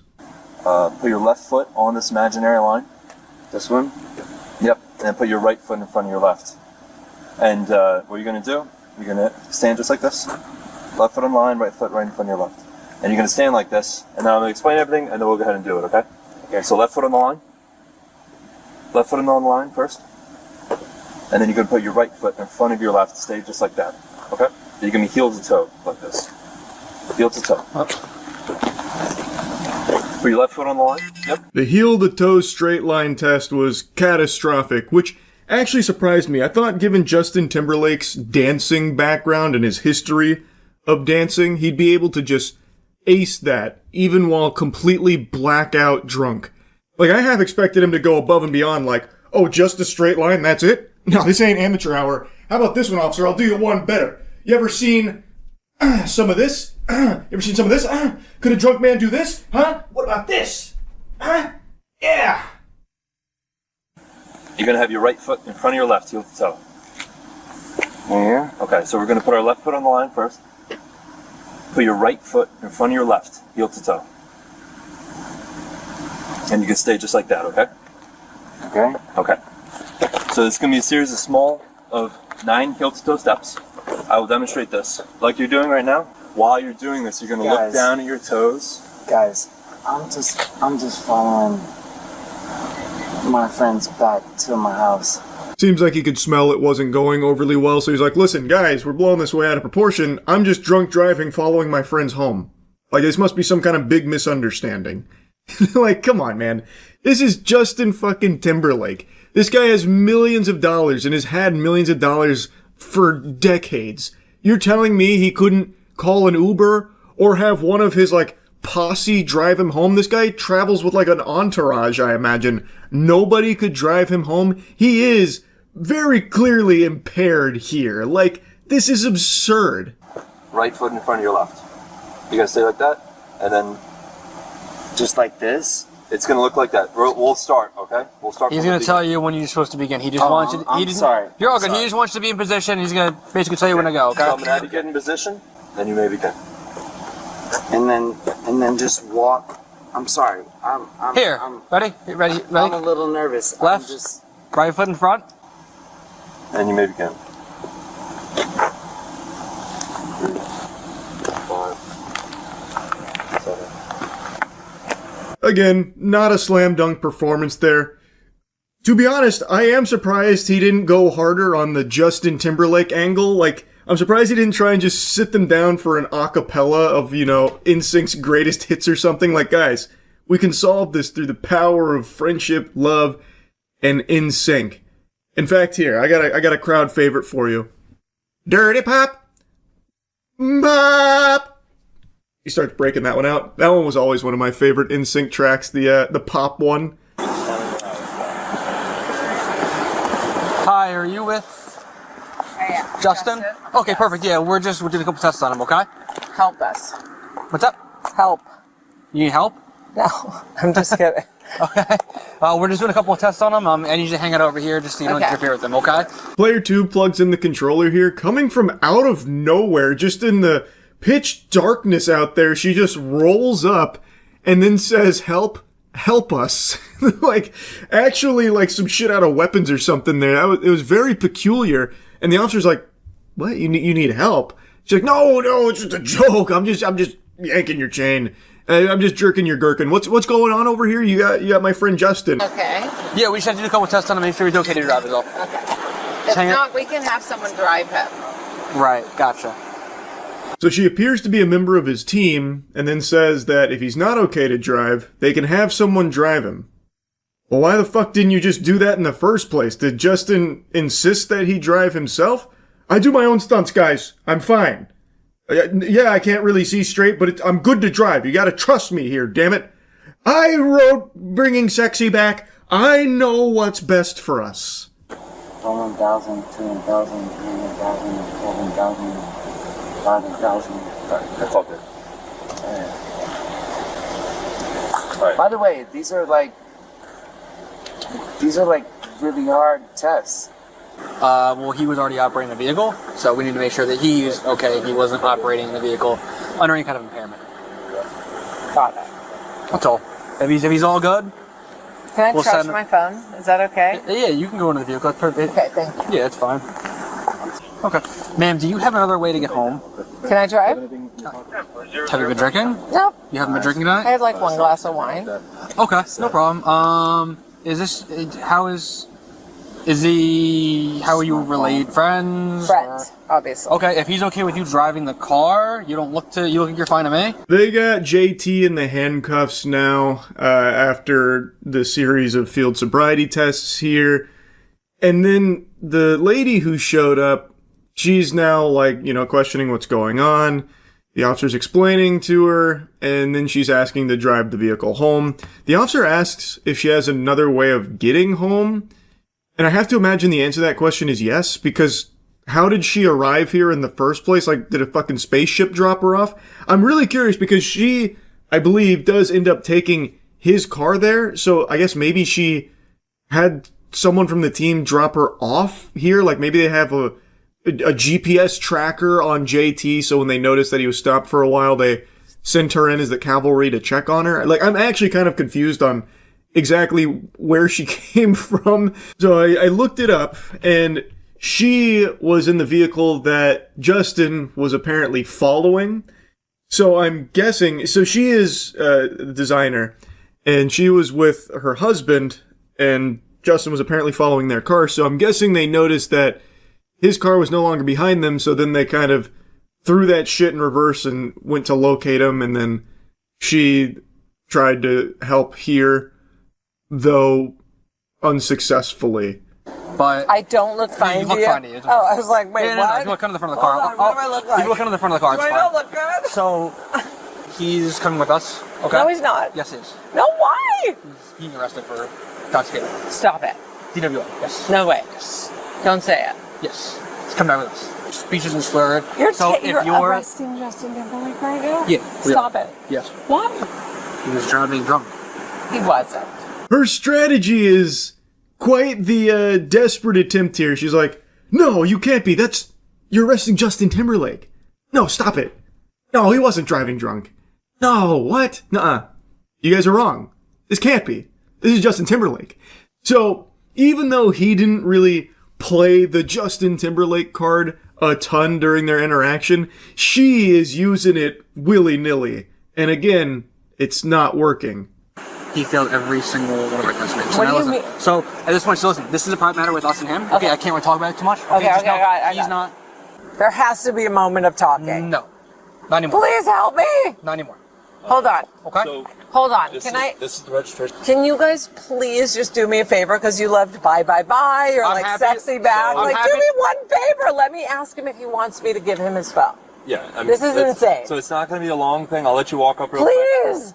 Listen, Help. listen, Okay. listen. Take a breath, I'll let okay? you walk up real quick. She did it. She dropped some track names. Guys, Bye Bye Bye, Sexy Back, we all loved it. So you're gonna help me out here, right? We're gonna get this solved. And the guy's like, okay, look, you can go talk to him. And as he is like saying like, okay, look, she's like, please, help! Like, come on. So she's starting to get kind of rowdy here about the whole thing. But they do let her go talk to Justin about his phone specifically. And I gotta tell you, I do really like the attempt from her to, drop the old boner jams, as the get out of jail free card. Guys, we all liked Bye Bye Bye, right? And just imagine a world where that works, where the officer's like, wait, oh my god, Justin Timberlake, he's in sync, that's right. I love that one. Bye Bye Bye. Yeah, alright, let's go get him out the back. Oh, what were we doing? We feel like real fools now. Thank you so much for reminding us. What was the traffic violation I missed? I observed you. Just so I know for future reference. I observed you failing to fully stop at the stop sign, and then while you were driving, you failed to keep right on numerous occasions. So you were very. Wait, start over? Sorry. So one more time. You failed to stop at the stop sign, and then while you were operating the motor. Actually, Justin, I think I can chime in here as well to help you for future reference. Just don't drink and drive. It's like the easiest thing in the world to avoid doing, especially for someone with the endless resources that you have. Just call an Uber, or have one of your friends that are constantly around you to drive you home when you've been drinking. So that way, not only are you safer for it, but all of the innocent people on the road around you are as well. So you're not jeopardizing their safety. It's actually really easy to avoid drinking and driving, believe it or not, Justin. Yeah, happy to answer anything I can. Is this the normal process? Yeah, yes, everything is pretty standard. Nothing of the ordinary. We do this for everyone that gets arrested for DWI. Is there anything specifically about it? It's just standard protocol. Gotcha. I appreciate you boys for doing your job, man. I appreciate that you understand that we got to do I our thing. appreciate you boys for doing your job. I had one martini and I followed my fucking friends home, and I appreciate you boys for doing your job. Man, you can just tell by his eyes, he is just not there right now. It really does look like he is hammered, and he keeps doing like these long pauses and then a slight smile, like this devious smirk. It's odd, but it's because he's drunk. Now, I will say, this isn't the craziest body cam ever released. I went into this expecting it to be just truly degenerate because of how Justin and his team were responding to it, doing everything they could to stop it from being released, silence it. So I really expected it to be much worse.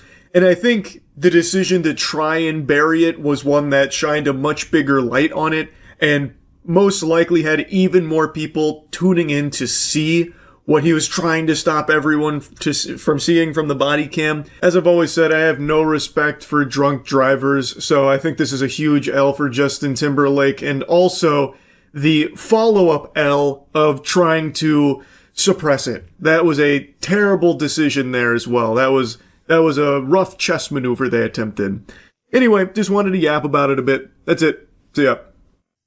New crazy Florida chase just dropped. Look up Wild Chase in Florida Keys. Let's see. I bet this one goes crazy. 2 weeks ago from Scooper. A big police response. Is there audio right now? Because if it's only in the left channel, I won't hear it. My left earbud doesn't work. This one? Oh, multiple angles. There's a Range Rover coming up on me right now. Oh man, they insta-pit maneuvered this guy. Whoa! Jesus Christ! Now how's anyone gonna use this road without that sign? I gotta shut the whole bitch down.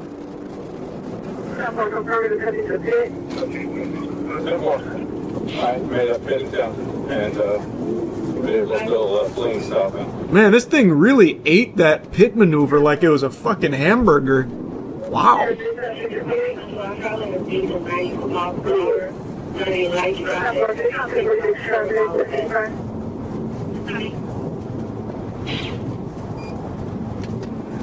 He's got the turn signals going, that's nice. He's not forgetting his road etiquette. He said, I don't respect the speed limit, but I will respect my turn signals. Oh, oh, up! Hit a banana peel.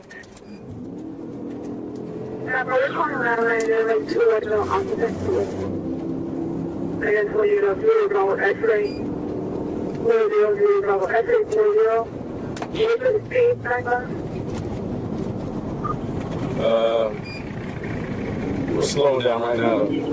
Past other vehicles. Fluctuating between 70 and 90. Oh, he's lurking. He's hunting for another pit maneuver. I can smell it. Oh, he wants it. Oh, he wants it. There's 3 or 4 behind me coming up on another trooper now. Passing the 96. He's trying to throw him off with that turn signal there. It's a ruse. Yep, he's going for it again. Nope, he's pulling off.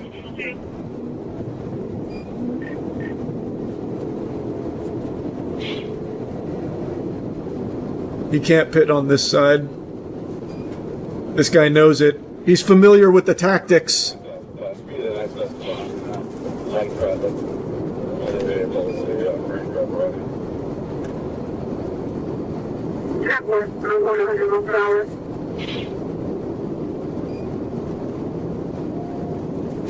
And that Range Rover's got some real get up and go to it.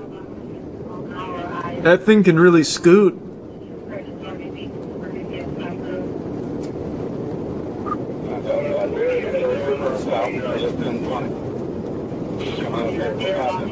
He's lucky Steven Seagal's not in this jurisdiction. Dude would be catching up to him on foot.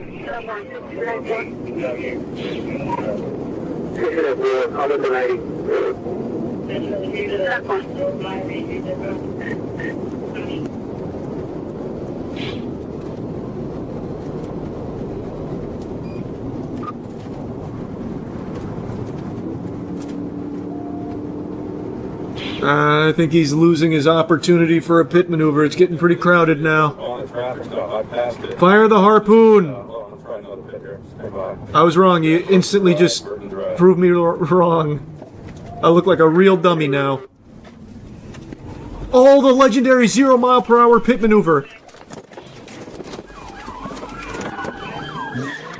What was that? It sounded like he started building something out of Legos. What happened there?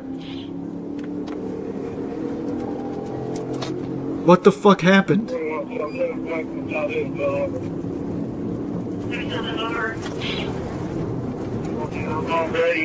Ramp that shit off of a tow truck. Briefly interrupting this police chase just to let you all know the Cheeky free rinse soap is back in stock right now at usecheeky.com. We have the best soap in the universe. Go to usecheeky.com. People have been asking me to remind them when the restocks happen, so that's me doing it right now, presently.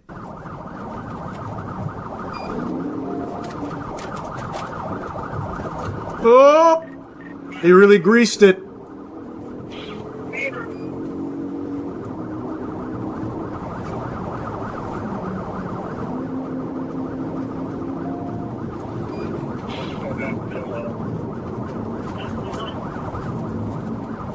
This officer really wants that pit maneuver, man.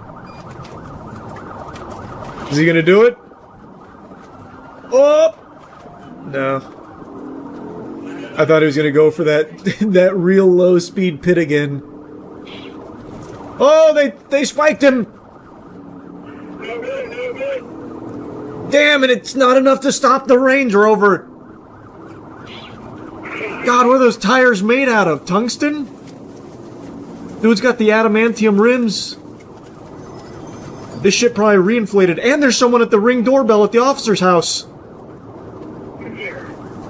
What pandemonium. Man, this is quite an advertisement for a Range Rover, I'll tell you what. This thing eats pit maneuvers, spike strips.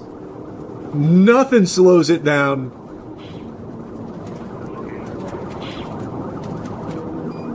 There's no way the officer's gonna pit on this side, right? That'd be ridiculously reckless.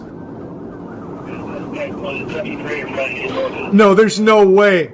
Is this off? Wait, is this guy insane? He'd send him barreling towards oncoming traffic. He'd take out an innocent bystander.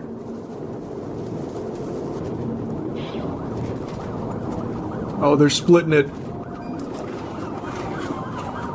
Did he? Oh, he pumped the brakes, yep. I think he's losing speed. Yep. Looks like he got a little bump there.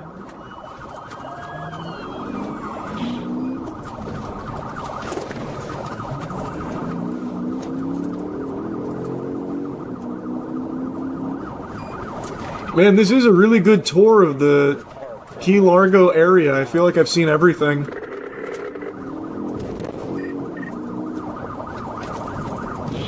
Oh god, the landmines. Damn, speed bumps. Ah, shit. Oh, good heavens. Oh, boy, howdy. The country club was not expecting this level of action.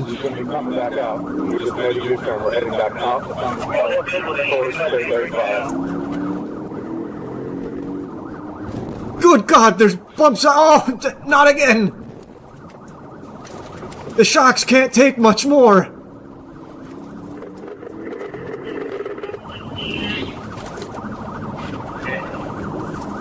Imagine the car drove into the water and turned into a sub. Yeah, imagine he hits the fucking submersible tech. Uh-oh. He's off-roading. Man just transported to Narnia back there. That's a parked tow truck. Someone ramp it off that bitch now. The vehicle's going to be heading back out of the park towards State 5.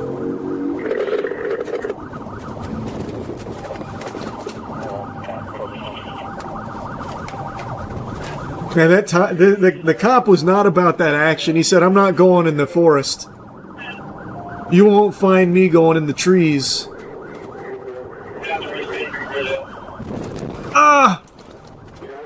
Oh, this cop just wants to pit maneuver anything that moves. He almost got his fellow officer. Oh, shit! That tire's completely gone. He's running on rims. This is probably curtains, right?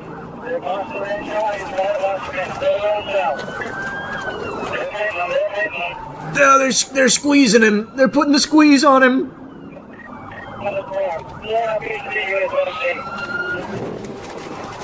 Yep. Kablam. Oh, wait a minute! He's engaging the afterburners! He's turbo boosting!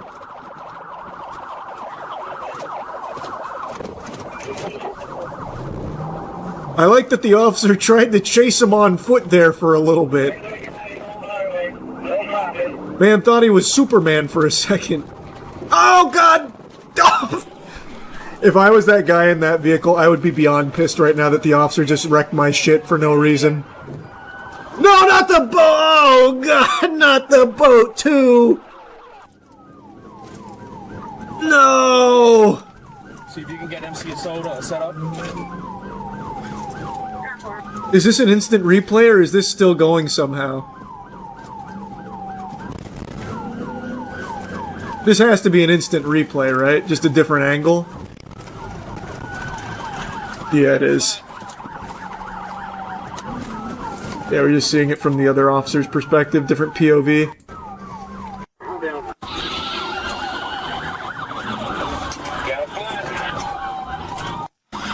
Man, they got every angle here.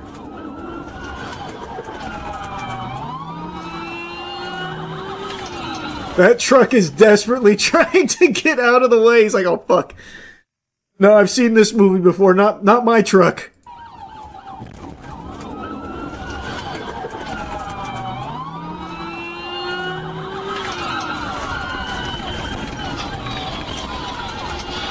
According to a news source, the boat cost $250K and the owner bought it 20 minutes ago. I'm sure the officers will cover it. Yeah, no doubt, no doubt. They'll personally reimburse him. I'm certain. It's on their to-do list. Just give them some time.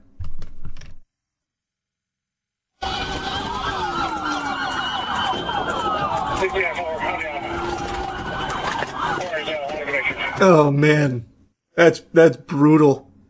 Shoved up against the lockers here, right into this guy's brand new boat. Dual prop boat just getting manhandled. Fresh off the lot.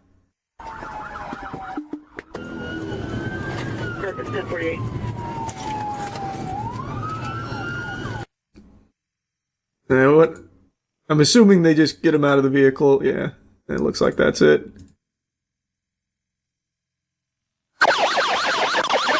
Oh, that's ear piercing. Holy. That's deep fried audio.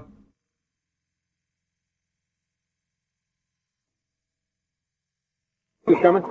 Yeah, they were on standby. I gave them the cover. Can I learn a little bit about this guy?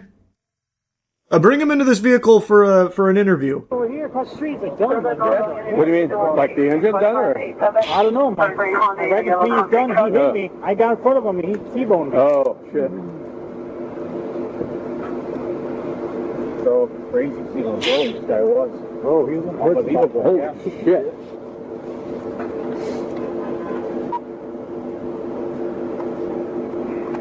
Look, boys, I know what I did was wrong, but how much fun did we have driving together, huh?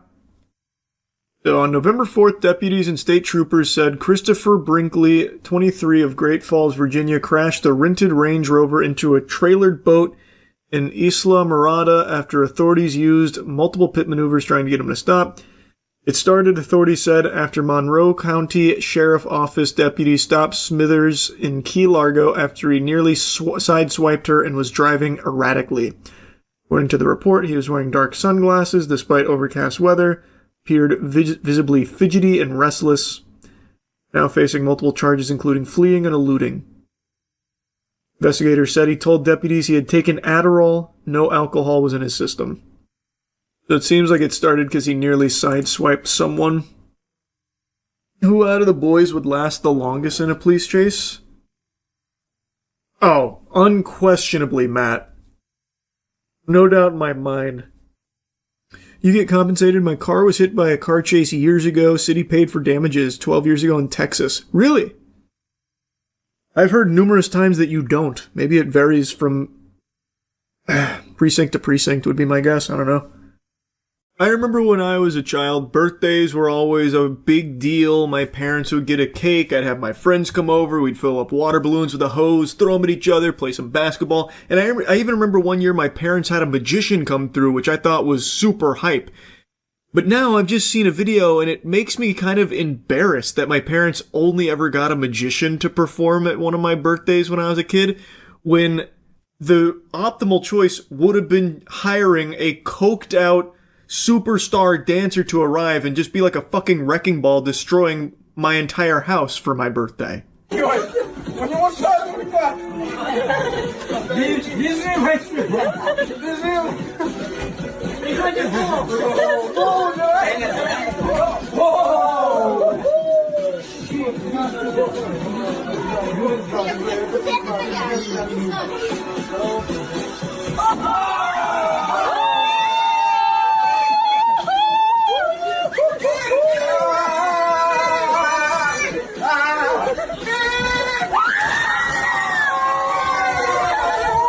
See, that's what a birthday is all about. Your fucking uncle coming through fresh off the meth pipe and just going hog wild. This dude looks like an unholy fusion dance performed between Aaron Paul and Agent 47. And he is going ballistic here with the moves. So they put on the TV, there's another angle, and it just says, mixtape. So I'm guessing dude brought his own music. But since we're in the modern age, he didn't have the boombox on his shoulder. He instead just said, pull up my fucking YouTube channel. I got mixtape ready. Cue it up. I got something.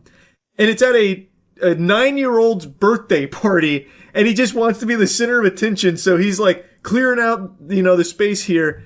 And he hits a gnarly backflip, actually. That backflip looked like it happened in slow motion. That looked like he did a fucking 0G backflip right there. That was incredible. Pops the balloon with his belly, like a full belly flop balloon bust, which was incredible. And then just when you think he's done with the routine where he's doing one of these side to side and you think he's about to, call it curtains there, he goes for like a full-blown dead drop onto the table like it's WWE and just blasts it, annihilates that table. It was incredible. He did like one of these, like he was about to be like a ODST shock dropped in there like it's fucking Halo or something. It was unbelievable. And he just bounces off. No damage, no problem whatsoever. Like, if I did any of these moves, I would have blown out my ACL, my MCL, my VHS, my BBL, my DVD. Like, my whole body would have combusted.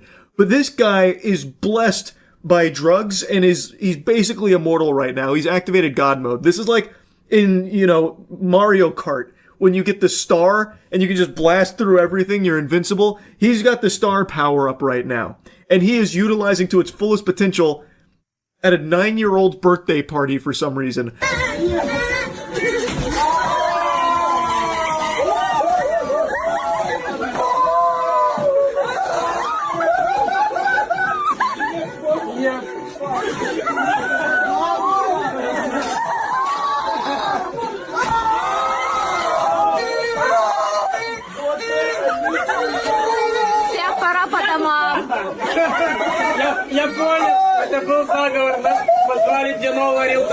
That true combo of the spine buster into the head spin into like selling a Frankensteiner or whatever he was doing is just, it's mind-boggling stuff right here, what he's able to do without hurting himself. Obviously, that's in no small part thanks to the drugs. This guy is geeked out at 1000%, but I just can't get over the routine here. Like, he had set his targets on that table. He knew he was gonna fucking destroy that. He had a grudge against it. Come hell or high water, that table would be destroyed. And then even when the birthday boy, the 9-year-old, like, entered the frame and was kind of like making fun of him, like, doing what he was doing, jokingly, trying to have fun, even though his coked out uncle there was, I guess, making his birthday all about him for whatever reason. When he, like, went into the frame there, the uncle pushed him aside in order to clear enough space for him to body slam the table, to like frog splash onto the table. He just throws the birthday boy over to the side. It's crazy, and I can't believe that no one was upset about that. Like the homeowner there, whoever owns the apartment, I can't believe they were just okay with this fucking madman, this lunatic, this raving fucking feral animal destroying their table and like ruining this kid's birthday party. Like, I guess he didn't ruin it because the kid seemed like he was like, laughing about it up until the table got destroyed. Then he seemed pretty upset. Like, he's the only one in that whole room that was like, guys, Is this okay? Is this like acceptable behavior for an adult? Like, what are we doing here? Like, he's the only one that looked concerned. Everyone else is laughing. Honestly, I'm a little confused by the atmosphere here. I can't say I recall for my 9th birthday, my parents inviting all of their friends and only their friends, as well as our drugged out uncle, and I didn't get to invite any of my friends. I think it's a little weird that the birthday boy is the only kid there, and everyone else is just an adult that I'm guessing is part of this uncle's posse. Like, they're all friends, I guess, with the way they're responding to his breakdancing. I think that's already kind of weird, and then he makes the whole celebration about his breakdancing, even throwing the kid to the side for it. It's so weird and wacky, but it's also impressive. Like, his moves, they're no joke. Now, the one move that he did that I liked a lot was this one, which was like a bunch of nothing. And it just feels like it's such similar DNA to some of the rancid dance moves that I've cooked up over the years, just for silly, shitty moves. And I'm just honestly impressed. Like, I'm equal parts shocked and confused, like, why he'd be doing this at a 9-year-old birthday party, but also equal parts blown away that he was able to do all of these moves in the first place. Anyway, though, just wanted to yap about that for a little bit. That's it. See ya. It just doesn't stop. There are no brakes on this train. It's all fart, no poop. There is just a never-ending flood of new thing to consume thanks to TikTok. I just heard about another one that people are going crazy over and fighting over. Like, it's never just like, hey, this is something cool, and then a lot of people go buy it. It has now become, you're not cool unless you buy it, and by any means necessary, you gotta get your hands on the new thing TikTok is hawking. I've already endlessly blabbered about Neatos, the plastic squish toy shapes that TikTok has gone bonkers over. I also recently yapped about the mystery glitter dumplings, which are just gotcha dumplings. It has never been a better time to just have a warehouse full of unmovable plastic squish toys that you've been squatting on for 30 years, just like actual landfill slop, because for some reason people have lost their minds over it now and just can't help but buy all of it gluttonously. And now last night on stream I heard about another one, which was an AP Swatch collab.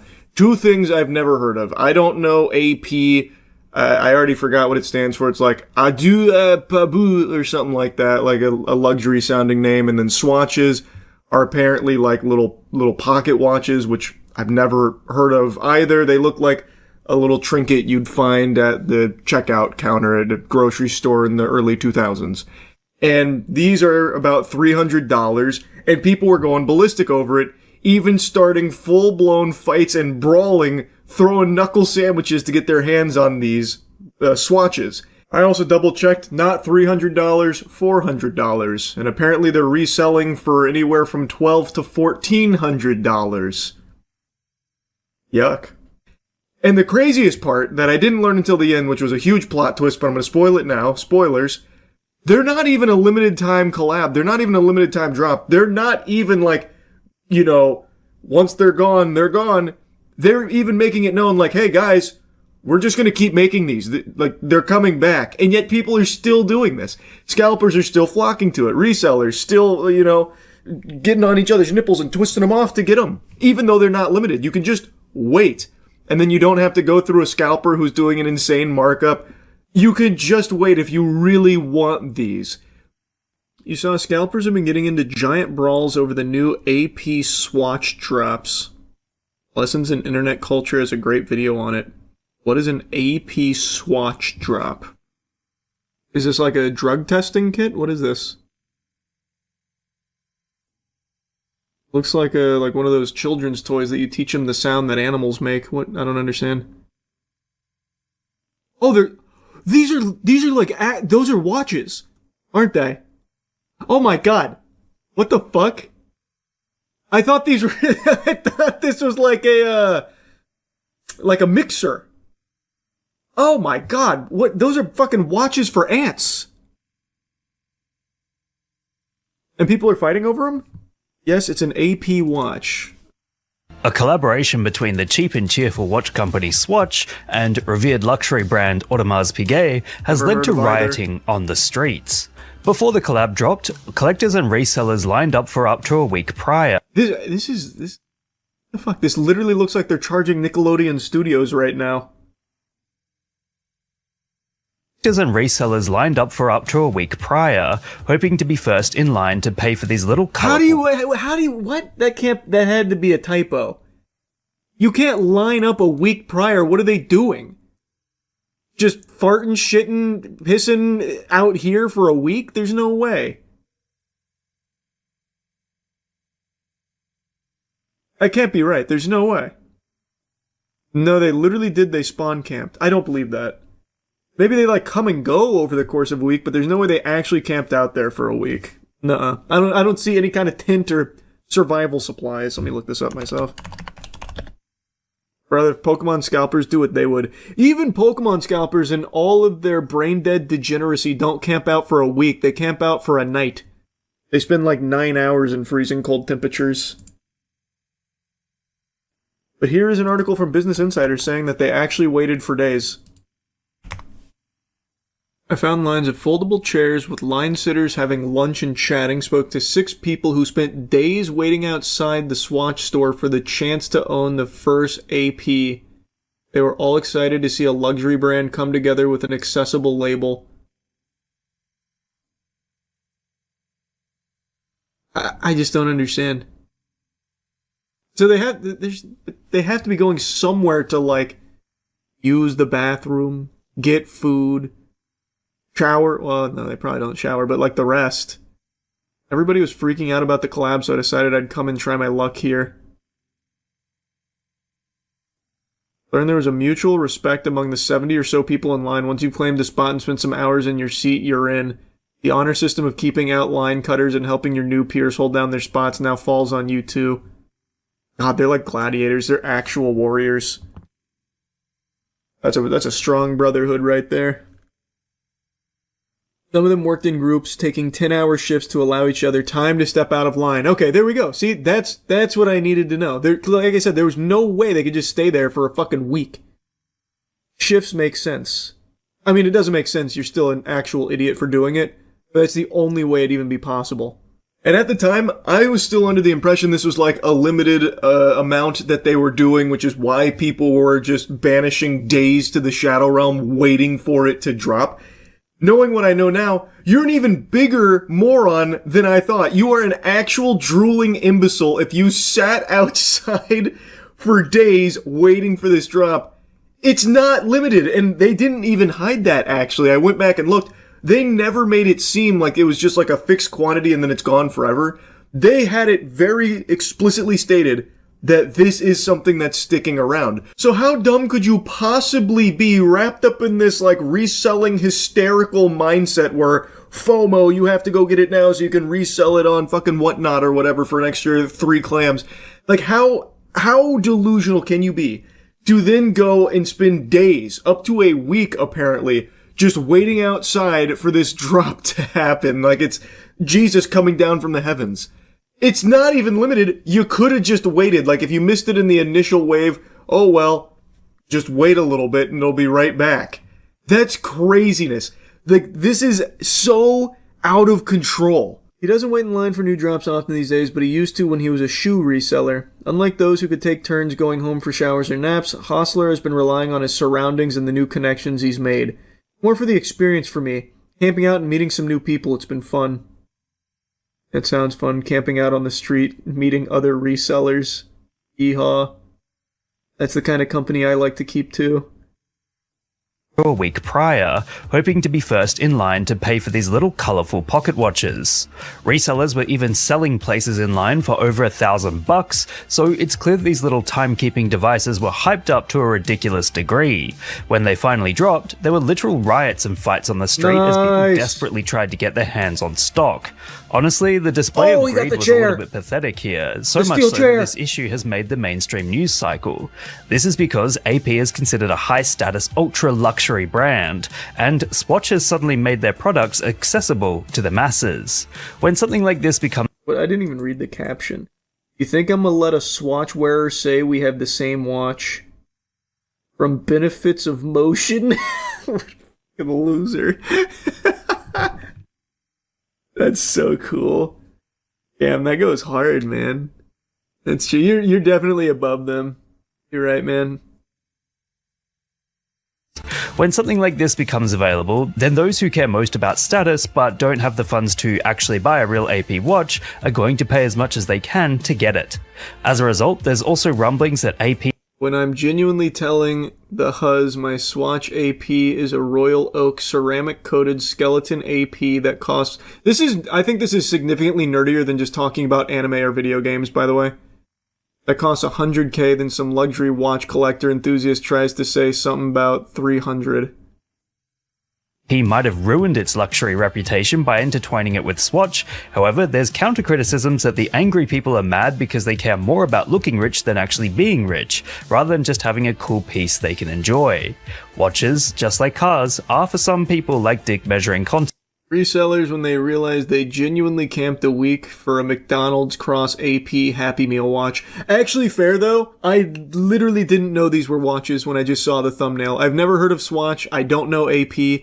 I thought this was like some kind of like Nido style toy craze. So that's fair. I could definitely get behind that one. It's a McDonald's Happy Meal watch. I agree. Of course, if you like the Royal Pop watch, then please go ahead and pick one up. I'm not saying you shouldn't, but do be aware of the marketing and hype around this thing. I think you should only get one if you're willing to fight for it. You have to earn it. You have to bleed for the AP Swatch. If you're not willing to shed blood and tears over it, you're not worthy to wear it on your wrist. That's what I think. That's what I've learned.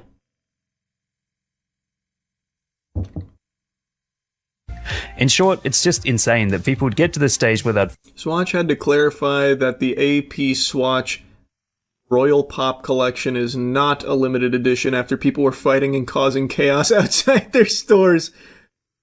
Hey, banger. Wait, so it wasn't just a limited time drop? Kudos, I love that. That instantly butt fucks all the scalpers. That's great news. That's fantastic. Fight over buying one of these little colourful pocket watches, especially when it's public knowledge that it's not a limited edition release, and they'll be available again very soon. See you next time on Lessons in Internet Culture. I love that. Wait, that was quite the twist. Somehow the brand ended up being the good guy here. Hey, idiots! You fucking morons caving in each other's skulls over this? You know it's not limited, right? You know we're doing more of this, right? Just making sure you guys know that. Worse than Pokemon scalpers, Jesus Christ. Okay, I completely disagree. This is pathetic, fighting over something that's not even limited.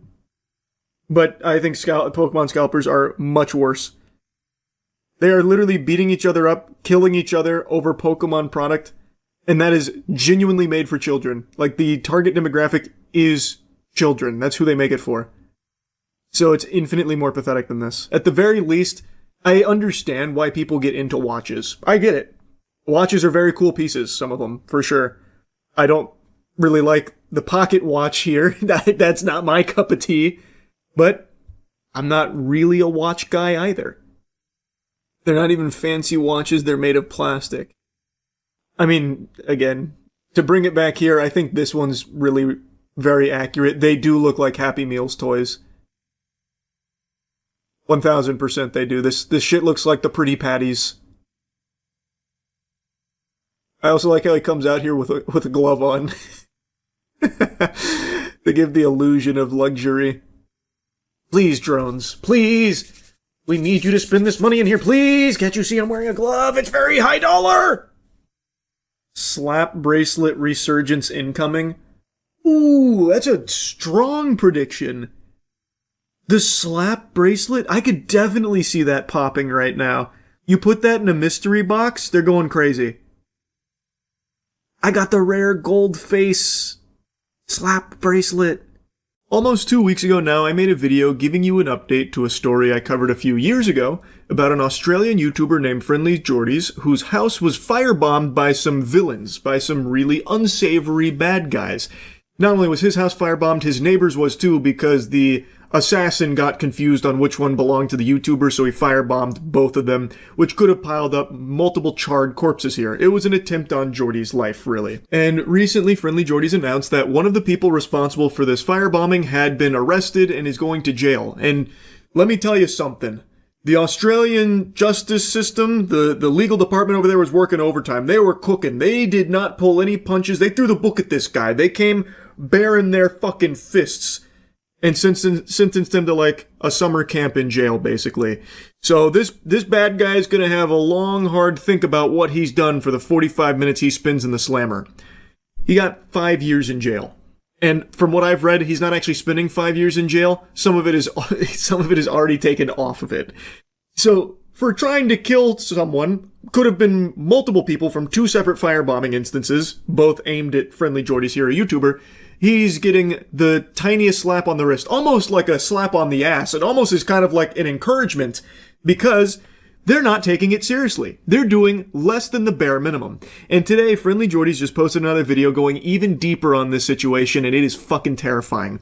This almost sounds like the government giving their stamp of approval to just go after Jordy's because they're just not going to do shit about it. Their inaction is almost them just enabling more bad guys like this to try and kill Friendly Jordy's. It is horrifying. So I really want to yap about this some more because it is just in broad daylight here. This corruption is not even slightly trying to be hidden in the shadows or anything. As such, today I feel like I've been left with no choice but to again address the firebombing, as I've waited 3 years for the police to do something. And during these 3 years, I've not only watched them pass by on numerous chances to solve this mystery, but also somehow, for some mysterious reason, downright actually reject good leads that I've been aware of. No follow-up or interest. It's been a joke. In my estimation, seen a single journalist publicly uncover more about the firebombing than the entire force combined. Jordy's is clearly and rightfully angry here at the lack of results here from a 3-year investigation with a lot of question marks for how things have been handled and how seemingly weak it has all been. It seems from all available information here that the New South Wales Police Department was more concerned with figuring out how many fingers they could fit into their butts at the office than actually getting to the bottom of this investigation. They did like the tiniest crumb of work by arresting one person in regards to the firebombing, whom the judge also said was the hired muscle. He was hired to do this. It was a planned attack, yet they never even bothered to investigate who might have hired this guy. You know, the natural evolution, the natural next step of an investigation. You found the hired muscle. Now, come on, let's use our thinking caps here. What comes next? Who hired the muscle? That's where it should go, but never has. And Jordy's is talking about how this investigation has just been a joke for the last 3 years here. And he is highlighting a journalist that has done significantly more investigation than the New South Wales police force has in 3 years, seemingly. As you probably know, in 2022 my house was firebombed because of a video I made. A video which I was forced to take down a year after the firebombing, after threats on my life and the lives of others were attempted to be passed on to me via a former Mongols bikie sergeant-at-arms gangster turned Four Corners journalist, Mahmoud Fazal. Yes, Four Corners. Ostensibly the most prestigious investigative journalism institution in Australia, the esteemed flagship, no less, of our dear public broadcaster, the ABC. Allow me to reiterate, as that is really hard to capture just how damning this is. A Four Corners journalist was meeting with heavy organised crime figures, then sending through demands purportedly on behalf of those figures, threatening that if I failed to remove my investigation into these figures, myself and people around me would die. This should be alarming to literally anybody. Like, if you are sentient, like if you have self-awareness, you know, you can look at yourself in the mirror and recognize, oh, that's me, then this should immediately start raising for some red flags.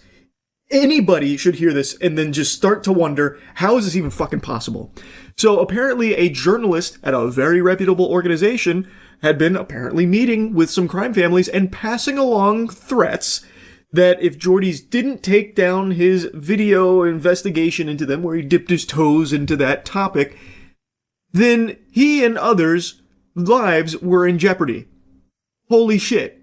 This story was exposed by Kate McClymont in the Sydney Morning Herald over a year ago. Though I never spoke about it in depth, you can read it if you want more context. It's brilliant work. But the important takeaway is this. When faced with an abundance of new evidence relating to the firebombing, the evidence that was more than enough at the very least to charge a few people, what did the New South Wales Police do? As far as I'm aware, nothing. Nothing substantive, at least. I tried to question the Four Corners journalist who passed on these threats, but according to New South Wales Police, he refused to provide a statement. Shouldn't that ring a few alarm bells? Shouldn't that open up further avenues of inquiry when conveying threats in of itself can be an offence? Apparently not. This is every criminal's dream treatment. Burn down a house, threaten to kill people, have it reported to police, and then the police do nothing. A recipe for disaster, a nightmare concoction for normal people, but a dream scenario for criminals here. This guy gets to pass on all of these threatening messages, allegedly, and then, instead of having any investigation into that or his connection, he just gets to say, I don't want to talk about it. And that's where it ends. That's very interesting because, as Jordy's mentioned, even conveying threats like this in and of itself is kind of a crime. Or at the very least should warrant someone to poke around and be like, well, where's this coming from? You know, what's up with these threats on people's lives, you know? But that didn't happen. And he doesn't have to explain himself. He can just say, nah, not feeling like it. And that's just where it stops. Wow. And then what did the national broadcaster do when faced with the fact that their reporter was telling people that he was going to meetings with gangland murderers in order to find out what death threats and messages to pass on to? Did nothing. Well, they didn't do nothing. Do you want to know what they actually did?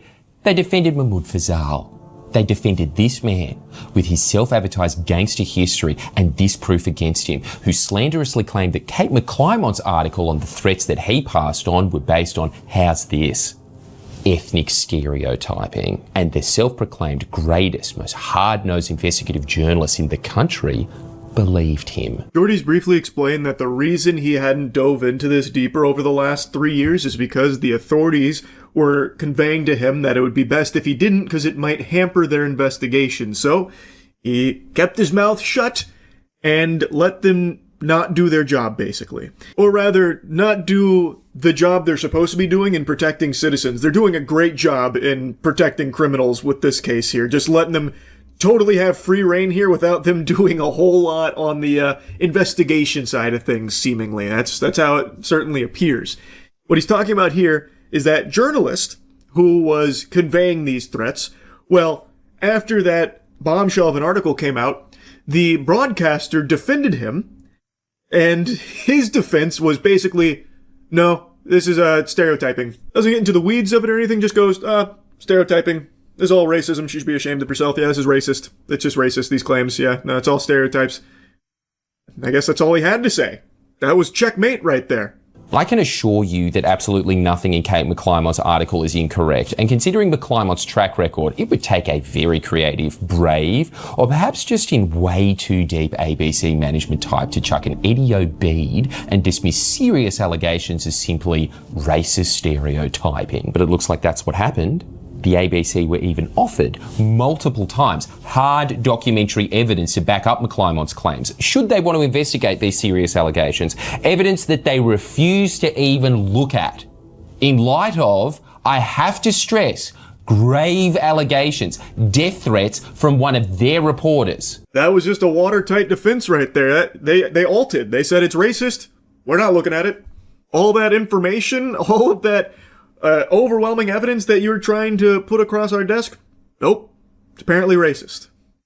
It's so fucking absurd. It's actually preposterous. It would literally be laughable if people's lives weren't at stake here. He was in the news over a lover's quarrel with his now former podcast host, independent reporter Ryan Nemenko, a man with a similar story to Fazal, as he describes himself as part journalist, part outlaw. Nemenko claims that when it came to payment, Fazal and a man who had been the subject of Fazal's Four Corners stories in the past, former cocaine dealer Ben Aitken, demanded cash from Nemenko immediately. Why is this interesting? Check the front page of the Sydney Morning Herald. Nemenko has provided what he claims are further texts between himself and Fazal in which Fazal says, quote, Fuck Geordies and his people. They're dogs. I want to kill him so bad. Yeah. I highly recommend you watch Jordy's full video going over this, but to sum it up here, put it in a nutshell, the journalist whom we were just talking about went into business with another part-time journalist, part-time outlaw, Naminkol, and the relationship soured for a variety of reasons, like the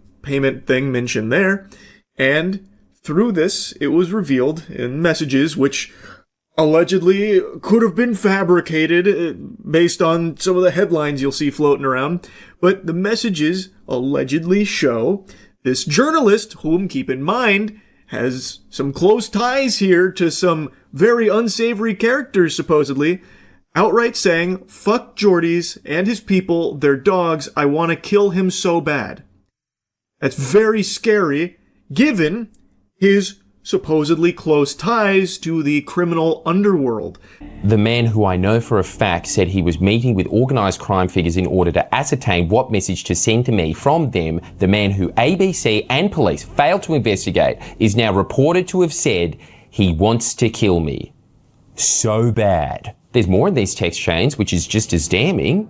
But before I get into them, I want to note that as reported by Kate McClymont, Fazal has claimed that one of the text messages is fabricated and the others nearly taken out of context. Having seen the original chains, it's very difficult to see how these could possibly even be taken out of context. Plus, even if just some of these texts are real, as Fazal himself has now implied, that's enough of an indictment on Fazal and the ABC in of itself. Another classic move here, reaching deep into his asshole, into the old bag of tricks.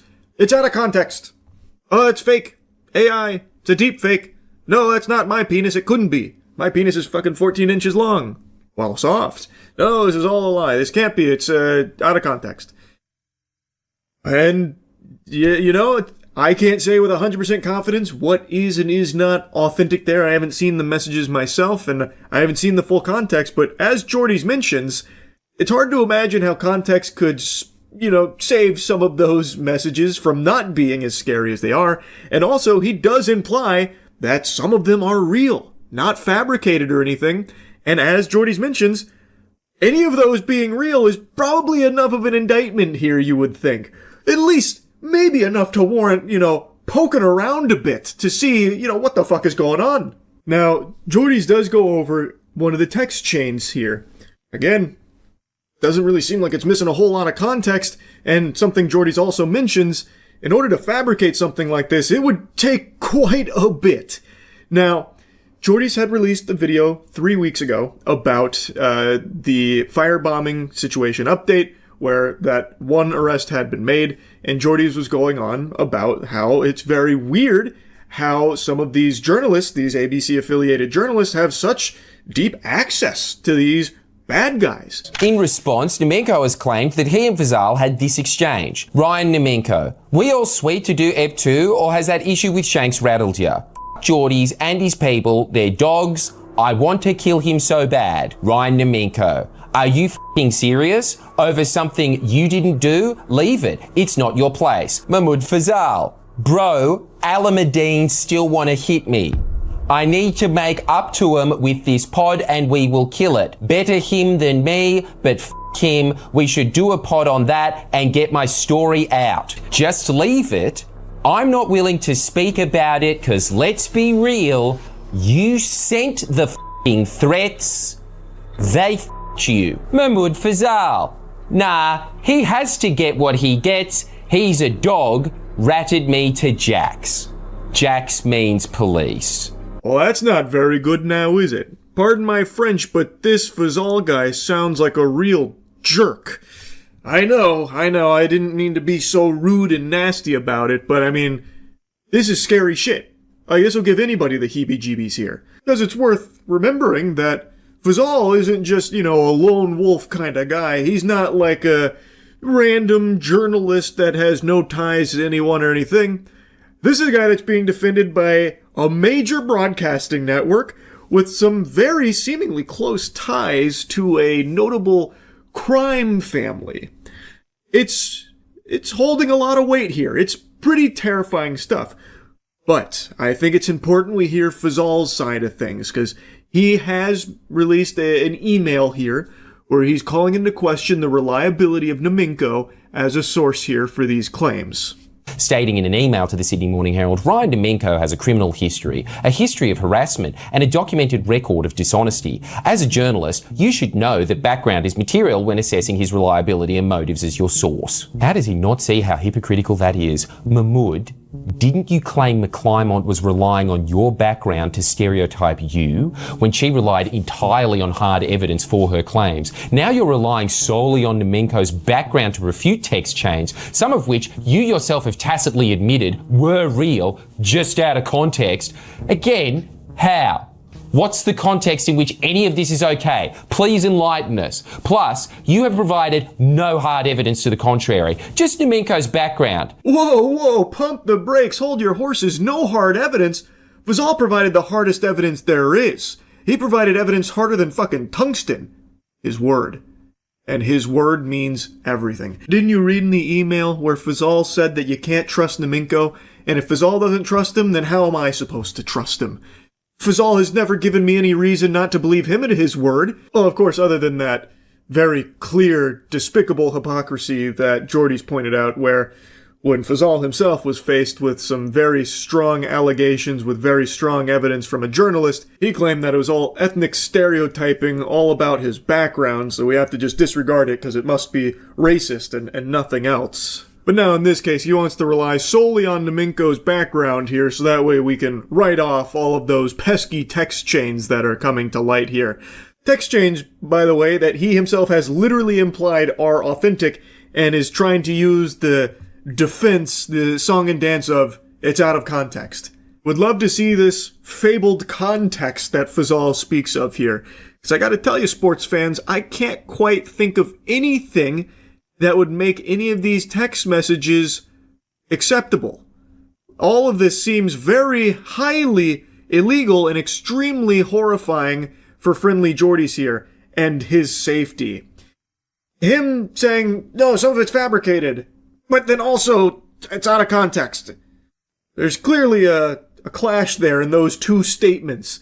So, what, some of it's fake, but then some of it's real and out of context? I don't know, something's just not really adding up here. It's quite fishy. Furthermore, if Nemenko is a liar, if he has, in your words, a criminal history, a history of harassment, and a documented record of dishonesty, why start a business with him? Why start a journalistic endeavour with him, where the sole purpose should be to expose the truth? But I guess if those character traits are good enough for the ABC, they're good enough for Fazal. That part made me laugh.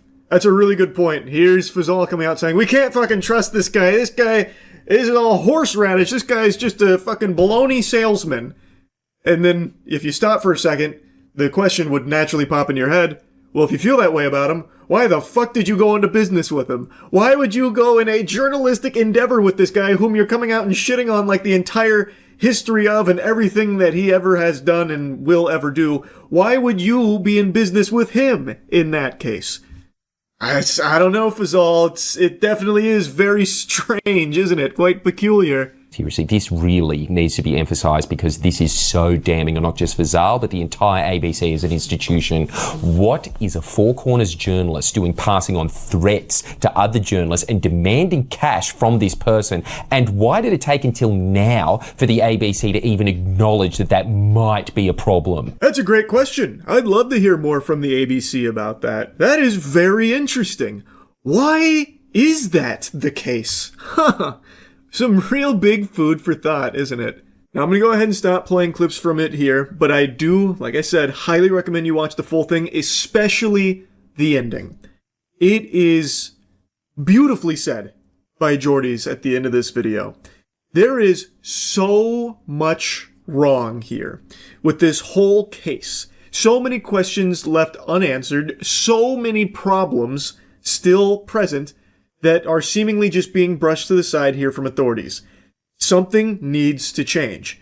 Jordy's is in a legitimately very difficult situation where his life does appear to be in jeopardy from these horrible, scary people.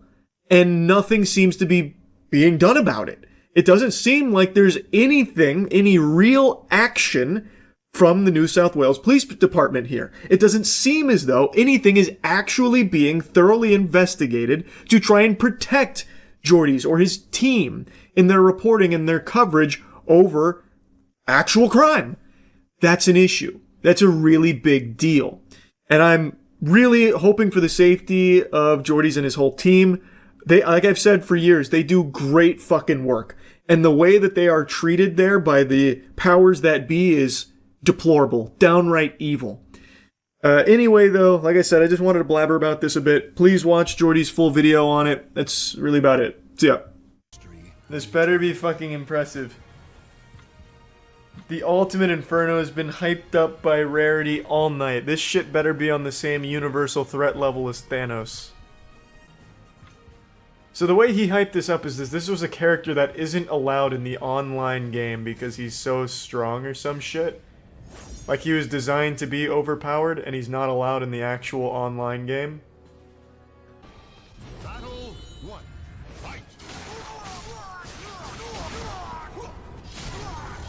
Seems like, oh wow, what the fuck? I'm not that impressed, to be honest with you. I've seen stronger, like my Mr. Krabs could probably put that shit in the ground real quick. But it's not bad, it does seem strong. Like that move right there, that's kind of, that's pretty, wow. It's got some meat on it, that's a pretty strong character I see. Keep playing the Ultimate Inferno. Let's see who can take any damage off of that. Who is this mysterious milady saver? Falcon Hoof? Fuck is that? What the fuck? Oh, so he bleeds. Leave it to Falcon Hoof, the champion of Hogwarts, to win that. I imagine in the story mode he's not played nearly as well as this. That fucking combo would be enough to kill the Lord, most likely. Holy shit. Yeah, I'll be the one to take care of the Ultimate Inferno and save Bikini Bottom. Fuck her extra hard, Ultimate Inferno. She's a big sinner. It's a weeb trash lord. Oh my god. Yeah, that was an extra hard fucking. You won't see that in Japanese anime porn, hentai.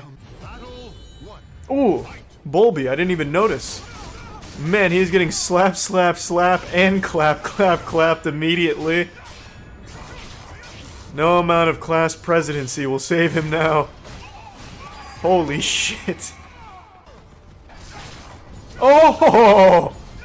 Is Bulby gonna get around in? Oh, of course not. Jesus. That was such a horrifying scream from him. Mr. Krabs is the only one equipped to deal with this level of stress, this type of situation. The Dimidomes can stop the Inferno? Yeah, if the Dimidomes were still here, perhaps them teaming up and performing a fusion dance like Dimidome v Dimidome fused, then maybe we'd stand a chance against it. But right now, our best hope lies in Mr. Krabs. Alright, Mr. Krabs, we've got this. This is what we've been training for. It's alright. Just warming up. Just warming up. Mr. Krabs plays better from behind anyway. You've let him into his element. Classic Mr. Krabs! Good lord. Oh, Mr. Krabs. You greasy old greedy man.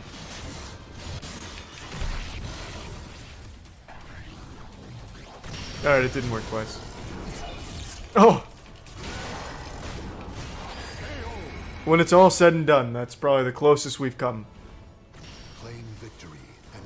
Well, he can take our land, he can take our freedom, but he can never take our Krabby Patties. Our secret formula remains safe.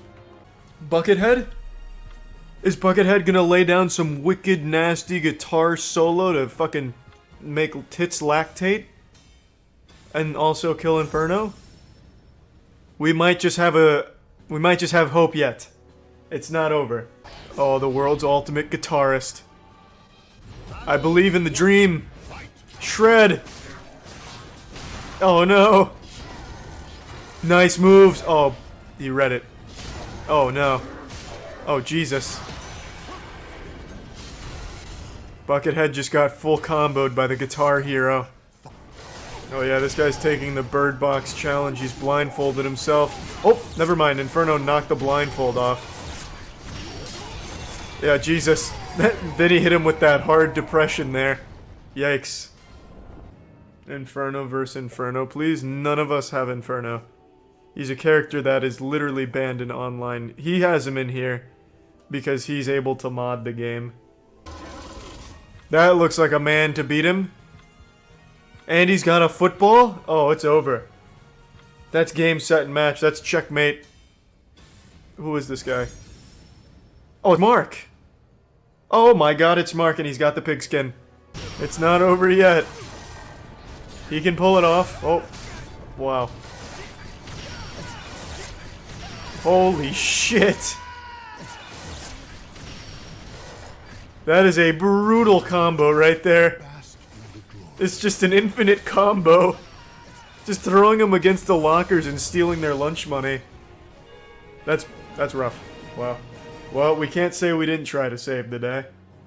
I don't like Ticketmaster. You all know that. By extension, Live Nation, because Live Nation owns Ticketmaster. It's a huge, messy web that I've clowned on and insulted numerous times now. And I feel like everyone probably shares that same sentiment. I believe in every human being's soul there is a spot reserved purely for their hatred of Ticketmaster to reside. I'm sure everyone has their own experiences and horror stories here. It is just an absolute dogshit business model that is becoming worse and worse all the time. And it's run by this! Bear witness! Worm person! This is Michael Rapino, more like Michael Rapinor, because this man is just a giant fucking wiener. He is the CEO of Live Nation, Ticketmaster, and recently, this is why I'm making this video, he went on to say he had the gall to claim ticket prices are actually underpriced. Yeah, I mean, I think music has been underappreciated. I always joke, sports, it's like a badge of honor to spend 70 grand for a Knicks courtside. They beat me up if we charge $800 for Beyonce, right? So it's we have a lot of runway left, right? So when you read about the ticket prices going up, it's still average concert price is $72. Try going to a Laker game for that, and there's 80 of them or whatever the hell. So the concert is underpriced, has been for a long time. If that isn't the biggest load of fish paste, what in tarnation, brother? Holy moly. There's so much to insult with this statement, like I don't even know where to begin.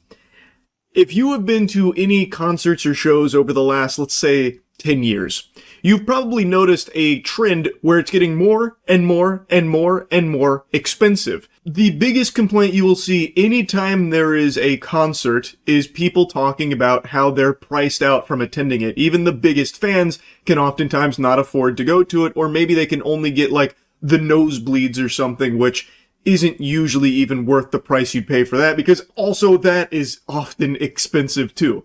And they get away with this because they have fundamentally a monopoly when it comes to live performances, live shows like this. And there's always the huge issue with scalping, which almost seems encouraged by Ticketmaster, at least historically it used to. I don't know if it's as bad as it once was. I haven't noticed it to the degree I did a few years ago, so maybe they started to fucking put the nipple clamps on it and twist to try and stop that a bit. But since they do still have this monopoly, they still have, of course, like fees and also just an exorbitant price tag on attending these shows. Because they can. You don't have like an alternative to get the tickets or anything. And I hate that comparison he makes where he's like, oh yeah, some people will pay like 70 grand as like a badge of honor to sit courtside, comparing it to like a big sporting event where people shell out tons of clams. Brother, you just blow in from Stupid Town. How in any way, shape, or form does that even remotely associate with these prices for a concert? It's so night and day, I don't even think it's worth digging into like the actual meat and potatoes of the statement. It's just a false equivalence. And he tries to use it as a way to justify that there is still so much room to charge more for their tickets. And I think that is just sickening. So I've been to 2 shows recently. I went to a Deftones concert a couple months ago. Unfortunately, I did somewhat brown my trousers a bit there. There was a couple tiddlywinks of fecal matter, which I made a video talking about it. It was pretty embarrassing, pretty shameful. Fucking shit myself a little bit as a 30-year-old man. Not that I blame Michael Rapino for that. I know he didn't put poop in my butt. That's on me. That was my responsibility. Like, I get it. But anyway, I'm getting a little sidetracked. I'm starting to, like, pseudo-trauma dump on you here for no reason. Deftones concert was amazing. And then recently I saw a My Chemical Romance show here in Tampa. Also amazing. But you know what both of these had in common besides being extremely entertaining? Extremely expensive. And Ticketmaster gets to basically charge the moon for it if they want to. And they do want to, make no mistake. And it looks like they want to charge even more for it. They want the fucking whole kit and caboodle here. They want your entire piggy bank just to see your favorite artist perform once. And I understand concerts aren't like a necessity. No one needs to buy tickets to a concert. But you can see this trend that when Ticketmaster Live Nation kind of took over and got this like monopoly, they have been jacking up prices non-stop. And it's just spiraling out of control where it prices out tons and tons of normal people that no longer can afford to go see their favorite artist perform because they'd have to decide between spending the money for a couple of tickets to that event or like, you could also just spend that money on, like, a fucking week-long vacation in a lot of cases because it is that fucking expensive. So it's just, I also think it's bad for the artist, too, because then you're not performing to as many occupied seats. You're not performing to as many actual fans anymore. Like, I just think the whole model sucks now. And you can see a huge change when Ticketmaster Live Nation took over. Tickets were far more affordable, and I get everything's gotten more expensive. I understand that. But in this sector specifically, this monopoly has been extremely awful for fans and artists as well. It is only good for Ticketmaster. And the CEO's out here like, well, actually, it's like super reasonably priced. In fact, it is underpriced. I need to be making more money. Meanwhile, last year he took home like $32 million, like himself in total compensation. Like, I wonder why he thinks it's underpriced and why they should be charging more. What's the incentive there? Man, that's so interesting. I wonder why he would have that perspective. Any sensible, sane person will tell you the same thing. Ticket prices suck. And Ticketmaster super fucking sucks. So I definitely don't agree with Michael Rapino's assessment here that there's a lot of runway for more ticket price increases. He says that people beat him up for charging $800 to Beyonce. Well, what he doesn't mention there is that $800 to see Beyonce is to see her through like a fucking glory hole on like the 39th floor of the stadium she performs at. Like, you do not get good value even when you do spend a lot of money going to these concerts because everything is so fucking expensive. So I think his take on this is complete trash. Complete trash. But he does say something during this event that I think is an important thing to mention in regards to how important shows are to the artists. Well, the live show is, the artist is going to make 98% of their money from the show. The record label, all the other ways they made money is irrelevant now. The show is where they're making their money. Now, in this section, he is actually correct. He did pin the tail on the donkey here. Record labels take the lion's share of what an artist makes, or what a band, group, whatever makes. I have heard some, what I believe to be, or should be, criminal contracts in the record industry where they will take sometimes like 90% of like streaming revenue, record sales, merch sales, that kind of thing. And thus the band needs to survive off just tours alone because that's where they make their actual money.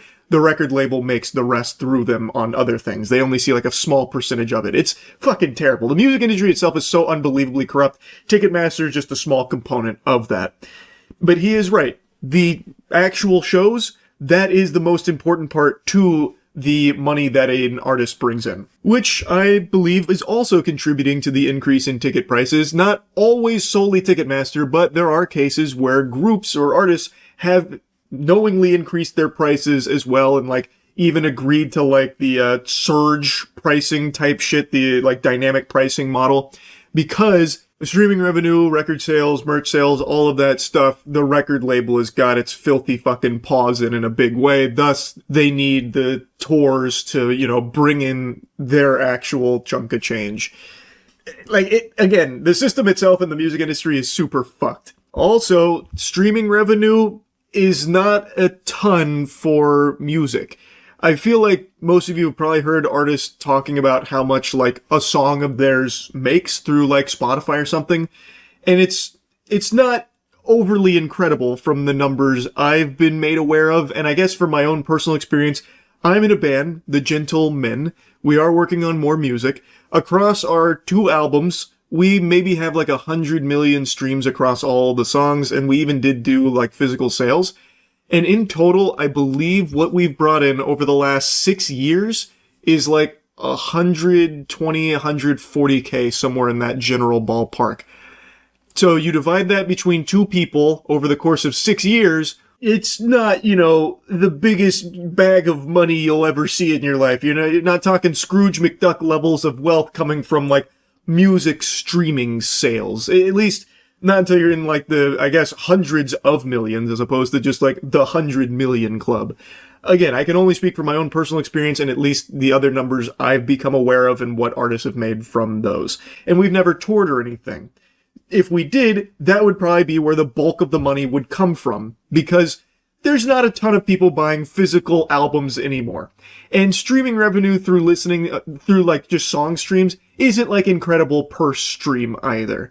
So, he is right that these shows, these events, are extremely important for, like, the artist making their money, but his view of it is so distorted, where he thinks that because this is, like, the main revenue driver for a lot of artists, they need to be charging an arm and a leg for it, where it, like, prices out tons of people too. Like, it's very counterintuitive.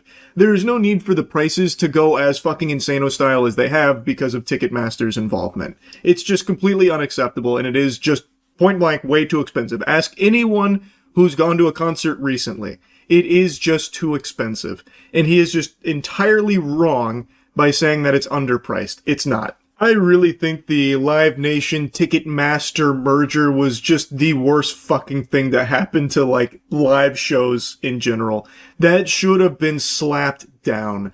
And the fact that that was allowed to go through has just been disastrous. I can't fucking stand Michael Rapino. I hate Ticketmaster. Shit sucks. Just wanted to yap about it a little bit because somehow he felt so confident to just let this absolute trash take fly like that about being underpriced.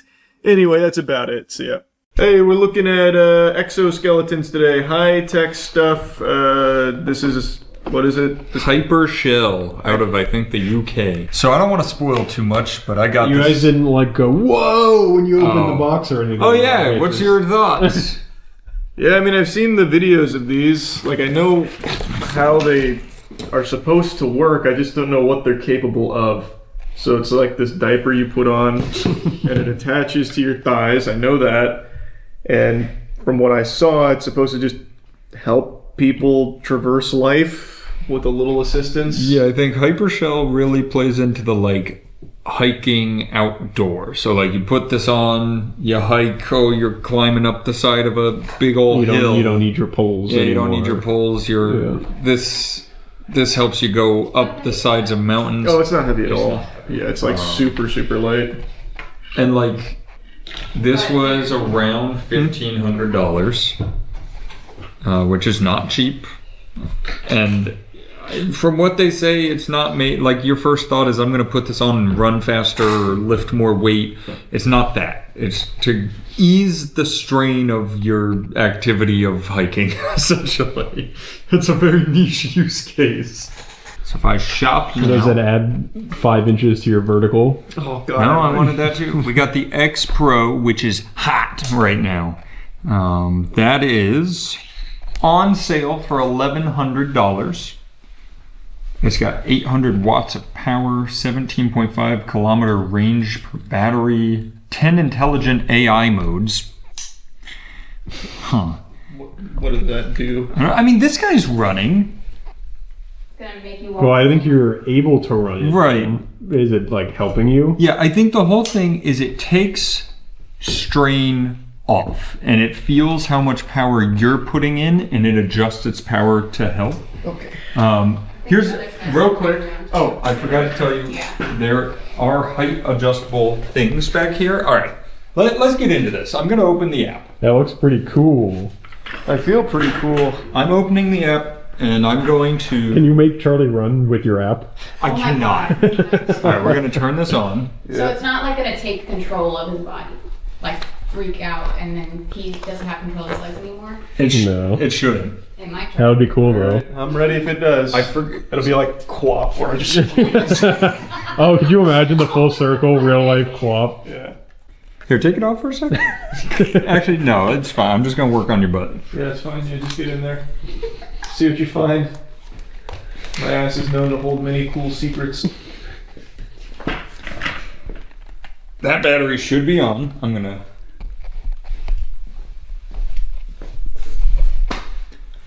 Huh. Just active reload me. Like put a hot swap. battery in? Hot swap. Watch. This is the other thing that pissed me off. I don't just want to dunk on them until we can show it, but watch how easy it is to pull this battery off. You got this. I'm sure it's easier when there's not someone in it. Well, you're also supposed to have the upper body exoskeleton and I'll rip it off. There we go. Yeah, let's see if there's any charge in this battery. Assuming that one's dead. Charlie shoots through. That feels like it clicked on. That's the control battery. All right, let's see. Oh, there we go. Oh, that one was just dead. Oh, careful. Yep, Do you feel different? Well, it bended me a little bit. Now bend the other side. All right, so it was just green, now it's red. Yep. What does that mean? It says low battery and update your firmware. I did this 3 days ago. We're not gonna update right now. Yeah, let's get me moving. It's got 2% battery. All right, well, I better go quick. So much. And you have to have it plugged in to charge this? Yeah, maybe we can. Is that one just dead? Is that what happened? I guess. Truly, I'll tell you after. I can't plug it in if it's not. We can try another hot swap. All right. I guess just walk. All right, let's go. Do you feel it? I can hear it. I can hear it working a little bit. I can hear it and somewhat feel I can it. bump up the power if you want. Yeah, give me max power. All right. Oh, it won't go above 50. Okay, give me 50% power. You were already at it. Wait, this is the highest it'll go? This is what happened when I tried it too. It wouldn't let me. Maybe this is the battery. Oh, I'm giving you resistance now. Oh. I'm giving you resistance. Maybe it's so we can't walk. It's in fitness mode. It's so you work out while you're walking. So try walking. Is it harder to walk? No. It's at 100%. All right, I'm going. Go up to 200%. Plus ultra, please. Like, I won't really be fucking. Maybe it's because you didn't update your firmware. It's not talking. It said it's an experimental mode, and I had to opt in. Oh, okay. It's just like backwards.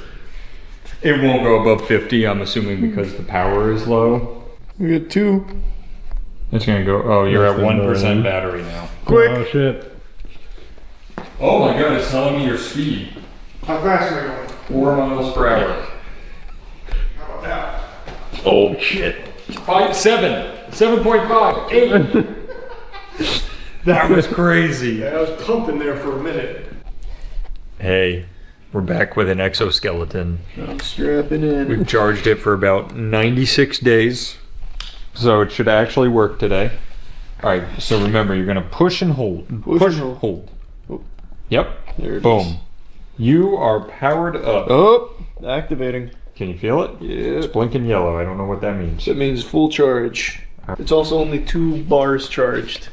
How is that possible? It's been plugged Legitimately? in for like 4 days now. Or no, maybe that's not bars. Maybe that's that's a bar. Yeah. That's Green, nice. I think, is the amount of. Oh yeah, we're at 92%. Oh yeah. Where did we lose the extra 8? When we walked over here, yeah. So, just give me a little walk to the door, walk back. I can hear it working. Yeah, I can hear it. I feel it working. I mean, it feels like a little guy pushing at my legs when I lift Right, them. just it's like a. Yeah. It's a little push. Like, I feel like how the Neo robot moves around in the demonstration. Do you feel like it's tight enough, like on your legs and stuff? Yeah. Here, 1 sec. You're on 50% power. Yeah, give me a How about this? Come back to the beginning. If I don't jump up these stairs at 100, then it's a scam. I'm gonna turn you to 0. Okay. Oh yeah. Baseline. You are at 1% power. Go up these first few. Did that look hard? Yeah. It looked like you were straining. Did it feel hard? Yeah, it felt pretty tough. I feel hard. All right, now I'm gonna all the way up. You are now at 100%. Whoa. Okay. Oh, it's loud now. I can hear it moving. I'm gonna go to. Just watch what happens Yeah. when you're moving. I don't know if you can see it, but here, let me do that again. Slow motion. It is kind of freaking out. So like when I'm coming down like this, it's hitting both of these while I have one leg in the air, so I feel like I'm about to fucking fall. Oh yeah, I can see that. Yeah. Here, it's on eco mode. I'm gonna go to hyper. It's dynamic power for intense activities. We're on 50%. I'm sending you to 100% hyper. You're gonna. Okay. Does it feel different? He went up faster that time. I You see did. that? I had no choice. It's still moving. It's still moving. You're gonna get flashbanged. Oh my god. Oh my god. Oh my god. Oh my god. Stop.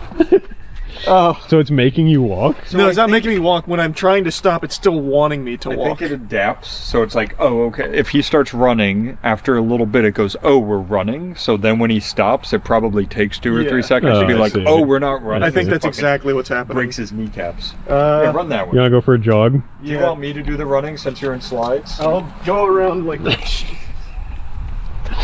Oh, he's too fast. I can't keep up. Okay.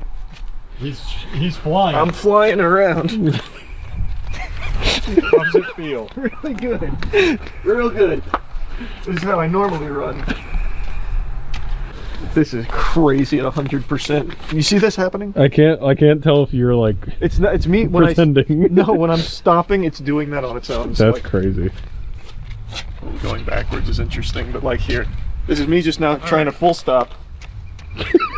It does make you do like a little Yeah. like hip movement there. So I got just a baseline feeling for jogging. Oh yeah! Oh my! It's making me fucking step! That's what I'm telling you. That's crazy, actually.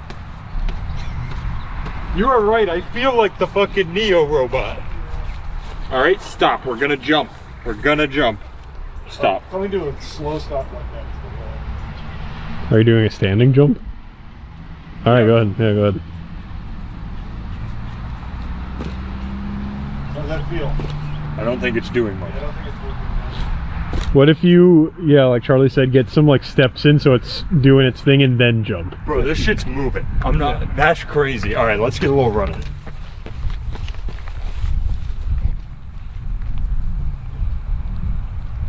That looks pretty good. It's certainly. So I know it moving my feels legs. weird. Is it making you expend less energy for the same amount of movement? Do you think? For that. Get a running I don't start.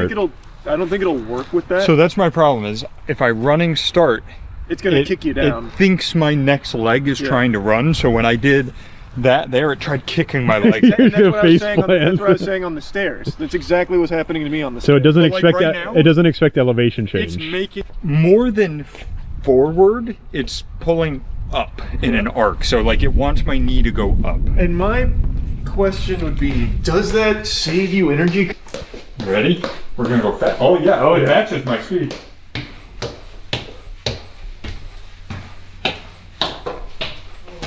Hello. I would say. Oh God! Yeah, the going down. Coming down is a nightmare. Yeah, the going down's not a lot of fun. You know what it might help with? Coming down backwards. Oh! Nope. It very much does push your leg up, for sure. There's power there. Yeah, I just don't know. Does that help a lot? Like, I don't know enough about the biomechanics of hiking. I feel like getting your leg up is the easy part. It's when you have to put a lot of weight and pressure on it that you'd want the help with. No, I feel like after for long periods of time. Yeah, I guess I'm just not a huge hiker, so I don't know. just walking in general, lifting your foot up is like a lot of the strain. But the 100% power on hyper is actually pretty strong. It seems like it's definitely it's like moving. I'm not doing some pressure. Like for I'm you. not overselling that at all. It is doing strong. The only way I could give this a real review is to take it hiking with you. if I go on like call it a 2-hour hike and then do it again with this on, because I feel like this isn't what we want it to be. Of the I have a 20-inch vertical and then with this on I have a 30-inch. We could also get energy an saver. opinion from Dr. Momo on what she thinks it's doing for you. That would have been smart. So it seems like most people, it's kind of mixed, at least based off the preliminary reviews I'm reading, but it seems like most people think it's mainly for mobility for people that like to hike but just don't have the ability to. I think that makes a lot of sense. Yeah, as opposed to being more of like a tool for people that are already adept at hiking, it's more for people that want to hike but maybe have like a limitation. That makes sense. It seems like it's mainly just helping you get that leg moving, like get it up and moving. I may be able to feel something, like I said, on a prolonged hike. Yeah, but you're right. If you're missing some power, which, come on, I'm not missing power. No, we're still spring chicken down here. If you're missing some power, it can probably give you some power back. This thing really has a mind of its own. All right, wait, let me go to 100% fitness. So what does fitness mode do? It's revert. Oh! So is it fighting back now? It's yes! Like, yeah, okay. All right, Charles, you got to try this. Yeah, let me try that fitness mode. It's like walking through mud. Yeah, you're like a quicksand right now. This is... Here. You don't have baby birthing hips like I do. And I've got petite, fun-sized hips. That's what they always say. His are more for pleasure than practicality. Incredible. The pleasurable hips. Man, I had to lift after this, and now I don't. Well, we can just put this on. That's true. Just walk around with it. It does feel really weird to walk without it now. Is it like when you're on a treadmill and then you get off and you feel like you're like moving? I feel like I'm in sand. Yeah. Like it's almost like I'm expecting my leg to be picked up for me. Yeah. I would say, if let's say by walking, I normally walk with 100 pounds of pressure, whatever, that takes 10 pounds off. Okay. That's interesting. Am I unfitted though? I gotta Are you strapped up? Yeah, All right, I'm redetecting. I'm redetecting. All right, detected. All right. You ready? Ready. I don't want to break your kneecaps here. I'm ready. I'll give you 100. Perfect. It looks like you're dragging a little bit. You feel it? Yeah, I can definitely feel it. Doesn't it feel like you're walking in mud, basically? Yeah, it feels like when you're at the beach and you start walking into the deep water, where it starts fighting back a little bit. That's pretty interesting. Yeah. I don't think I get much of a workout from it. I don't either. But it might not be for us. Maybe it's just for like joint health, where you want. But it might be the kind of thing where, like, if you're an older person or someone who doesn't move super well, and your main exercise is walking around the block, it probably adds enough resistance to amplify that a little bit. I would imagine. Absolutely adding a few pounds of resistance. Oh, no doubt in my mind. Yeah. No, wow. Yeah, it's your whole body there. Yeah, it's really moving this time. It feels like isn't there a cartoon or something where the pants got taken over? And Jimmy Neutron? Yeah, Yeah. that's what I was saying. It feels like that. It's so goofy. It makes you walk with some sass. Yeah, with gusto. He entered the room emphatically. Is there a way to maybe... I'm trying to take... Here, I'll put you on eco. I'm trying to take tiny steps, but it still wants me to take giant steps. Does eco feel more normal? Not really. Overheat protection control is only set to 80%, so be careful. Yeah. Adjust I feel like I'm really torque. wearing it out. Whoa! Wait, alright, be careful for a second. I'm gonna put all the torque in your right leg. Alright, go ahead. Okay. Yeah, it's definitely like a little different, but not Switch to left. Yeah. Mid-step. Although it seems like the battery final might just be test kinda- here. Yeah. It tracks your speed. If you want, I'll put it on. We put it to 0%. I'll sprint. then I'll put it up to 100, sprint again. That's a really good idea. Does it make me faster? The answer is yes. I could barely see you when you were sprinting out there. I was seeing. So here's the thing for me is I feel like. Okay, please. I feel like. Turn it off. Ow! Ow! Jesus Christ! I feel like it's almost certainly not going to help with speed. It will help with distance. Yeah, because it's definitely more taking of the a strain distance off of thing. your. See these? Touch Yeah. it. I don't want to. Just so. This one was hotter. It's not gonna burn. No. It is hot. Oh, it is. Touch hot. that one. Yeah, That one's hotter. Oh wow.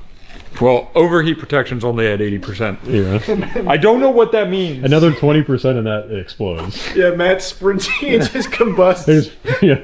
I'm just strapped into a fireball. Oh god, that would take this video from good to great. That'd be an incredible shot. Matt just runs off into the distance. You see. Holy fuck! You're 5 miles per hour. That might be kind of close. Alright. Here he goes. 15, 16. He peaked at 16.3. 16.3. Yep. That seems. Is that really fast? Probably. That feels like it's really fast for a person to run. Alright, 100%. Oh, I feel her.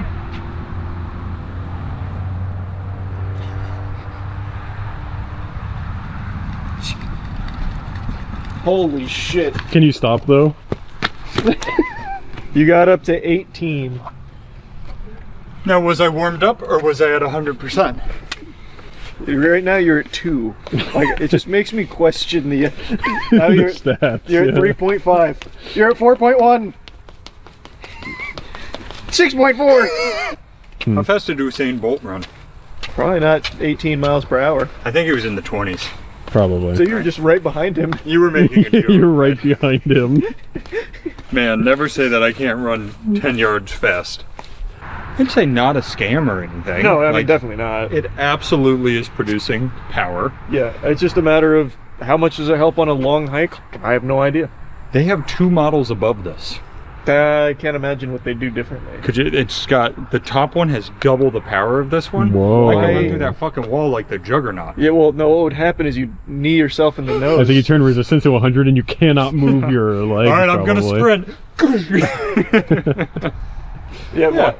My god, double the power is crazy. That's too much power. Yeah, I don't know whose legs would need that. I don't know. I feel like we need to give this somebody going on a long hiking trip, like a couple days, and say day 1, don't wear it. Day 2, wear it. Yeah. Report your findings. See what you think. By that point, this video is already out. Their data's moot. But yeah, it's a cool idea. Maybe it's very helpful. Yeah, I hope it is. All I know is it moved my legs a lot. They were moving. They were moving. Did that help anyone? On their decision? Science done. Science. We did it again. Yep. I love the Masked Magician. Little did they know the Masked Magician is actually Billy the Exterminator. And winning a car. Into a Lamborghini. Whoa! Making a soda can float through the air. Well, that's super underwhelming following a toothpick. But why are these children's tricks here? You just turned a Bentley into a Lamborghini and then you show me how to make a soda can twirl? Right before. Thank you, ladies. This is the coffin of Houdini. The assistance of Magician's final resting place.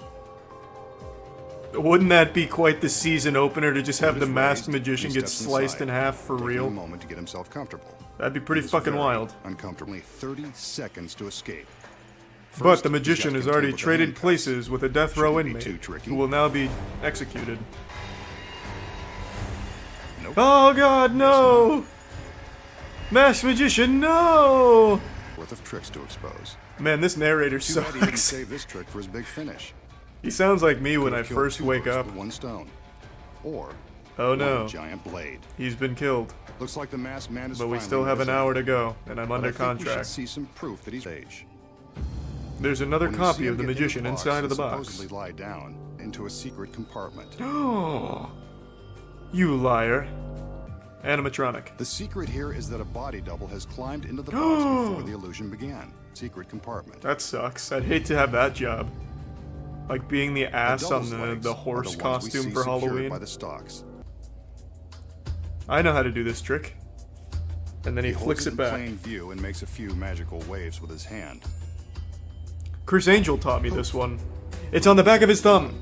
It was taped. Without so much as a hint of sawdust. You liar, fucking loser. I know how you did that. The magician places the toothpick. Yeah, if you're 8 years old. And I used to do this in middle school. But not toothpick into the pocket in the tape. This action What's something I would do if I actually had magical powers is I would do all of these tricks, but do them for real. So I'd set it up the same way, but then I'd actually make the toothpick just fucking vanish, and I'd blow everyone away. So you can see they wouldn't believe me, and I could totally keep it a secret like it's a trick, but it'd be real magic. Stuck along the backside of his thumb. That'd be like some real meta shit that only God and I would laugh about. Vanishing a Bentley turns into a Lamborghini. Can you turn a Jetta into a Lamborghini, or does it only work with a Bentley? Asking for a friend. The magician is visible above the top of his This hand. is where one man commits the cardinal sin of revealing how magic tricks are performed. The short loop. Imbued with the power of Separates the Satan pieces, and capitalism, the long rope has been he sliced breaks the in two. laws for the sake of money. Pretty sneaky if you ask me.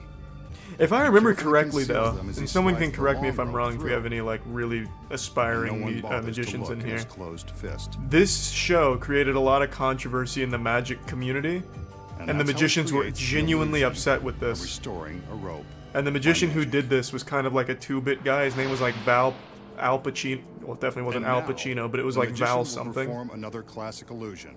This is girls under the sheets. Ooh, that's an The assistants innuendo. raise the sheet for a moment. And then all of a sudden, it's 6 Playboy models, and the magician is sporting a full erection. But how did he do it? And the assistants cover the girl. They've been transformed into 9 strong dudes. There she is. She's gone. Vanished in an instant. Sacrificed. Leaving behind the... Don't worry, she doesn't go far. She was never really there. The sequence. This black headpiece.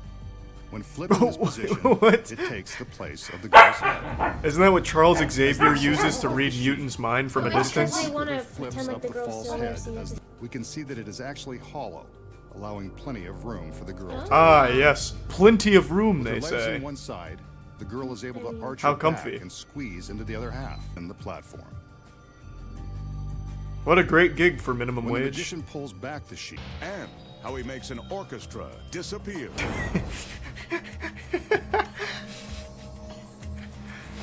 Watch the masked magician execute a mariachi band live on TV.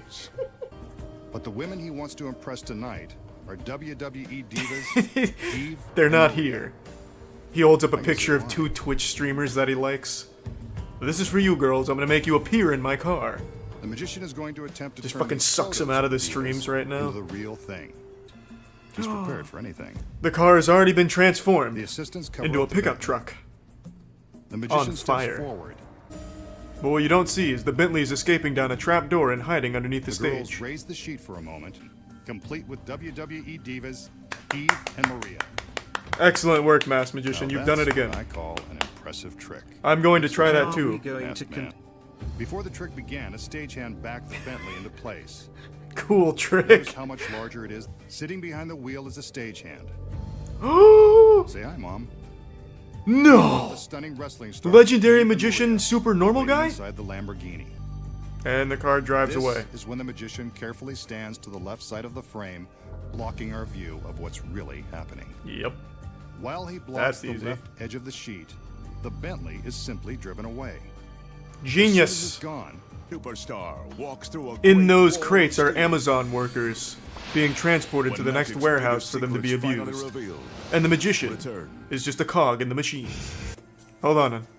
Oh, it's impossible! it begins to rise. No! Must be highly Science said it couldn't be done. This cup sticks to the can. I remember when I was a and the kid, I magician used to is go ready to these create magic the shops illusion that the had can shit is like this. floating. From I this had angle, one of those. I probably still you can have see it that all somewhere. he's doing is lifting the can with his thumb. So if you see me start a stream by making a soda can float for money, know that I'm very desperate. Pantomime. A curtain is going up. And the Lord has now claimed 4 more souls today.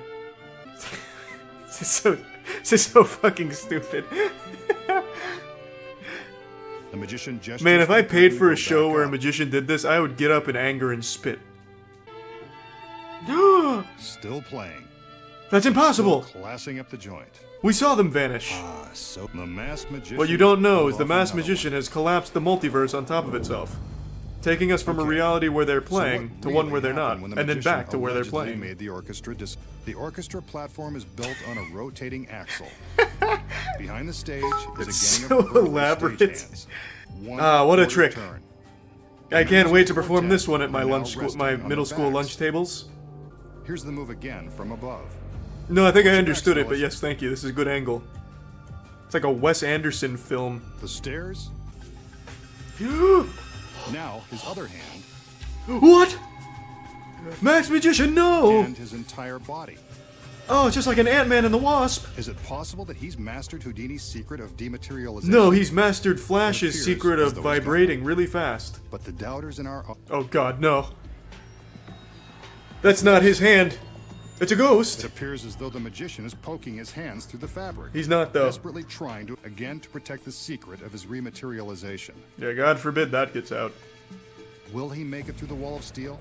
I certainly hope If so. he can't, I'm on the edge of my someone better goddamn have seat an here. Industrial-sized can opener.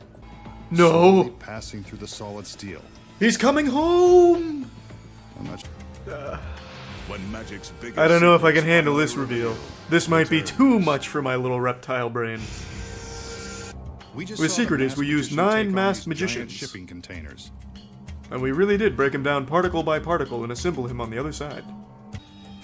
Meanwhile, But then, he's busy where's the slipping through double another go? trapdoor and down into the stairs he used to climb up onto the platform on the other side of the wall. Whenever magical assistants are wheeling It's stairs genius! around, you can be shit by the light. This is But from the pathetic. front, Yikes. It appears he's passing right through the steel.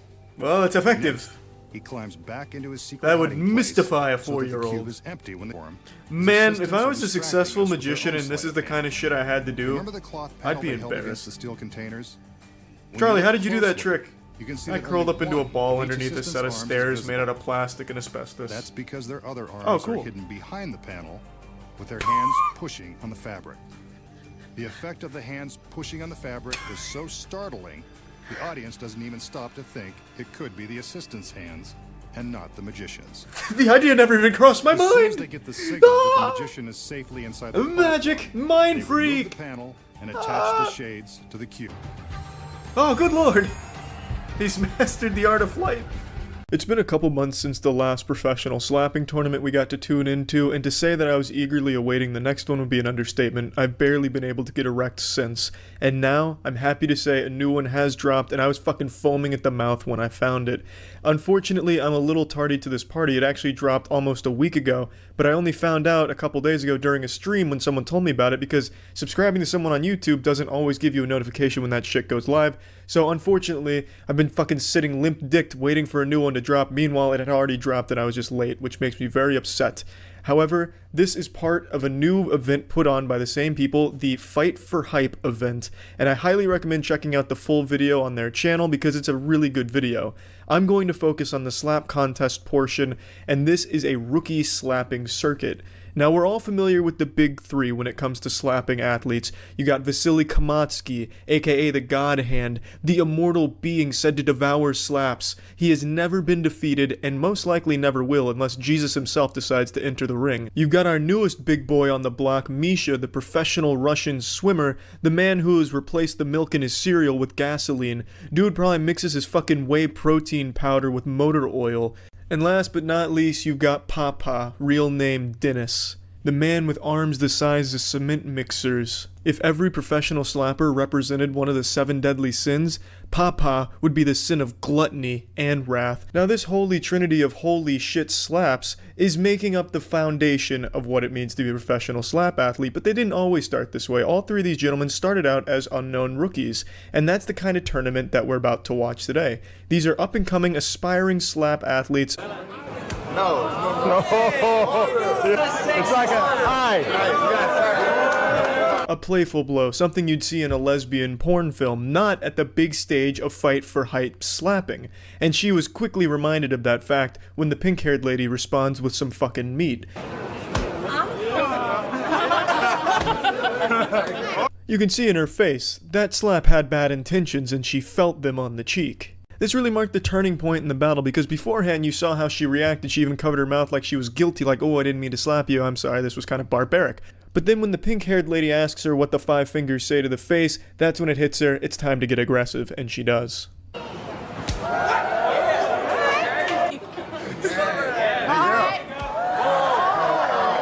See it in her technique, she's getting further and further back until all of a sudden she's gonna do like a fucking 360 no-scope slap right across her face. And that's exactly what happens once she gets set off by one of the pink-haired lady's pretty powerful slaps. Ну хорошо.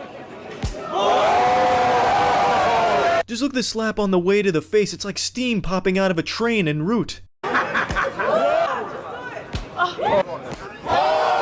As you can see, friendships aren't really made in front of the slapping table, only enemies are made there. It started off playful between both, none of them really giving it their best, just kind of a, one of these, and then all of a sudden by the end it's like fucking putting barbed wire on the palm of their hands and slapping them across the face. There's really no clear winner. I'll let the last 2 slaps play out for you, but I wasn't really sure who won because they didn't say, and I couldn't tell by how much money they were given, so I'm gonna just go ahead and say everyone wins in that one. That was a pretty even match. Давай, девчонка, в тебе есть эта злость.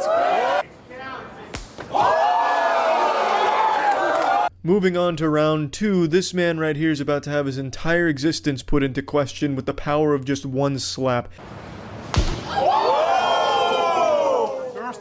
Just look at that face, pure agony, looking like all of his senses all at once just got rocked. Okay. Глаз дергай, чувака. Another fuck your mother kind of shot right there. The man does pack some serious heat with those slaps. Now, unfortunately, that one was a foul because he got a little bit of the ear, and that's illegal. You can't be hitting, you know, above the cheek, on the ear, on the neck, jerking him off. You can't do any of that kind of foul play. They want this by the rules, and I respect that very much. That being said, the other guy swings back with a foul of his own. It's full. Yeah, it's full. Now this is actually a pretty intense foul because he hits him right in the eye, and it wasn't like a love tap or anything. He was really putting some speed on it, and he spun himself around like a fucking Looney Tunes character in a baseball game that just swung and missed. So he was really swinging for the fences here, and it gets him right in the eye. I'm actually surprised his eye didn't just fucking pop out like some type of scene in a 1980s action movie. Now they both have a foul in this match, and the entire round ends up in a draw. Let's move on to round 3. Now in round 3 we're actually introduced to the characters by name. This is the first time that I noticed in this slapping contest that they actually gave us the character's lore. On the right we have Story, 27-year-old man following his dreams to be a professional slap athlete, and his name and lights the whole 9, just like the greats like Vasily Kamatsky. And interestingly enough, he is the boyfriend to the pink-haired girl we saw compete in the first round. On the left is Oleg, a man who's only here for the fun of it. Kinda reminds you of Saitama, right? Just a slapper for fun. And this turns into a damn near grudge match.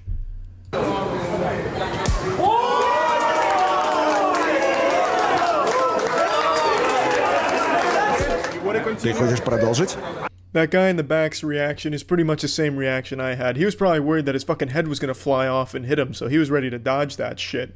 Now, clearly our anime protagonist Story did not come prepared to this event. He didn't realize how intense the slaps were going to be. He probably thought they were going to be the old-fashioned college frat bro thing. You're all drunk and you're just giving yourselves little slaps to hype yourself up to go talk to the girl that you want to impress. You do a keg stand, your face is a little red because of the slaps, but it's all in good fun slaps. Not the kind of slaps that you're going to receive here. These are the slaps that are trying to fuck you up. And I don't think he was ready for that. But he does recover, he does not get knocked out, and he continues to go the entire duration of the fight, which I respect. Готов? Let's go! Come on, baby!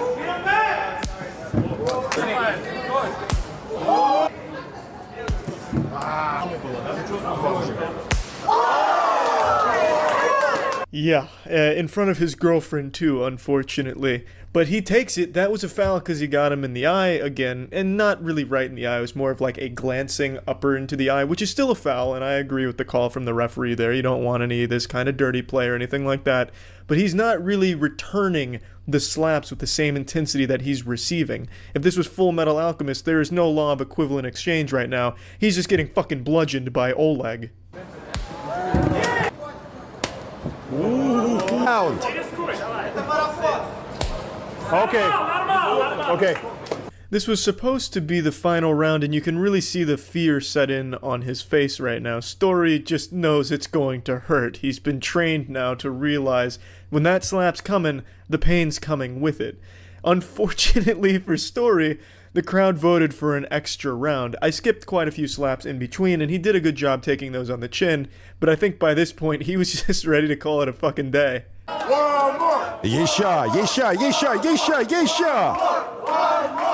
Yeah, his face here really says it all. He doesn't really want this bonus round. Again, his face tells the whole story. He's in pain, there's some clear boo-boos on his cheek, it's red, it's swollen, and he honestly looks like he's getting choked up from the pain. I probably would be too. I probably would have already erupted into tears by now, and I honestly think he performed really well in that bonus round. Now we're moving on to the final match of this Fight for Hype Championship, and I have to say, I think we may have seen the birth of another great with this last match. This man is massive, and trust me, you're gonna need like a blanket or something to snuggle with, because you're gonna be afraid of this man crawling in your fucking window and slapping you when you're trying to go to sleep. Because this guy is intimidating, and his slaps are furious. So get ready for this shit.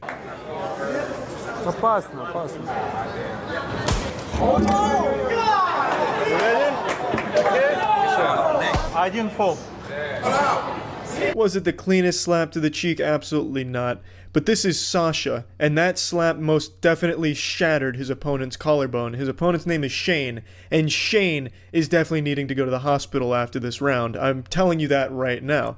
Sasha is a fucking madman. Are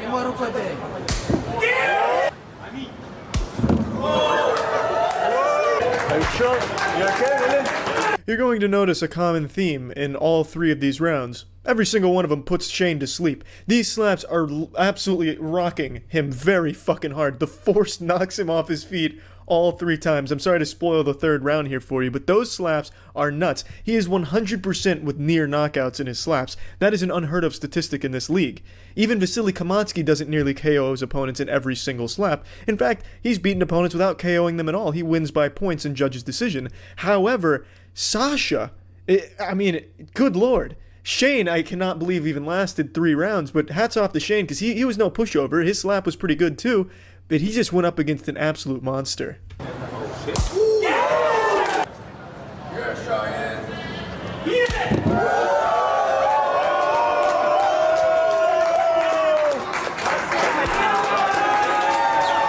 Yeah, it's pretty hard to look at if you're a fan of Shane. It's pretty goddamn brutal. I feel like Shane would have done well against the other opponents. He just got super unlucky with this matchup here and drawing the short stick.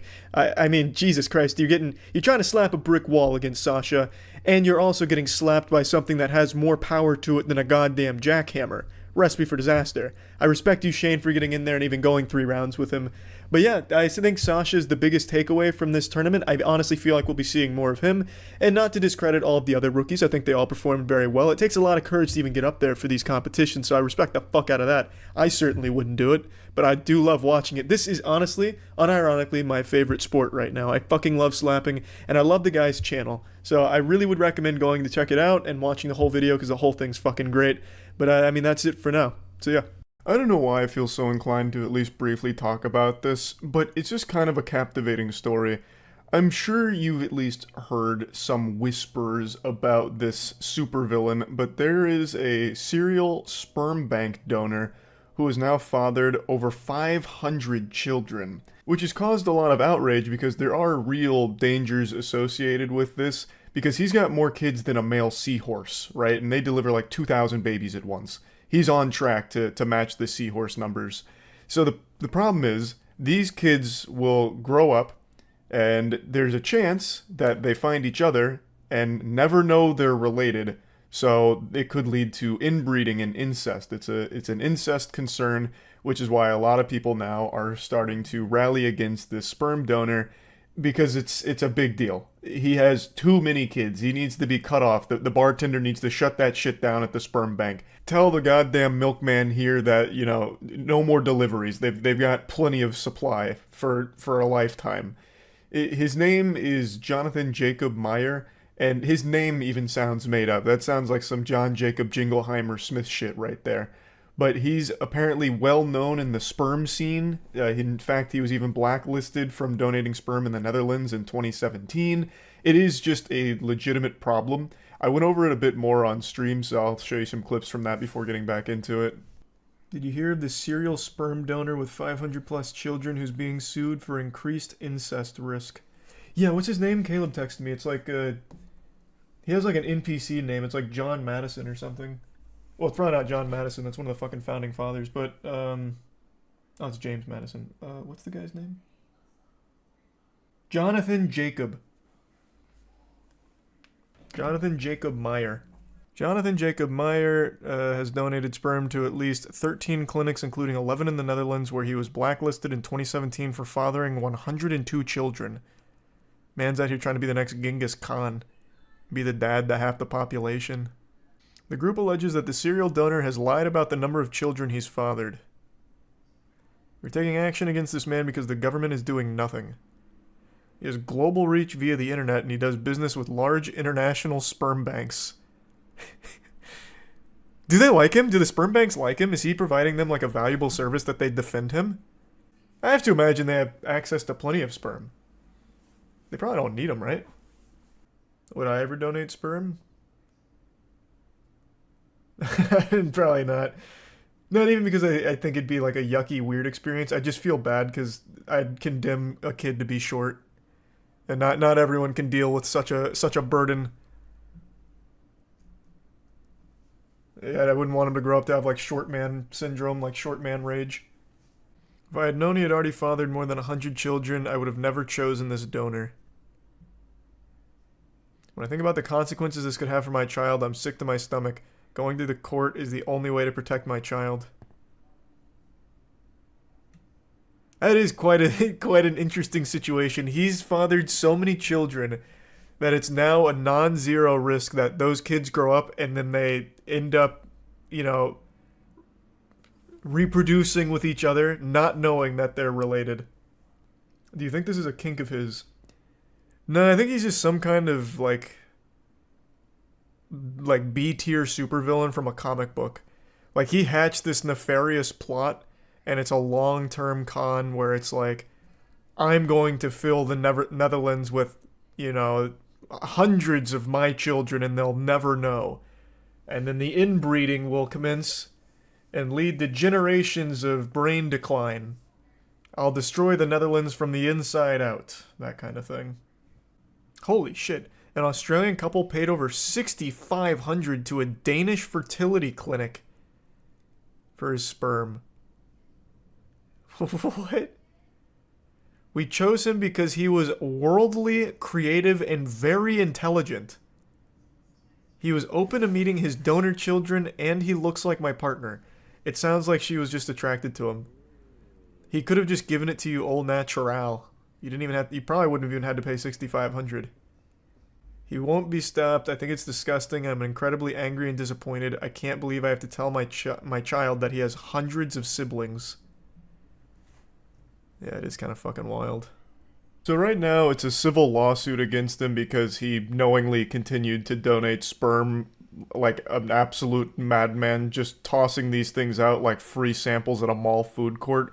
And he did it at 11 clinics in the Netherlands, which has led to over 100 children in the Netherlands alone. And he continues to donate it internationally as well to spread his seed even further across the planet. He himself is saying the reason he keeps donating so much sperm here, like gallons upon gallons of it, is because he just wants to make sure everyone can have the joy of having a child, and he's doing his part to give them the tools necessary for it, I suppose.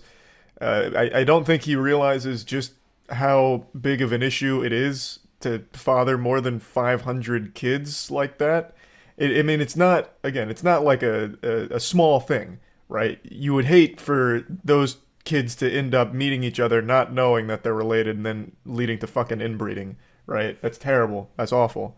I'm hoping they do win the lawsuit against this guy, and I'm hoping the sperm banks are going to do their due diligence to ensure they don't keep using his samples, They're gonna have to like double and triple check those to make sure that it's not John Jacob coming in again under like another pseudonym or anything like that. Going in disguise, he's got like a fucking fake mustache and glasses on and goes to jerk off into their facilities. So yeah, it is actually pretty distressing. So just wanted to talk about it because the whole thing's wild. That's about it. So yeah. Family says council planted slug to destroy their business. You see, you gotta love the ACA, man. You can't find this kind of garbage shit stories anywhere else. They found one. Is that the criminal? Books say they have proof it's That a piece of shit. Secret agent. In hospitals in Victoria. What a wholesome business. What kind of evil slug would infiltrate? But we had towards the corner of Yeah, it the looks like a company's criminal. industrial kitchen. She squats down for 17 seconds off on. Did you wonder what is she Maybe doing? she was peeing. Yeah, I found it my staff because I know we did the right thing. But why would the council council sensationally destroy the backed down business? And withdraw. Father. So Ooh. why would council want to kill off I Cook Foods? Well, it just happens to partly own a rival business, Community Chef. Real job. Boys, we're losing in quarter 4. What do we do? I don't know, but I found this slug outside. Maybe we can use it. You're a genius. But you're fired. The last man standing. Ian calls this the smoking gun. Photo evidence council gave him. You can't argue with the This facts. is That's the a slug. picture Michael took minutes later of the same slug. Spot the difference? Ian and Ben allege this piece of tissue has been photoshopped out.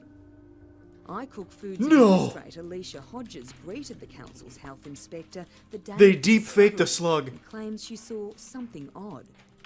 Jet fuel can't melt slugs. She came in alone. God, there's so many She'd never chapters to been this. our factory, and she doesn't wear her body camera and miraculously finds a slug.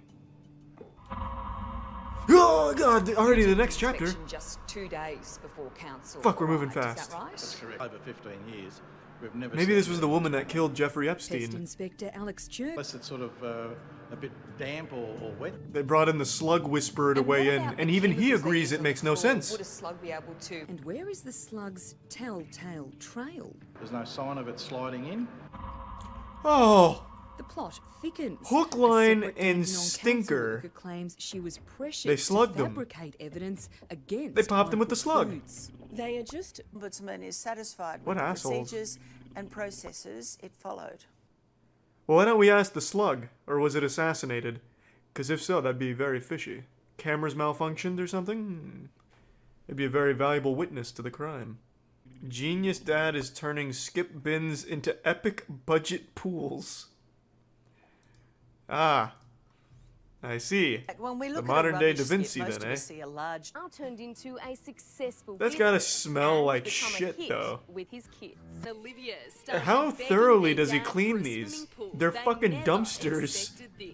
I wouldn't swim in the dysentery pool. swim in a bin. Yeah, neither would I, man. This is just asking for cholera. One a day. But if you're fiberglassing the dumpster, wouldn't it just be cheaper at that point to just get one of those like plastic big circular pools? It'd be spacier and cheaper, and not a dumpster. And then we had a little bit Oh. extra delivery. Rachel Watkins, who lives Bro, you can get one of those cheap plastic pools that serve the same purpose for like $200 maybe. They break easier. You could break one of those plastic pools 10 times over and still not even come up to the cost of one dumpster pool. Furious brides say wedding videos looked like the Blair Witch Project. Now that's a story. That's a fucking story, baby. Okay. I love the Blair Witch Project. And I love the guy behind it, if you're here, Dan. A money earner filming. Leaving a trail of broken-hearted brides and. It's not a former crime to be workers bad at behind your job, Christ. Devastating. Making it sound Should like you he's a spend more criminal. time on working He's just on not these good at his videos? job. Yes, I should. Walking down the aisle is so shaky and so disgusting. He's cut off my head, my dad's head, and most of it's focused on my bum. Oh, okay. It's horrible. That's We have no for the fair YouTube standards version, from baby. our rivals, from Or, our excuse me, bridal Patreon party. exclusive. Amy says she's been Gold contacted tier. by around. She says she's owed around $1,000. Another videographer. So it's more than just a bad Ford wedding says video. He's also Anyone that's had a refund. So Tegan's actually claimed the refund. She said that she hasn't got any money back from you yet. I have to double check that. I'm pretty sure. No, actually, no. Tegan hasn't claimed a refund. That was quick. You folded on that immediately. I'm not going to deny that. Yes, I am. They look at this and Well, he's not very good at scamming. Opinion of videographer who runs the Tegan actually accepted it. No, she didn't. The videos Oh, you're I've right. seen Yes, were no, she didn't. That took a big chunk of our budget because that was something that we really wanted to have forever, to show our kids and our kids' kids. You can. And he's taken that from us. We can't get it If back. they want to see their mom's ass in a wedding dress, you've got them covered in droves. Got ample footage. Yeah. Wholesome dub. Also, my PP sounds like.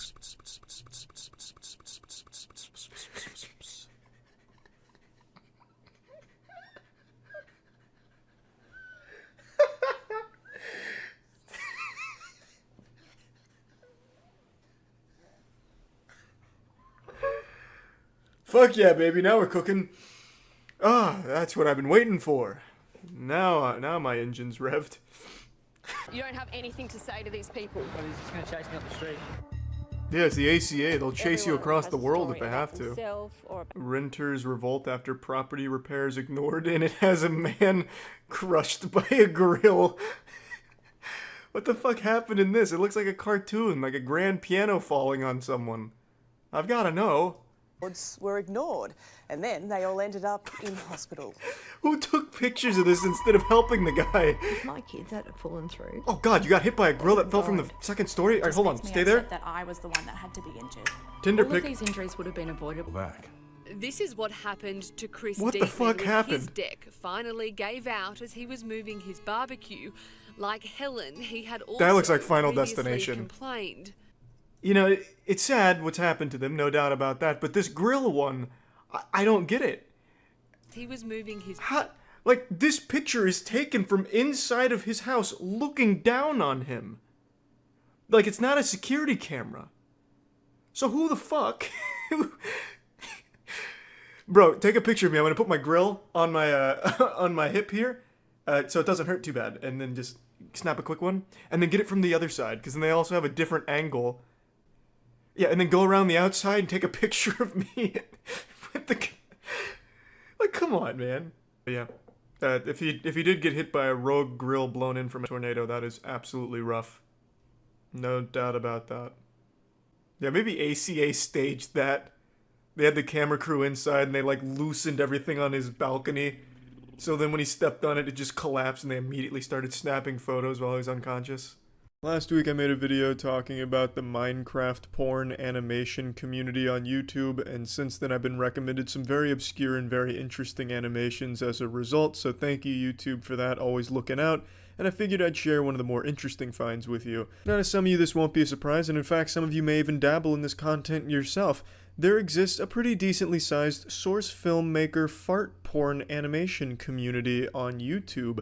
And now I know that's not overly weird, because fart porn apparently is super popular, because anytime I even go on Pornhub, it's almost nothing but fart porn these days. Watch Tina as her asshole puffs out while blasting fat, wet farts in my face, your face, the viewer. I'm not a fan of it, but it's apparently a prospering niche in the community of porn. So on YouTube, it shouldn't be all that surprising that it exists. I'm going to show you one of the bigger channels I found. This is kind of like the leader of the rebellion, or not the rebellion, but a pioneer in the fart porn animation community on YouTube. This is Fartimation. Check some of this shit out, and I mean shit literally.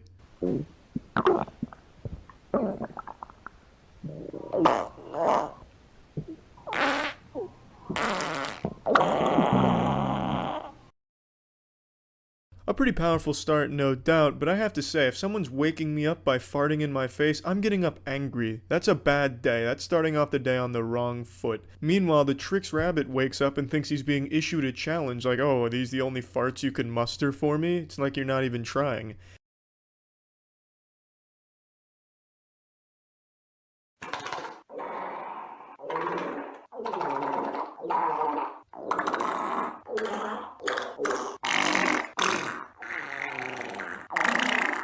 It's pretty clear to me that all of the fart sound effects are done in-house by the animator making the noises with his mouth. Because not only do the farts sound shitty, the audio quality is shitty as well. It sounds like Donald Duck being strangled. It sounds like a trumpet being played poorly underwater.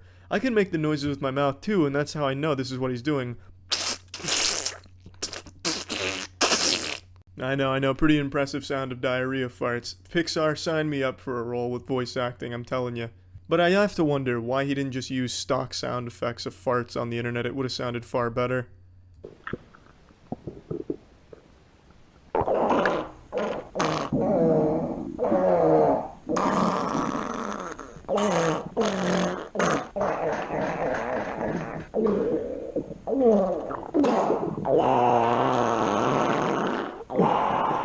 An impressive demo reel of farts, but it would have been better if it wasn't recorded over walkie-talkies. He really should have just used some regular fucking stock sound effects.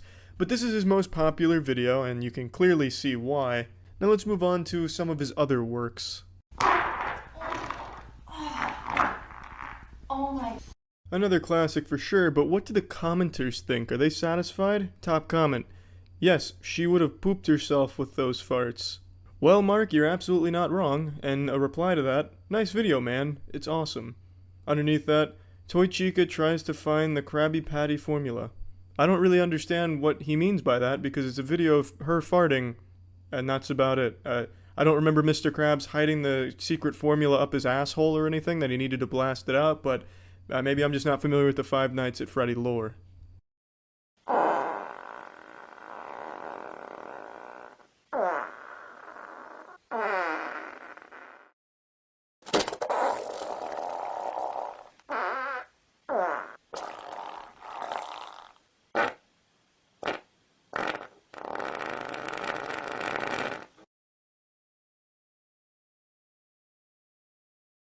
This one had a big grand finale with actually shitting in the panties, just filling the entire diaper.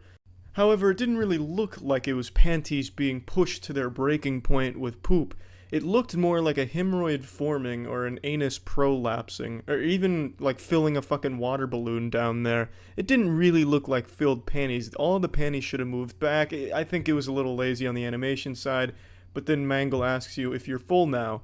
And obviously the answer is going to be yes, you've probably lost your appetite, or if you're into this fetish, you're definitely sailing full mast, I get it.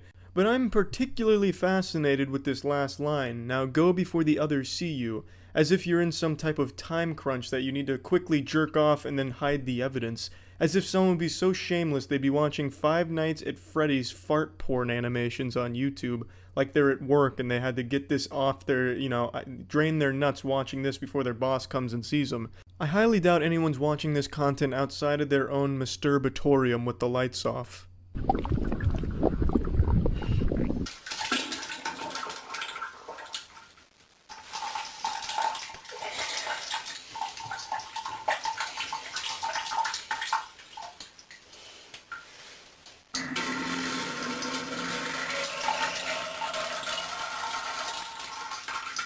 He's not a one-trick pony, baby. It's not just Five Nights at Freddy's farting animations. He's also touching other properties too, like Princess Peach having a diarrhea episode in a porta potty in the middle of the desert here. A timeless classic, obviously. Nothing we haven't seen a million times before, but he just does it better.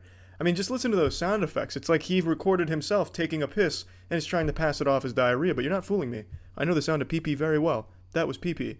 Until, of course, he added the little grudge sound effect in there. That kind of changed up the tempo a bit. But you get what I'm saying. There's a prospering fart porn source filmmaker community on YouTube, and it's fascinating and disturbing as well. But to each their own, I suppose. That's about it. So yeah. What's up, everybody? It's Critical. I'm playing the theater for the PC. Let's do this shit. Now this looks interesting. I've got a bit of mucus built up in my nostrils, but we're gonna fight through it. These advertisements would be a lot easier to read if they weren't covered in a camel's pubic hair. What time is it? That's a shitty clock. I guess it's made out of a camel's pubic hair. Nothing in this hallway is functioning properly. The posters are eating bullshit and the clock's set to the bullshit time zone. Oh, go fuck yourself. Oh shit. He's a cardboard cutout. Alright. He must be a spring-loaded cardboard cutout. Damn it, shit, fuck. What just happened? You teleported me to the entrance? You are a twisted, tittyless tube of shit, you know that? Are these tokens? Is this an arrow? I can't look down to see, but I think it might just be loose change. Please enjoy the movie. How about you eat fucking shit yourself? Damn it! What a horrible teleportation chamber. It only has one setting. The asshole setting. And this piece of shit over here is just shitting himself. Please enjoy the movie. Okay, tell me, where is this movie? You are withholding information from me. Bitch, I will use you as a surfboard. Tell me where this movie is. Don't try to hide in quicksand. I'll find— there you are. This is not World War I. Your trench warfare is useless. Damn it, son of a bitch! Oh, where'd he go? I see I may have squashed him. I did everyone at this theater a favor. For all I know, that could have been the dreaded theater anus. A man who was an anus at the theater. Absolutely terrifying. I didn't even pack my astronaut gear and we're traveling through space. My goodness. Alright, did I complete this or what? I've been holding down the W key for 5 million minutes. There's no way this is the end of the game. I wouldn't even end a video game like this. I'd give a game a spectacular ending. Like you play as a woman who lost her left hand, so she goes on a massive journey to try and find it. Then at the end she looks down and realizes that her hand's been in her vagina the whole time, so she yanks it out and then BAM! The credits roll and you see pictures. What the fuck is going on? Alright, fine, you win. I'll enjoy the movie. Just go fuck yourself and take your spaghetti face with you. Don't try to scare me with your perfect posture. Oh, what the fuck? I'm back at the entrance again? You have no laws, Mr. Enjoy the Movie. You're just a fucking ruthless son of a bitch. This is just ridiculous. This is absurd. It's preposterous. I'd go as far as to call it bullshit. Why can't you just let me watch the movie that you want me to enjoy? Please enjoy the movie. You're an asshole. This is ridiculous. How about you just go ass cheek yourself to death? Hey, how are you doing? Why don't you go take a bath in some vomit? Doesn't that sound like fun? Fuck you. Please enjoy. You're shitting. Do you know what you and humans have in common? Not a thing. Thank you. Please enjoy the movie. Find another job. This summer, a sperm volcano will erupt in the upcoming family film Volcanic Ejaculation. Coming soon to a theater near you. Someone shit on my snow cone. Find out who did it this winter in 3D. You've seen the Avengers as humans. Now get ready to see them as a giant squid. Don't miss the film everyone's talking about, The Blue Waterfall, starring Sonic the Hedgehog. This clock is broken. Watch the mystery unfold in the Oscar-nominated film. Who broke this fucking clock? Where are you keeping this fucking movie? Tell me right now, you son of a bitch! That's right, you're a skateboard. This better work. I guess you can't complete this game. Alright, well I'm done playing this. Well, that's the end of this video. Remember to rate the video, comment the video, and subscribe if you want to see videos similar to this one. See ya. What's up everybody, it's Critical. I'm going to be talking about some shit. Let's do this shit. Now before I discuss this shit, the footage you're seeing in the background is me playing Jurassic Park Trespasser. Alright, now let's begin. The first matter of business. I'm aware that in the comments section of almost every video, somebody writes something about a dude named PewDiePie, and then this sparks a massive argument with people just filling each other's assholes with piss, and then it just leads to nothing but arguing. And 9 times out of 10, the people that say something about PewDiePie are usually just trying to start an argument. I don't know why people try to start arguments for fun. I mean, I guess it really doesn't matter, it's what they want to do. Now, these arguments have gone on for like 2 months. I figured by ignoring them they would stop, but they haven't, so fucking might as well shit about it here. Now, I do not watch PewDiePie's videos, but I know he treats his subscribers really well, and I'm sure most of them think of him as a friend, which is really good, so I have no problem with that guy. And I'm pretty sure it's not his subscribers that start arguments. I think it's just people that use him as a catalyst for conflict. The best thing to do is just don't reply to those people because they're looking for replies. So just stop replying to people looking to start arguments. That's about it. Now the second matter of business. I have been told that some people have uploaded my commercial videos to Facebook without giving me credit.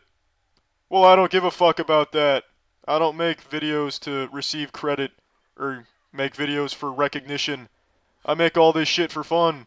So go wild, sneeze on your ass cheeks, knock on your neighbor's door, sneeze on their ass cheeks, fucking I don't care. You can use my videos in whatever you want, however you want, you don't need to ask my permission. Fucking, it doesn't matter, I just genuinely have fun making all this. Not this video particularly. Particular, fuck! This word is dropping a house on my tongue right now. Fucking feel like I'm running my tongue through a field of iron seaweed. I rarely ever use this word and I see why now. I fucking don't even know if I'm using the word correctly because I rarely ever hear it spoken. And for good reason, because it's impossible to say. In a debate, if you can use particularly with some usual talking speed, like you sound like a coherent human, you would win that debate fucking instantly. People would just pack it up right then and there. Oh, back off, this dude can say particularly without sounding like a sack of shit. I don't even know why I use that word. I hardly ever use it. I usually use the word specifically in a situation like that. Specifically as trustworthy, specifically as reliable. At least when I say specifically, I don't sound like an alien using Rosetta Stone for the first time. So now let me complete the sentence. I genuinely enjoy making all my videos, not this video specifically, because this video is mainly just talking about some bullshit. Now this video is mainly just to let you all know that I'm aware of the battle in the comments, and I'm trying to do something to stop it.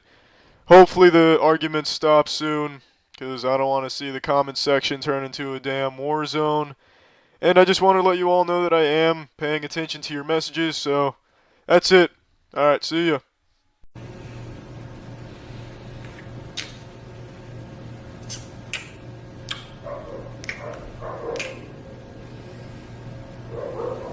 Yeah, you're not ready for this video. This is genuinely one of the worst videos on YouTube. It comes from a YouTuber named Trisha. She makes a whole bunch of shitty videos to begin with, but this is the max level. This is Digivolve to its highest level. If all of her other garbage content were just appetizers, then this is the main course, the dessert, and the diarrhea you get after eating it all. It's so shitty. I'd rather watch Two Girls, One Cup with a beheading going on in the background than watch this again.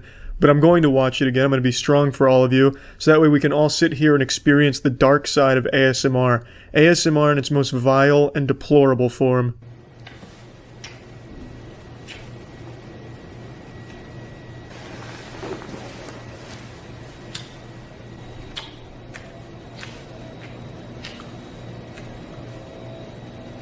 The video is called Making Out with My Couch, and that doesn't even do this justice. She does far more than just make out with the couch. Look at the alien underneath her. Look at the fear in its eyes. It looks like it's a hostage on Jeffrey Epstein's private plane. This whole thing is so avant-garde. I can only pretend to comprehend the full scope of Trisha's magnum opus here. The inner mechanisms going on in her mind, the neurons that are firing, her creative genius is on full display. Fantastic. At least that's what the comments would have you believe. People fucking jerked off to this. I don't know how you can even listen to this without getting squeamish.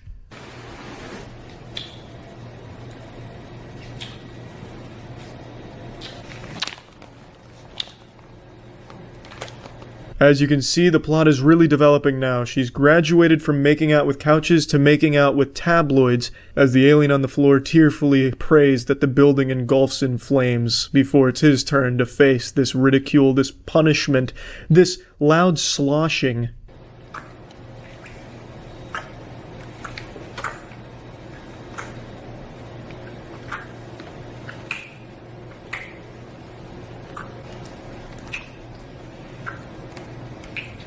This isn't even kissing or making out with the Sprite bottle, it just looks like she's eating it like corn on the cob. I bet there's a good handful of people that watch this and then thought to themselves, maybe I don't really like Sprite all that much anymore.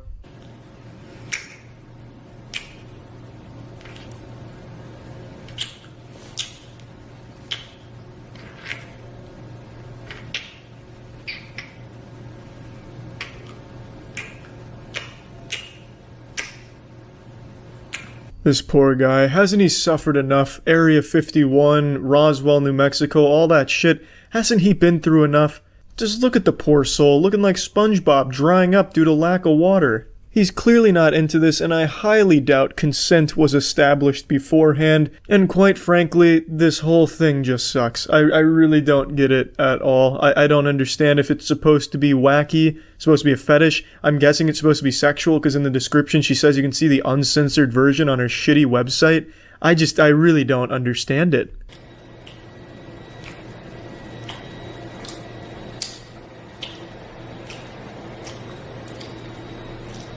When I was initially watching this, I thought I was looking at her overdose. That right there is a sign of just fucking heroin overdose hardcore. She just looks like she's filter feeding while lying on the couch. She's fading out of this corporeal dimension over to the other side, and she's doing it in the grossest way possible with those abominable noises.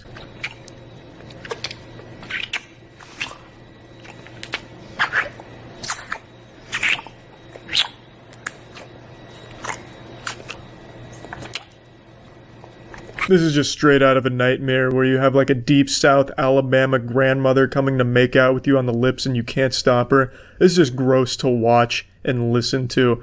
It's as if her lips are the tentacles on an octopus and they're just suction cupping to something and just ripping it off, but she makes a much grosser sound than those do.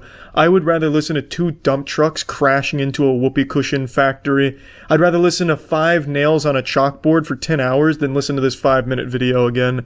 It's absolutely an attack on the senses, both visually and auditory. I'd have more fun watching a video of a public urinal at a gas station getting cummed into than watching Trisha's abomination here. This is just downright revolting. I can't even begin to understand what she thought she was doing when she was making this, like comedically or even sexually. It fails in every possible aspect imaginable. I watched an art piece where a woman cut out the vagina on a morph suit and had a bodyguard lift her up and carry her in a circle as she pissed on the floor, and that made more sense to me than Trisha's video does here. This is just unbelievable to me. She must have thought it was a good idea at some point. Yeah, I'll get an alien for a prop and make out with it. I'll make out with my hand. I'll make out with the camera. It's so lazy even in its attempts to be weird. She doesn't even have good props. It's just whatever fucking garbage she found lying around her hotel room or wherever she is. It's weird and shitty.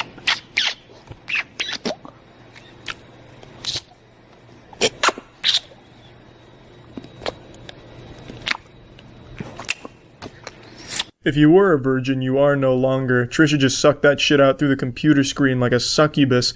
I feel violated, absolutely violated, like I just sinned and now I need to go to a confession at the church. Yeah, overall, just a super uncomfortable and shitty video. I understand she made it probably for attention, but not even that really worked for her. I guess it kinda did, but it was a massive net loss in subscribers for her when she posted this. And she's been doing this for a while, just really bad, shitty content to try and stay afloat, I guess. But it's not really working. It's just really pathetic at this point. That's about it. See ya.